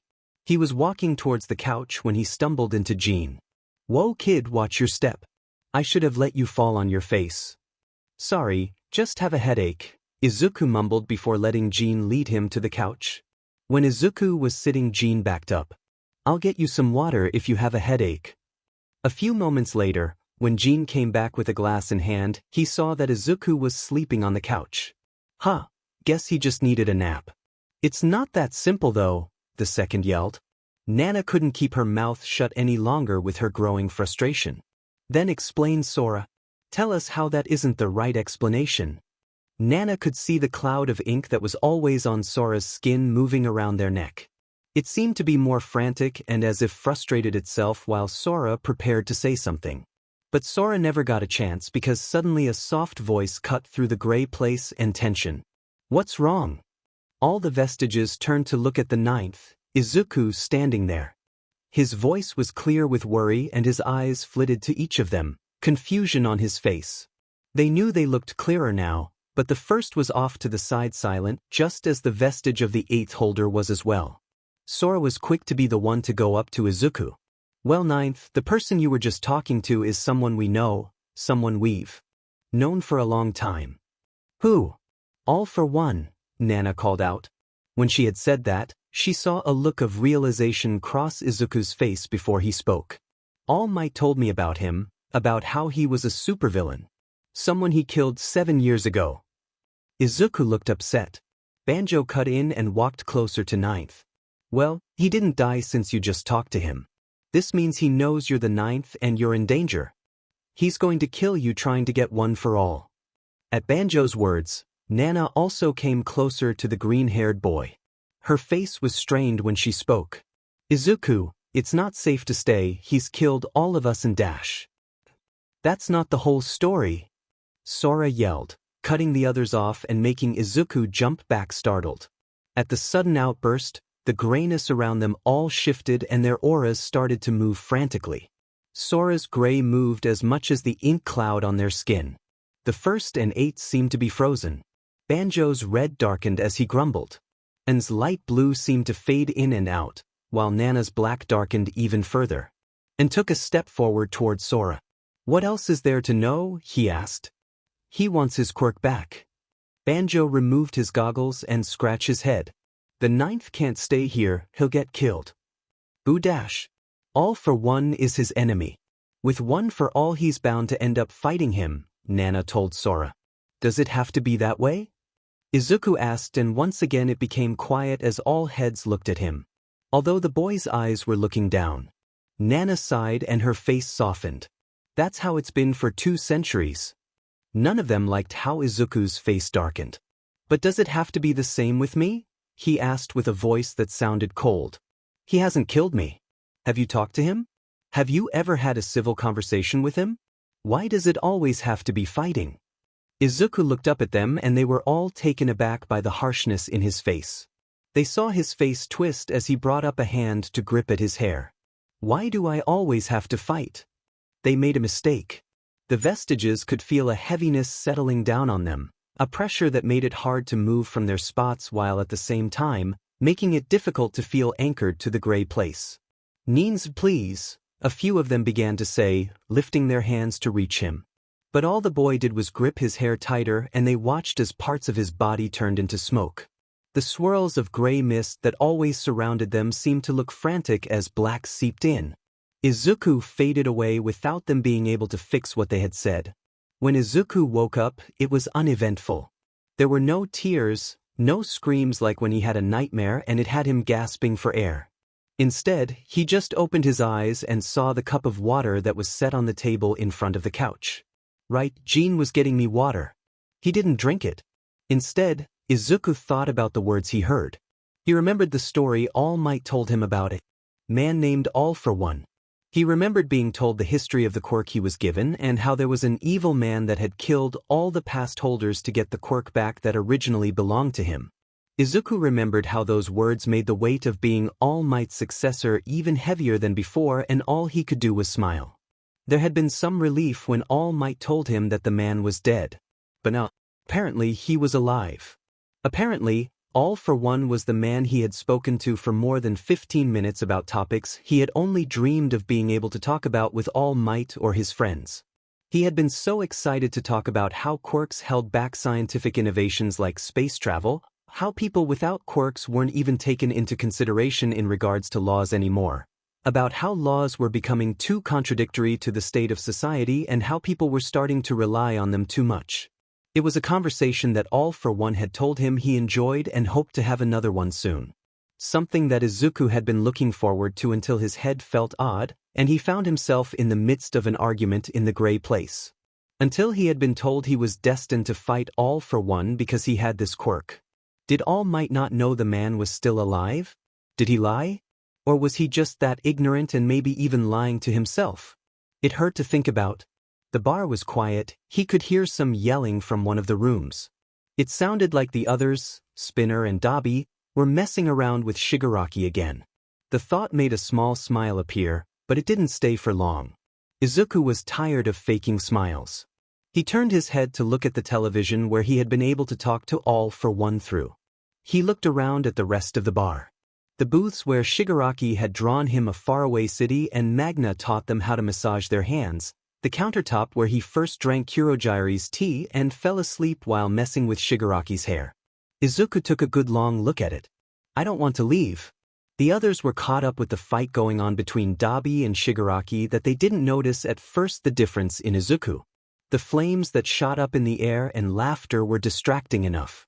Except Toga was good at reading rooms. Practice from her time at home to know what mood her father or mother was in allowed her to practice the skill regularly.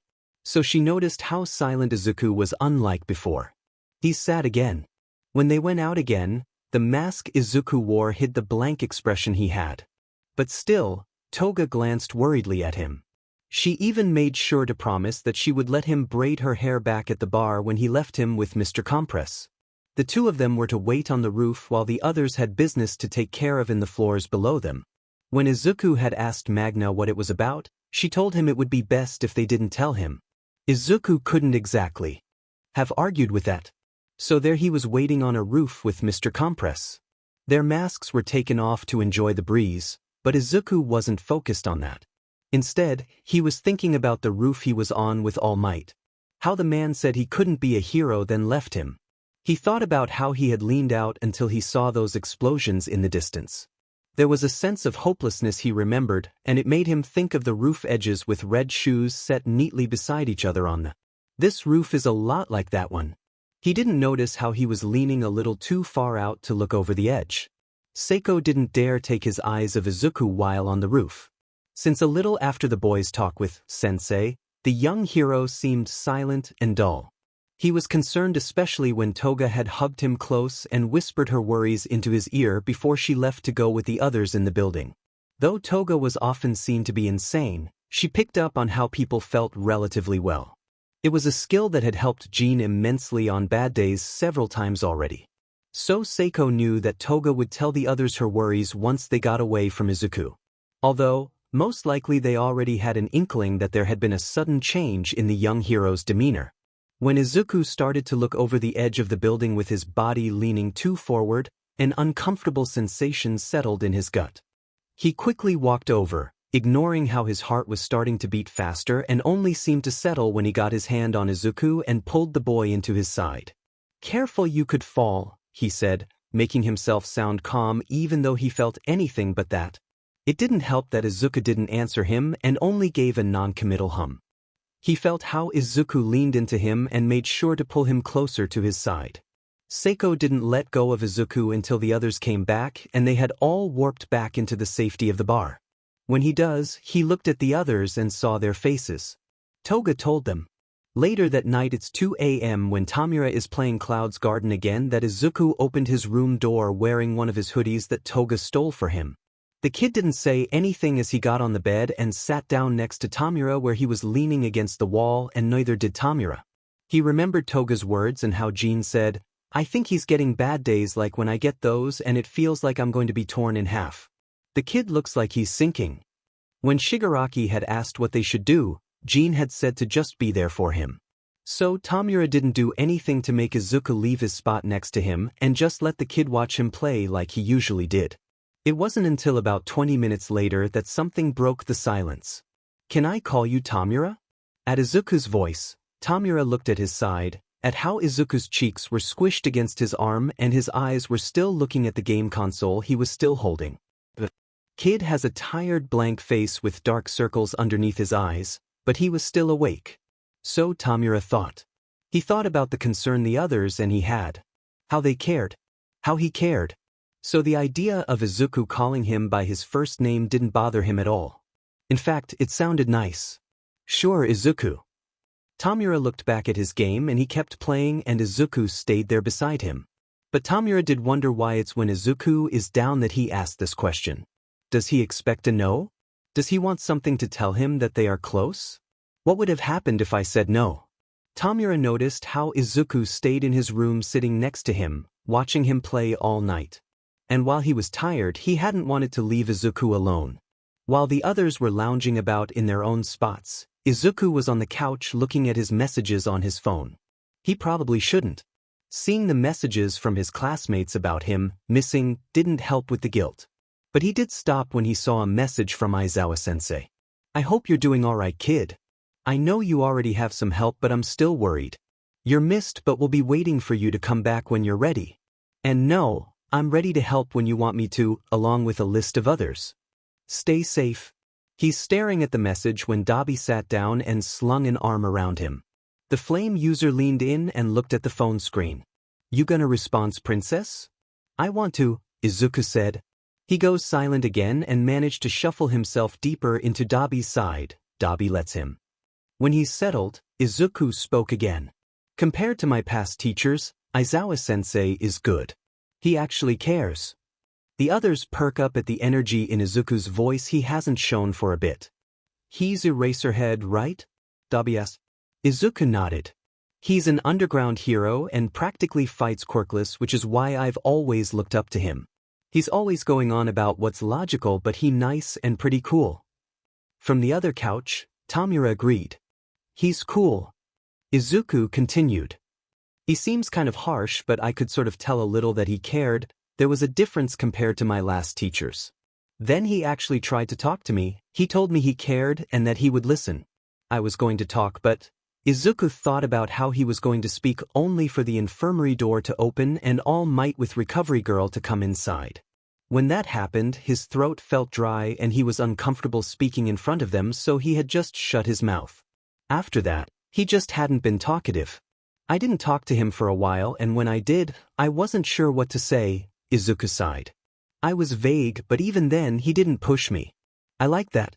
People always push me but he was willing to wait. I think he would have waited more if I didn't want to talk. That's what made it easier to tell him something." "He sounds quite nice," Mr. Compress said and Izuku smiled. "He's sort of funny too. He's dealt with a lot of our class shenanigans but whenever he scolds us he actually looks amused. And he likes cats. I saw him feeding a few early one morning but I never told him." When Kurogiri heard that, there was a flickering image in his head. It was 4 people on a roof, laughter, squeals of delight about something furry. It's quick but left a feeling of warmth behind. And that feeling stayed after Izuku finished talking about his teacher. He sounds like he cares about Izuku. "There's a joke I heard that he's like the dad of the class." Izuku chucked a bit. "Well, he sounds impressive," Seiko said. "Yeah, he sounds cool," Spinner added. As Shoyuta made his rounds again, his phone buzzed. When he looked at it, he sees it's a message from Izuku. "I'm okay, Aizawa-sensei. Thank you." The others had been happy to see Izuku a bit more lively after talking about his teacher, so they offered to let him come to a meeting they had planned with some people. They're a new group, possible allies, and I heard that they have some information I might be interested in, Tamura had told the others, and they were more than happy to see what it could be about. So that was how Izuku, with a phone call connected to Kurogiri at the bar, was hanging in the back with Toga and Magna, while Tamura and Spinner spoke to a group of 4 men. Dabi and Mr. Compress were off to the side, not too far away from Izuku. And Jean was up ahead to the left of where Tamura was. It was supposed to be a neutral sort of meeting. Simple introductions. Except it didn't feel like that with how the men kept looking at Toga and Magna with sneers and at Spinner and Jean with disgust. Izuku didn't like the look in their eyes. He definitely didn't like the comments they had started to make. It was clear that what they kept saying set Tamura off with how his hands started to twitch, but it was until one of them made a threat that the meeting became hostile. Tamura took one step towards the 2 men who seemed to be in charge. 2 identical twin men who even sneered the same way. "What did you just say?" Tamura asked in a deadly tone, and Izuku could see Spinner put his hand on the hilt of his sword. The twins laughed, and Izuku could have sworn he saw their eyes flash in gold. Izuku spoke into the phone. "We should go Kurogiri." Kurogiri didn't hesitate to open a warp gate at the designated coordinates while Toga and Magna got up from where they were sitting. Dabi spoke out to them while his eyes were on the 4 men, and he himself had a look of anticipation. "Oh, come on, princess," the flame user said. It made Izuku pause. He knew that threats and ugly comments were probably nothing serious for the League. But there was a feeling he had. A feeling that felt like a shock in his head when he saw Spinner turn around to look at them the same moment the twin on the right made something appear in their left hand. Then one of the men ran forward with a knife to meet Jean head-on. Jean moved back to avoid the swipe of the knife, but he suddenly was pulled forward by strings coming from the man's fingers. He got pulled right into the path of the man's knife. Jin's yell rang out as his blood splattered onto the ground and his mask tore, revealing a stapled forehead now marred with blood. At that exact moment, the twin who had something in his left hand let the object hit the ground. There was the sound of an explosion and a bright light before smoke filled up the room. It had an odd smell to it, made the others start to cough. Izuku's head was ringing, and he looked and saw that everyone was in different places. Jean was bleeding and coughing while Toga engaged in a knife fight with the man who had cut him. Mr. Compress was trying to bring Jean over to the warp gate. Magna and Dabi were fighting the other man who suddenly looked 2 times bigger, although Izuku couldn't see any blue flames. While Tamura had gone after the man who created the smoke. But through the smoke, Izuku could still see the twin who had created something in his right hand after his eyes glinted gold. They're twins, their quirks have to be connected in some way. One created an object in their hand that caused an explosion with smoke. "It smells like rotten eggs. Hydrogen sulfide?" And the other man created a similar object in his other hands. What could it be? Ignition? The man was smiling. He's going to kill them. Without hesitating, Izuku shot forward. His target, the twin with the ignition device. He didn't want the others to get hurt, he didn't want them to get burned. He wanted them to be away from the smoke that'll catch fire and explode at any second. He wanted them to get back. Suddenly, there was something shooting out of Izuku in swarms of black. They shot out in every direction, and he saw these black things grab each one of the members of the League. Izuku could feel like he had a hold on all of them as his foot made contact with the twin that had lifted their hand to throw the device at the ground. The man was pushed back, and Izuku could have sworn he felt the man's chest give in. He willed the black tendrils to go towards the warp gate that Kurogiri still had open. Then just as he feels them moving towards the warp gate and Izuku pushed himself back off from the man's chest, the device fell. Izuku wasn't far enough from the densest part of the smoke close when the device hit the floor, and he felt the heat swallow him as he's pushed by the force of the explosion into the warp gate right after the others just went in. 8 people fell onto the wooden floor of the bar and rolled for a few feet while another body was thrown out above them, hitting the floor and rolling into furniture before the warp gate closed. And with its closing, the black tendrils that had wrapped around them and pulled them to the gate retreated. While getting up, Dabi coughed and rasped out, "Izuku, where's Izuku?" The others pushed themselves up with groans and looked up. They saw Izuku hunched over and writhing on the floor while the black tendrils wrapped around him and his singed clothing. F-F-, Tamura cursed, running towards Izuku while the other followed close behind. When they got close enough, one of the black tendrils hit them in the chest, pushing them back before going back to Izuku. With the mask knocked off and on the floor, they could see Izuku's eyes screwed shut and him gritting his teeth. They could see burned skin peeking through on his arms. When Dabi tried to get closer to Izuku, another tendril came back and pushed him away. I can't even get to him. What is that? I don't know. Izuku wanted to scream even though the thought of that was painful, but not as painful as holding back the thing that was trying to get out. He didn't know what it was, but it was something new, something that wanted out. What if it hurts them? I can't let it out if it'll hurt them, Izuku thought because he was sure that he was back in the bar with the other, that they should be safe. But he was a danger to them, he didn't want to hurt them. But it hurt to hold back. It was like trying to bottle up his emotions when you're already overflowing, and Izuku was filled with emotions. He was drowning in them. It didn't help that the burns felt hot. The brightness of the explosion was too much like Bakugu's, and Izuku felt his body tense at the reminder. It hurt in his chest like every time he was beaten and Bakugu pushed him down. The burn on his shoulder felt hot. Izuku was starting to lose his breath to keep his grip secure on whatever the black tendrils were, but it was so hard. Then there was a whisper in his ear. Just let go. Izuku released his grip. Notes. Alright, lots happening here.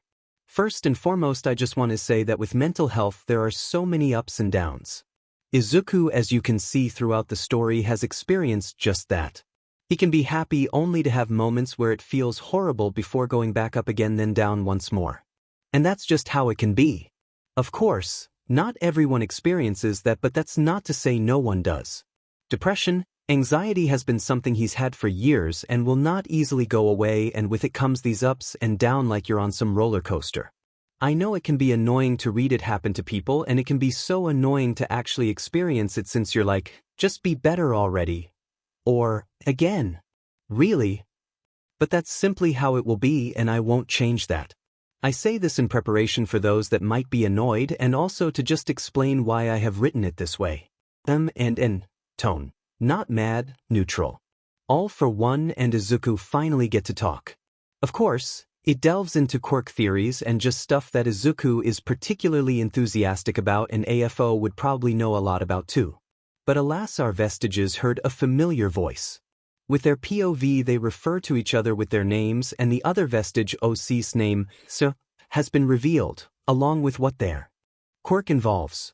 The vestiges are worried about AFO and his reputation, but it seems like there's more to the story than the others think. The history of AFO and OFA is not the same as canon. The vestiges care about Izuku, but they have their own thought and very strong ones regarding AFO. So in their worry, frustration, they ended up inadvertently putting another expectation on Izuku, which we all know he hates with a passion. So that was their mistake, which they are very well aware of given his reaction. Seiko is one worried dude about his little assistant, and Toga, my dear, is also a concerned sis. Tamura is too. Also, while Tamura wouldn't have said no matter if Izuku was down or not, he was curious as to why it was when he's like that Izuku asked. Tamura would like Aizu to call him that name, a name that he had been able to make for himself that wasn't tainted by the person who shared his last name. Although, he did miss the name Tenko, maybe he'd be able to use it again one day. Aizu, I'm okay. Also Aizu, hello depressive episode. The twin quirks is basically from the two-headed dragon in How to Train Your Dragon. The gas is similar to hydrogen sulfide, which smells like rotten eggs and can explode. So one twin has a device that explodes and releases gas, and the other twin creates a device that will ignite the gas and causes an explosion. The gas itself is harmful based on exposure to coughing was because of that. Those group of 4 dudes wanted to meet simply to kill some of Shigi's members since they are very much prejudiced towards people like Jean, Magna, and Spinner, so they spread false info to get a meeting set up. And black tendrils? What could that be? Hope you enjoyed the chapter. Chapter 33, Curiosity Killed the Cat. Summary. Questions. There are a lot of questions. Notes. Posted 12/8/21. Warning, depressive thoughts. References to suicide, suicidal themes, no attempts. See the end of the chapter for more notes. There's a moment when Izuku's body stilled and the black tendrils retreated, only to seemingly explode a moment later.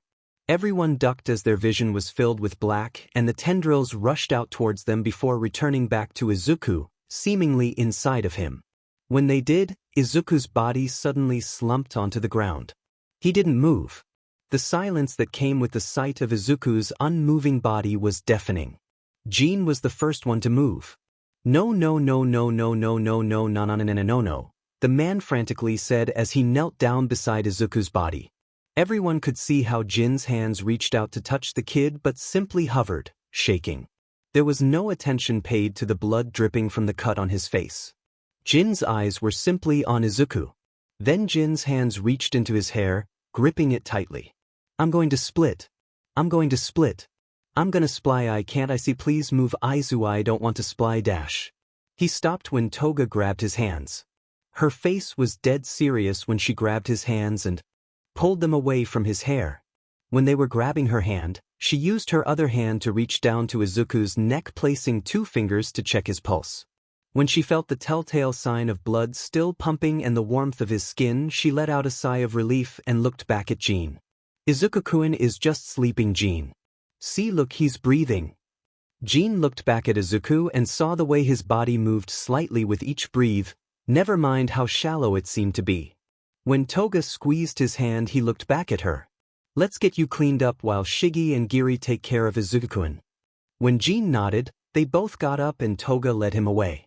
Meanwhile, Kurogiri came forward to pick up Izuku since Tamura was missing his gloves and Dabi seemed hesitant to touch Izuku considering the heat he was giving off. Tamura, let's go to the room, Kurogiri said once he picked Izuku up and walked away. Tamura followed him into his room where Kurogiri had set Izuku on his bed. Using scissors, the warp user removed Izuku's shirt to avoid aggravating any other injuries and burns. I think it would be best if we took Izuku to him, Tamura. Tamura scratched at his neck and looked anxiously at Izuku, who had yet to move at all during the process and looked pale. Fine, just hurry up with the warp. All for one had hoped it would be under better circumstances that he would have seen Izuku in person. Having the boy be presented to him, unconscious with burns while his student was to the side visibly anxious, was not what he had in mind. However, he was quickly able to use one of the rare healing quirks he had stored to heal the burns and bruises on the boy. He felt thankful to the old woman who had given him the quirk before she had died. Is he going to be okay, sensei? Tamura asked after seeing the burns disappear only to leave behind what looked like mildly irritated skin. AFO placed a reassuring hand on the shoulder of his student. He's physically fine, but I don't know why he's not waking up yet. There were no major head or spinal injuries. I think we'll just have to wait. Tamura nodded while Kurogiri opened a warp gate back to the bar. Though, before they left, all for one touched Izuku's head to double-check that indeed all injuries were healed to the best of his capabilities. He was pleased that there was nothing else, but he paused when he heard a whispered, "Thank you." Not saying anything, Kurogiri walked away with Izuku in his arms. The 3 of them walked into the warp gate and disappeared, leaving a shocked all for one behind alone to ask a question to an empty room. Yoichi? Izuku couldn't seem to catch his breath. When the explosion went off, he just wanted to leave, to pull the others away. He didn't want anyone to burn. But then it had felt as if something exploded from his body trying to escape, and he had tried to keep a grip until he had let go. There was still a sense of panic, though, that wouldn't let him catch his breath. Hey, kid! Suddenly Izuku was looking up at a familiar gray smoky expanse. There's someone in front of him with red surrounding them and goggles on their bald head. He's smiling with an oddly concerned face, but Izuku remembered the upset face the man had the last time they had spoken. Hey kid, it's okay, you're not dying or anything, just panicking. Probably having an anxiety attack, right, yeah? Izuku eyed him warily but nodded. At that, the man smiled a bit more reassuringly and crouched in front of him. Well, that's no issue, just catch your breath and I'll wait for you to calm down so I can tell you about what happened. Sound all right to you? He sounds calmer than last time, Izuku thought as he managed to rasp out a yes. After a few minutes, the man sat down on the ground considering how Izuku made not move to get up even though he settled down. It was interesting to see the large man maneuver himself down and still maintain such a large presence. Seems like the old guy really won't kill you, the man thoughtfully said. He had the perfect chance, scared the shit out of us. Well, not exactly all of us since Mai, Sora, and Yoichi seemed calm, but still he didn't kill you. He paused and looked at Izuku with a face that had a sad smile. He looked apologetic. Suddenly he sighed and slouched in on himself, though that did nothing to diminish his size. I don't think you'll have to fight him. It didn't seem like he wanted to either. That'd be nice, Izuku replied, and the man laughed. I like you, kid, he said before his face became a bit more solemn. And I'm sorry about before.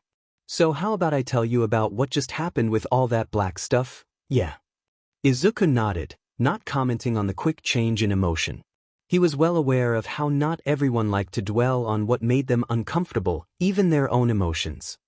Alright, first things first, the name's Banjo Daijuro and my quirk is called Black Whip. When Izuku opened his eyes, found himself with his head resting on Mr. Compress's lap as the man brushed his fingers through his hair. It was a soft sensation, gentle and careful, which was oddly fitting for the man, at least that's what Izuku thought. Hazel eyes were looking down on him, and Izuku got to see a smile take up the man's face as he continued to brush his finger through his hair. You know that I have a feeling I should already tell you my name, Mr. Compress said. I've played my cards right? Izuku asked, remembering how the man told him that would be the only way he'd find out.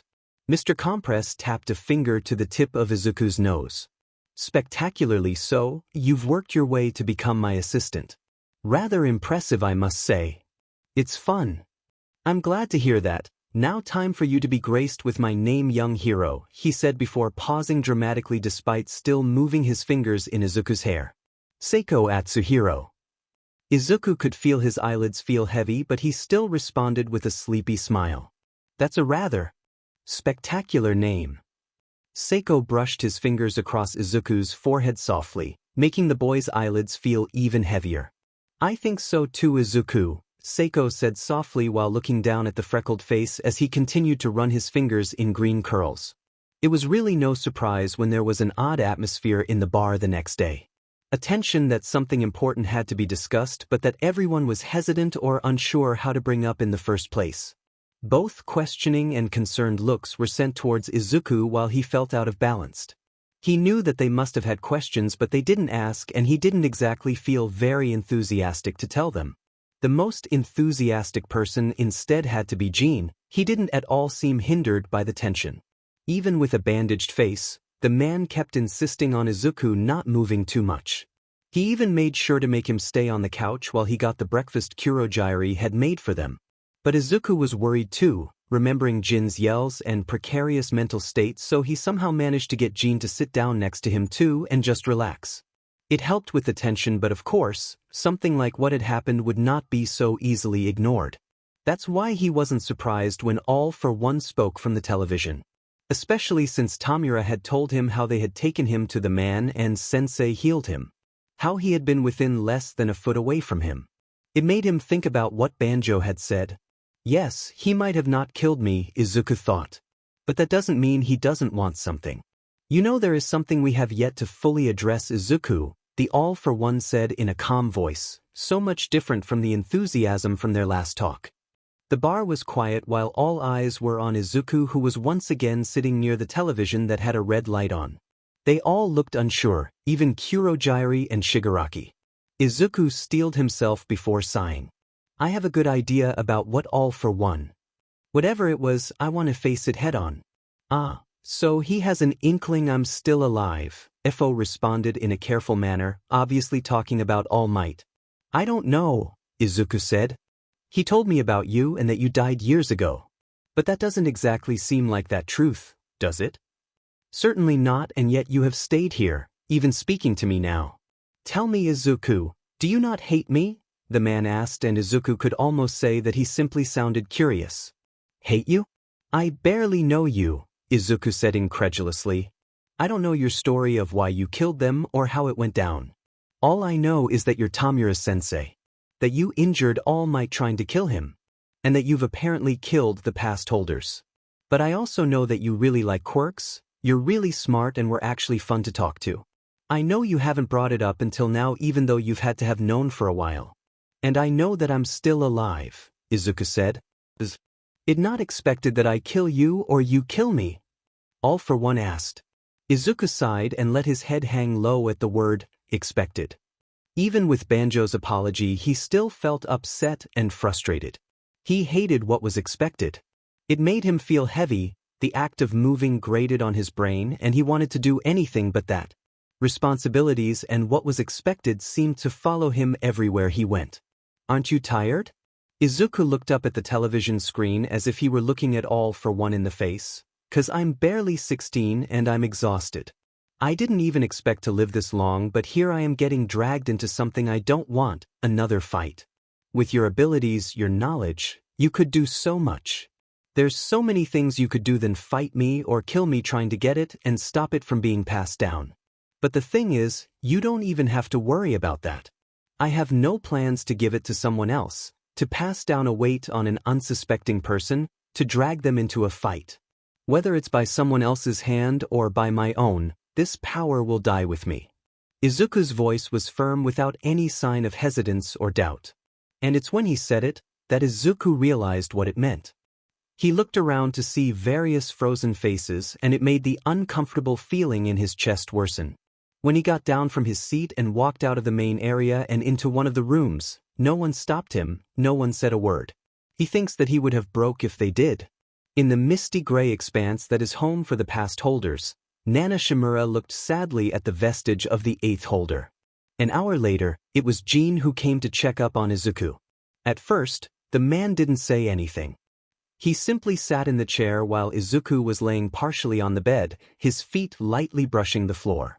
There was an obvious tension in the room but it didn't worsen with Jin's company. If anything it felt less unbearable the longer the man simply sat with Izuku in the room. It helped to not make Izuku feel like he was alone with his thoughts. Those pesky heavy things swirled in his mind and felt as if they were slipping out of his grasp every time he tried to focus on one, leaving him suspended with nothing to keep him grounded. But he could hear the calm breathing from the man in the chair, the sound of him shuffling in his seat. He could feel their presence and slowly he didn't feel like he was floating alone anymore. And while his thoughts became more solid, Izuku still didn't feel like grabbing a hold of them yet. Which was why when Jin suddenly suggested playing a game of cards between the two of them, Izuku gladly accepted. Something to do with his hands, to focus on a thought that didn't drag him down was exactly what he wanted at the moment even if it involved with him being dragged out to the main area. None of the others came up to them, so Izuku and Jin were left to play the card game Speed. Izuku noticed how silent it was. Considering Jin's other voice didn't come out. Not that he minded, it was interesting to see Jin's face of concentration before he put down his card. The man's face was on full view now that Izuku was actually looking at him rather than the ceiling in the bedroom. Izuku could see a head of blonde hair, scruff at his cheek, staples in the middle of his forehead, along with the new cut that seemed to have been patched up well and tired eyes. It's interesting to see his face, Izuku thought thinking about how that day was the day he had seen Jin's face the most.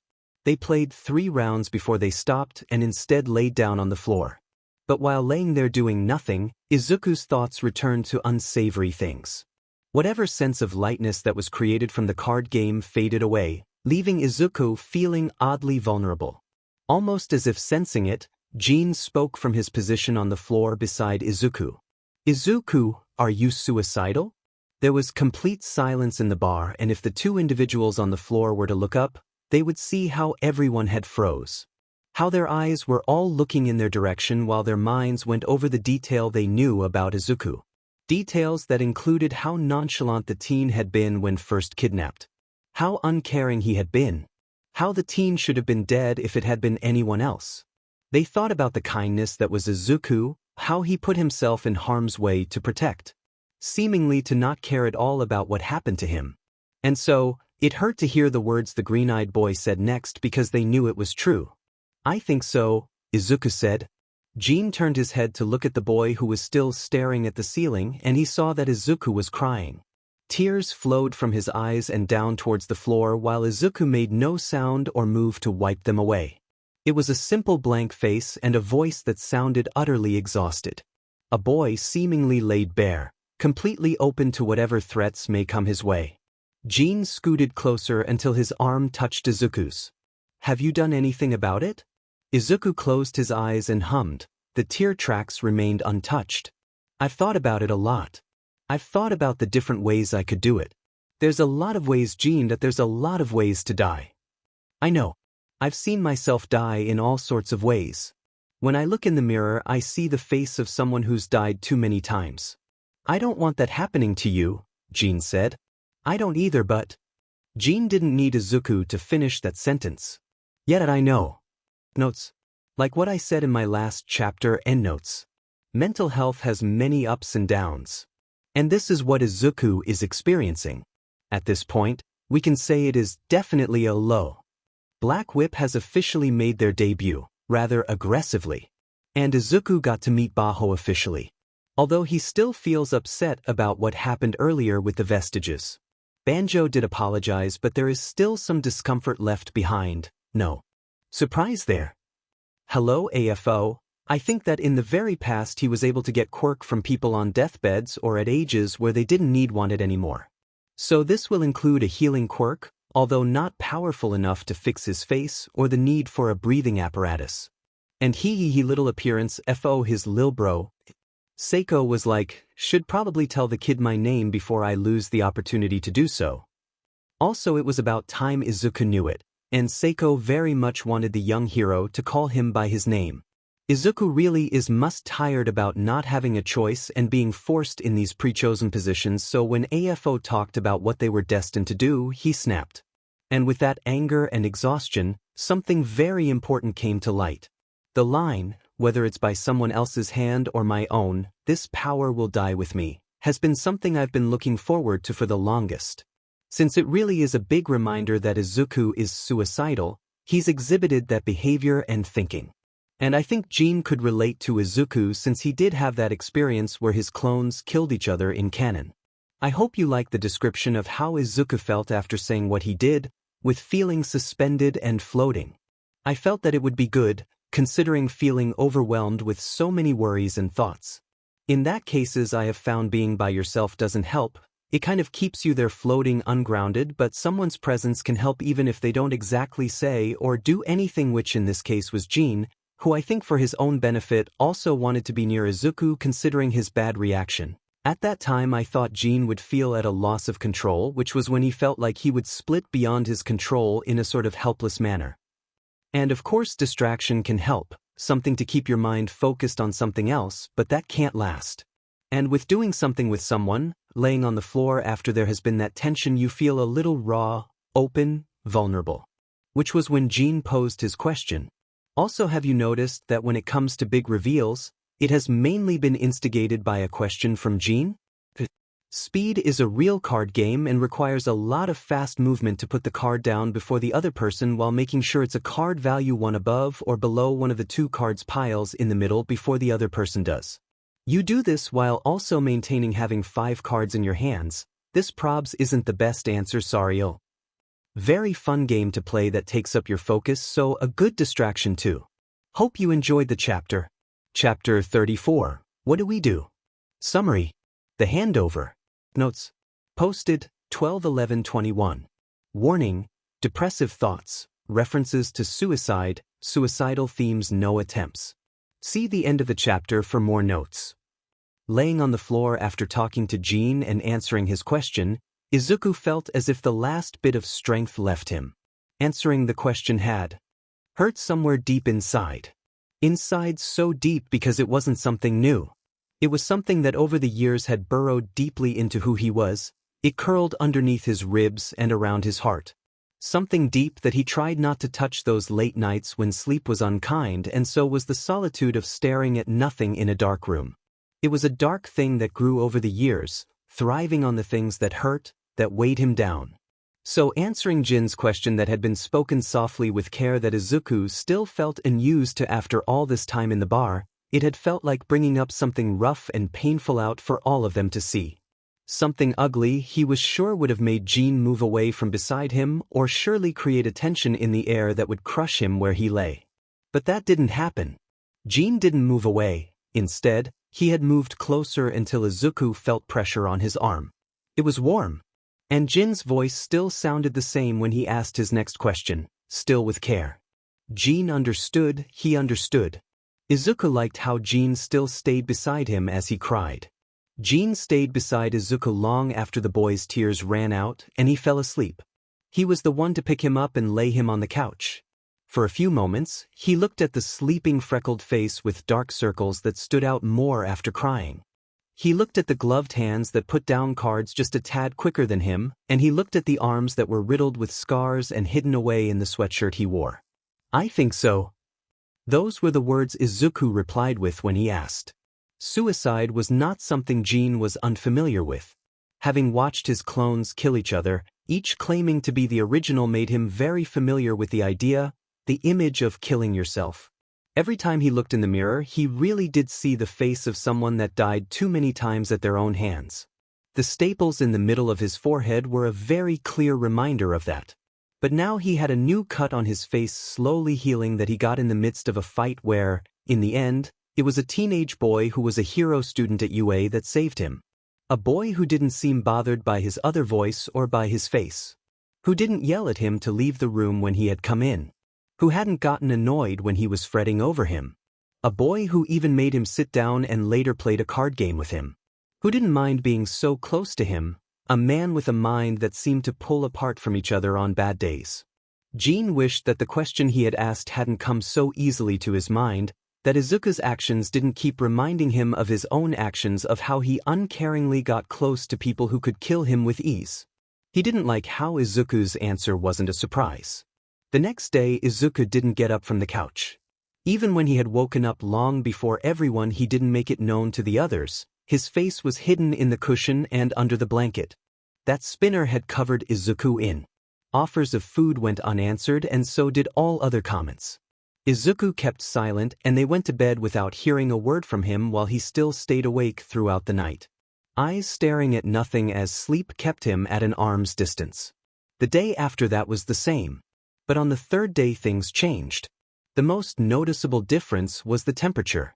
It was hot and the old AC unit had broken sometime during the night, leaving them waking up uncomfortably hot. That morning when they woke up they found Izuku on the floor without a blanket, and just like them he looked uncomfortable too. It only worsened as the day progressed.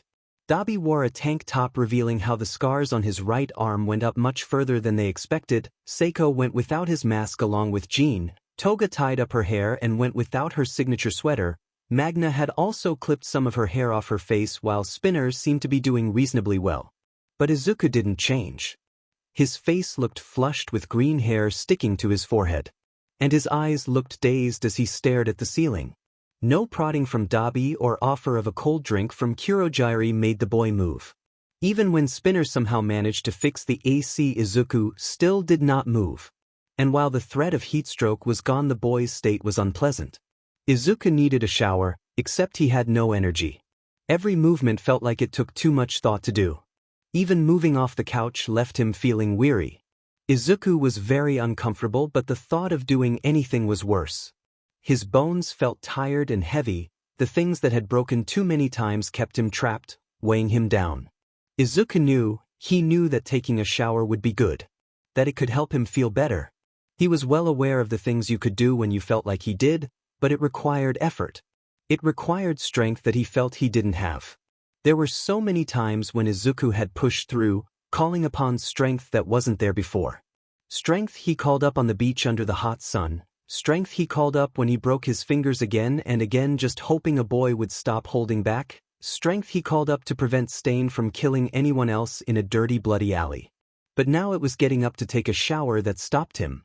The thought of that made it seem that much harder. It made him feel pathetic. But before Izuku could dwell on his inability to do something as simple as get up, there was suddenly a face in his line of vision. Familiar yellow eyes looked down at him. Izuku, Toga said, and he couldn't help but feel his focus sharpen at the lack of the kun Toga always added to his name. Do you want to take a shower? Izuku couldn't explain how such a simple question made his chest clench. How it caused so much turmoil in his mind. But again, simple things felt like a huge challenge to him at the moment. Even speaking felt daunting. It all just felt like too much. Except those eyes kept looking at him, her sincerity was obvious to him and he wanted to take a shower.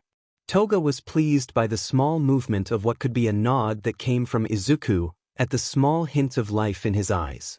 She had been worried, wondering what was going on in his head. Wondering if he had given up or just needed a push, so she went over and asked him that question. He hasn't given up, was what she thought when he nodded yes. Do you need help? She asked, and she saw shame appear in Izuku's eyes. It made her angry. Izuku shouldn't be ashamed, he should never feel ashamed for how he feels right now. It's okay if you do, she was quick to say. I can help you get up.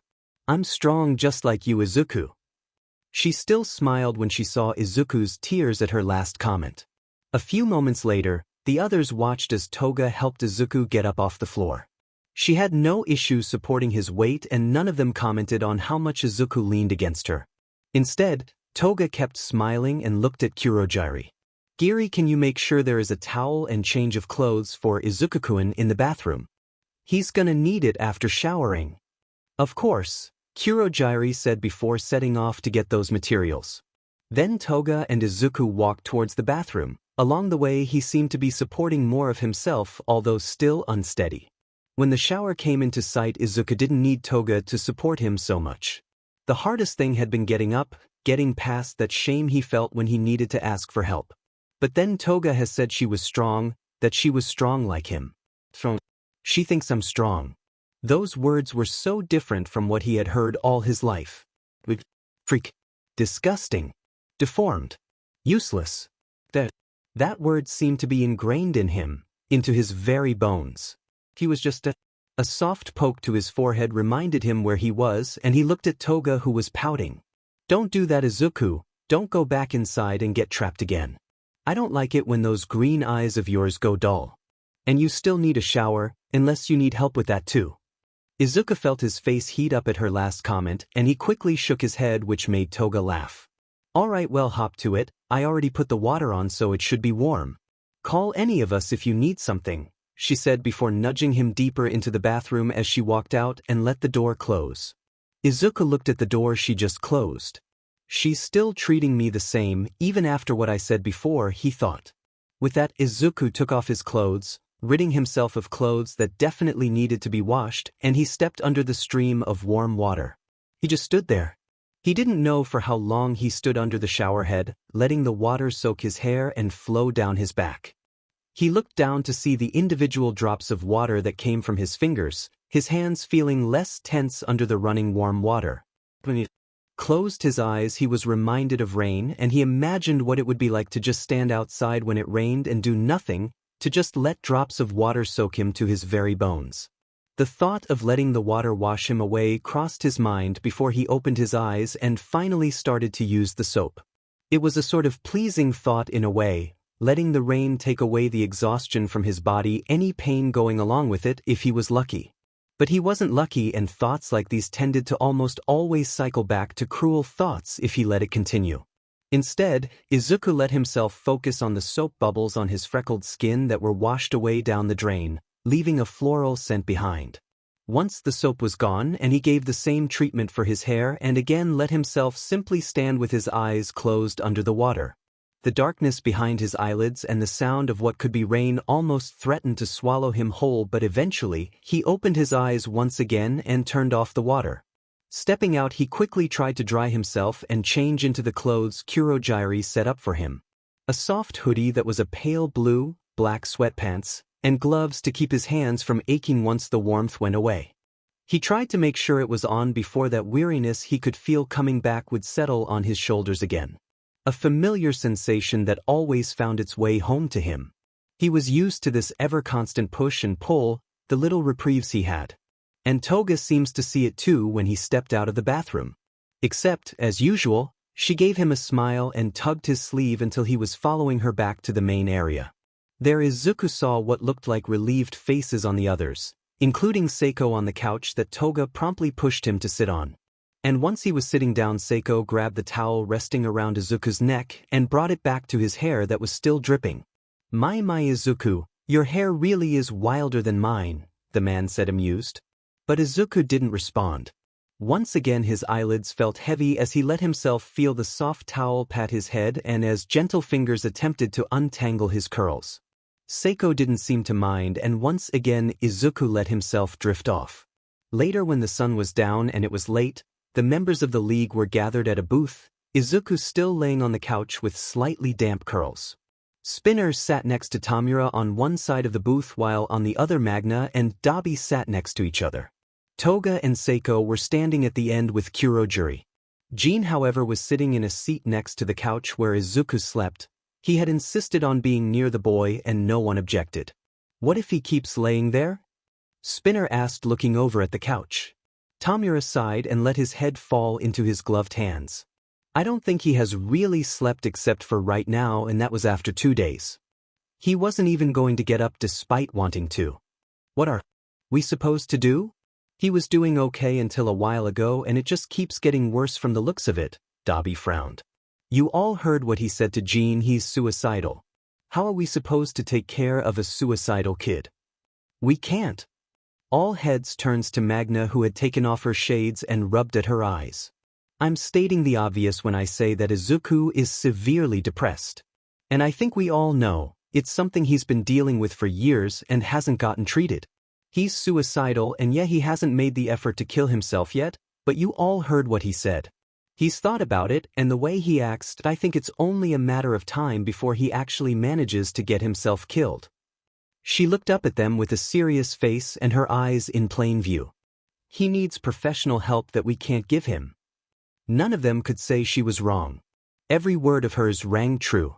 They had somehow inexplicably ended up providing safe space for Izuku, a place where the pretenses of being a hero wasn't there and his poor excuse of a mom couldn't abuse him with harsh words. They made him laugh and let him cry with no judgment because, hell, who the F were they to judge? While that helped, Izuku was so much quieter than before. That dangerous lack of care from when they first met him and that bitterness they could hear in his voice seemed to have been used up, and they didn't know what to do.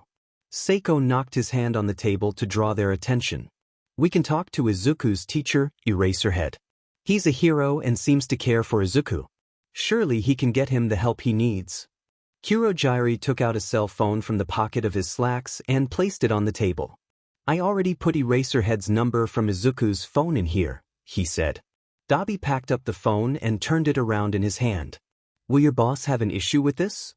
Both Kurogiri and Tamura looked towards the television and saw that the red light was on. No, I don't think he has an issue with it.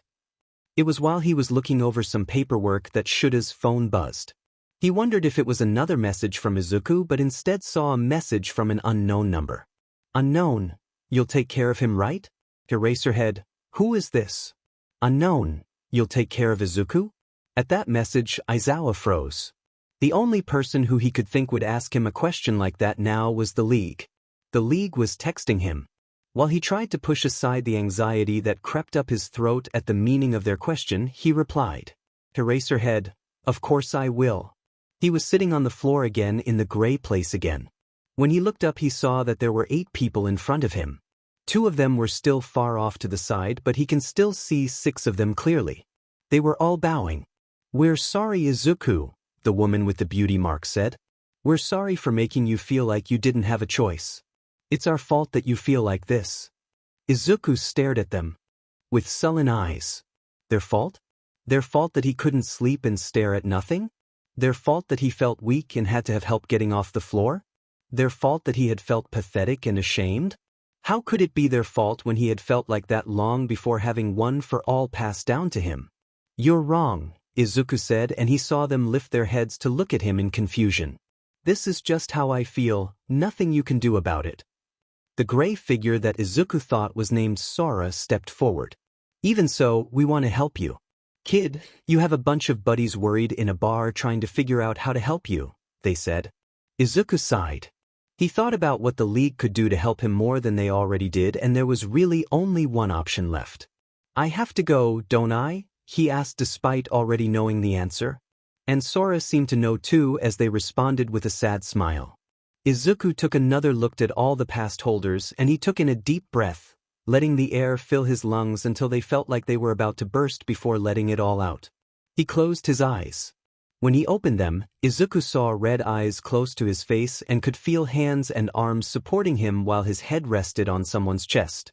Tamura didn't say anything and just kept looking at him, not letting go. "Time for me to leave, isn't it, Tamura?" Izuku said softly, keeping his head against the older boy's chest. He could feel Tamura hold him a little tighter. "Yeah, Izuku, it's time." Tamura didn't know how to feel about the small sad smile that Izuku seemed to have on his face. His eyes were half-lidded, and he didn't move. The kid was completely relaxed in his arms. He looked up to see Magna and Toga come out with a small duffel bag. It had the clothes they had gotten for Izuku minus his little assistant outfit and mask. But Tamura did see Toga sneak in a few knives into the bag. They walked up to him and looked at Izuku in his arms. "Let's go." It was early in the morning when they all walked out of the warp gate.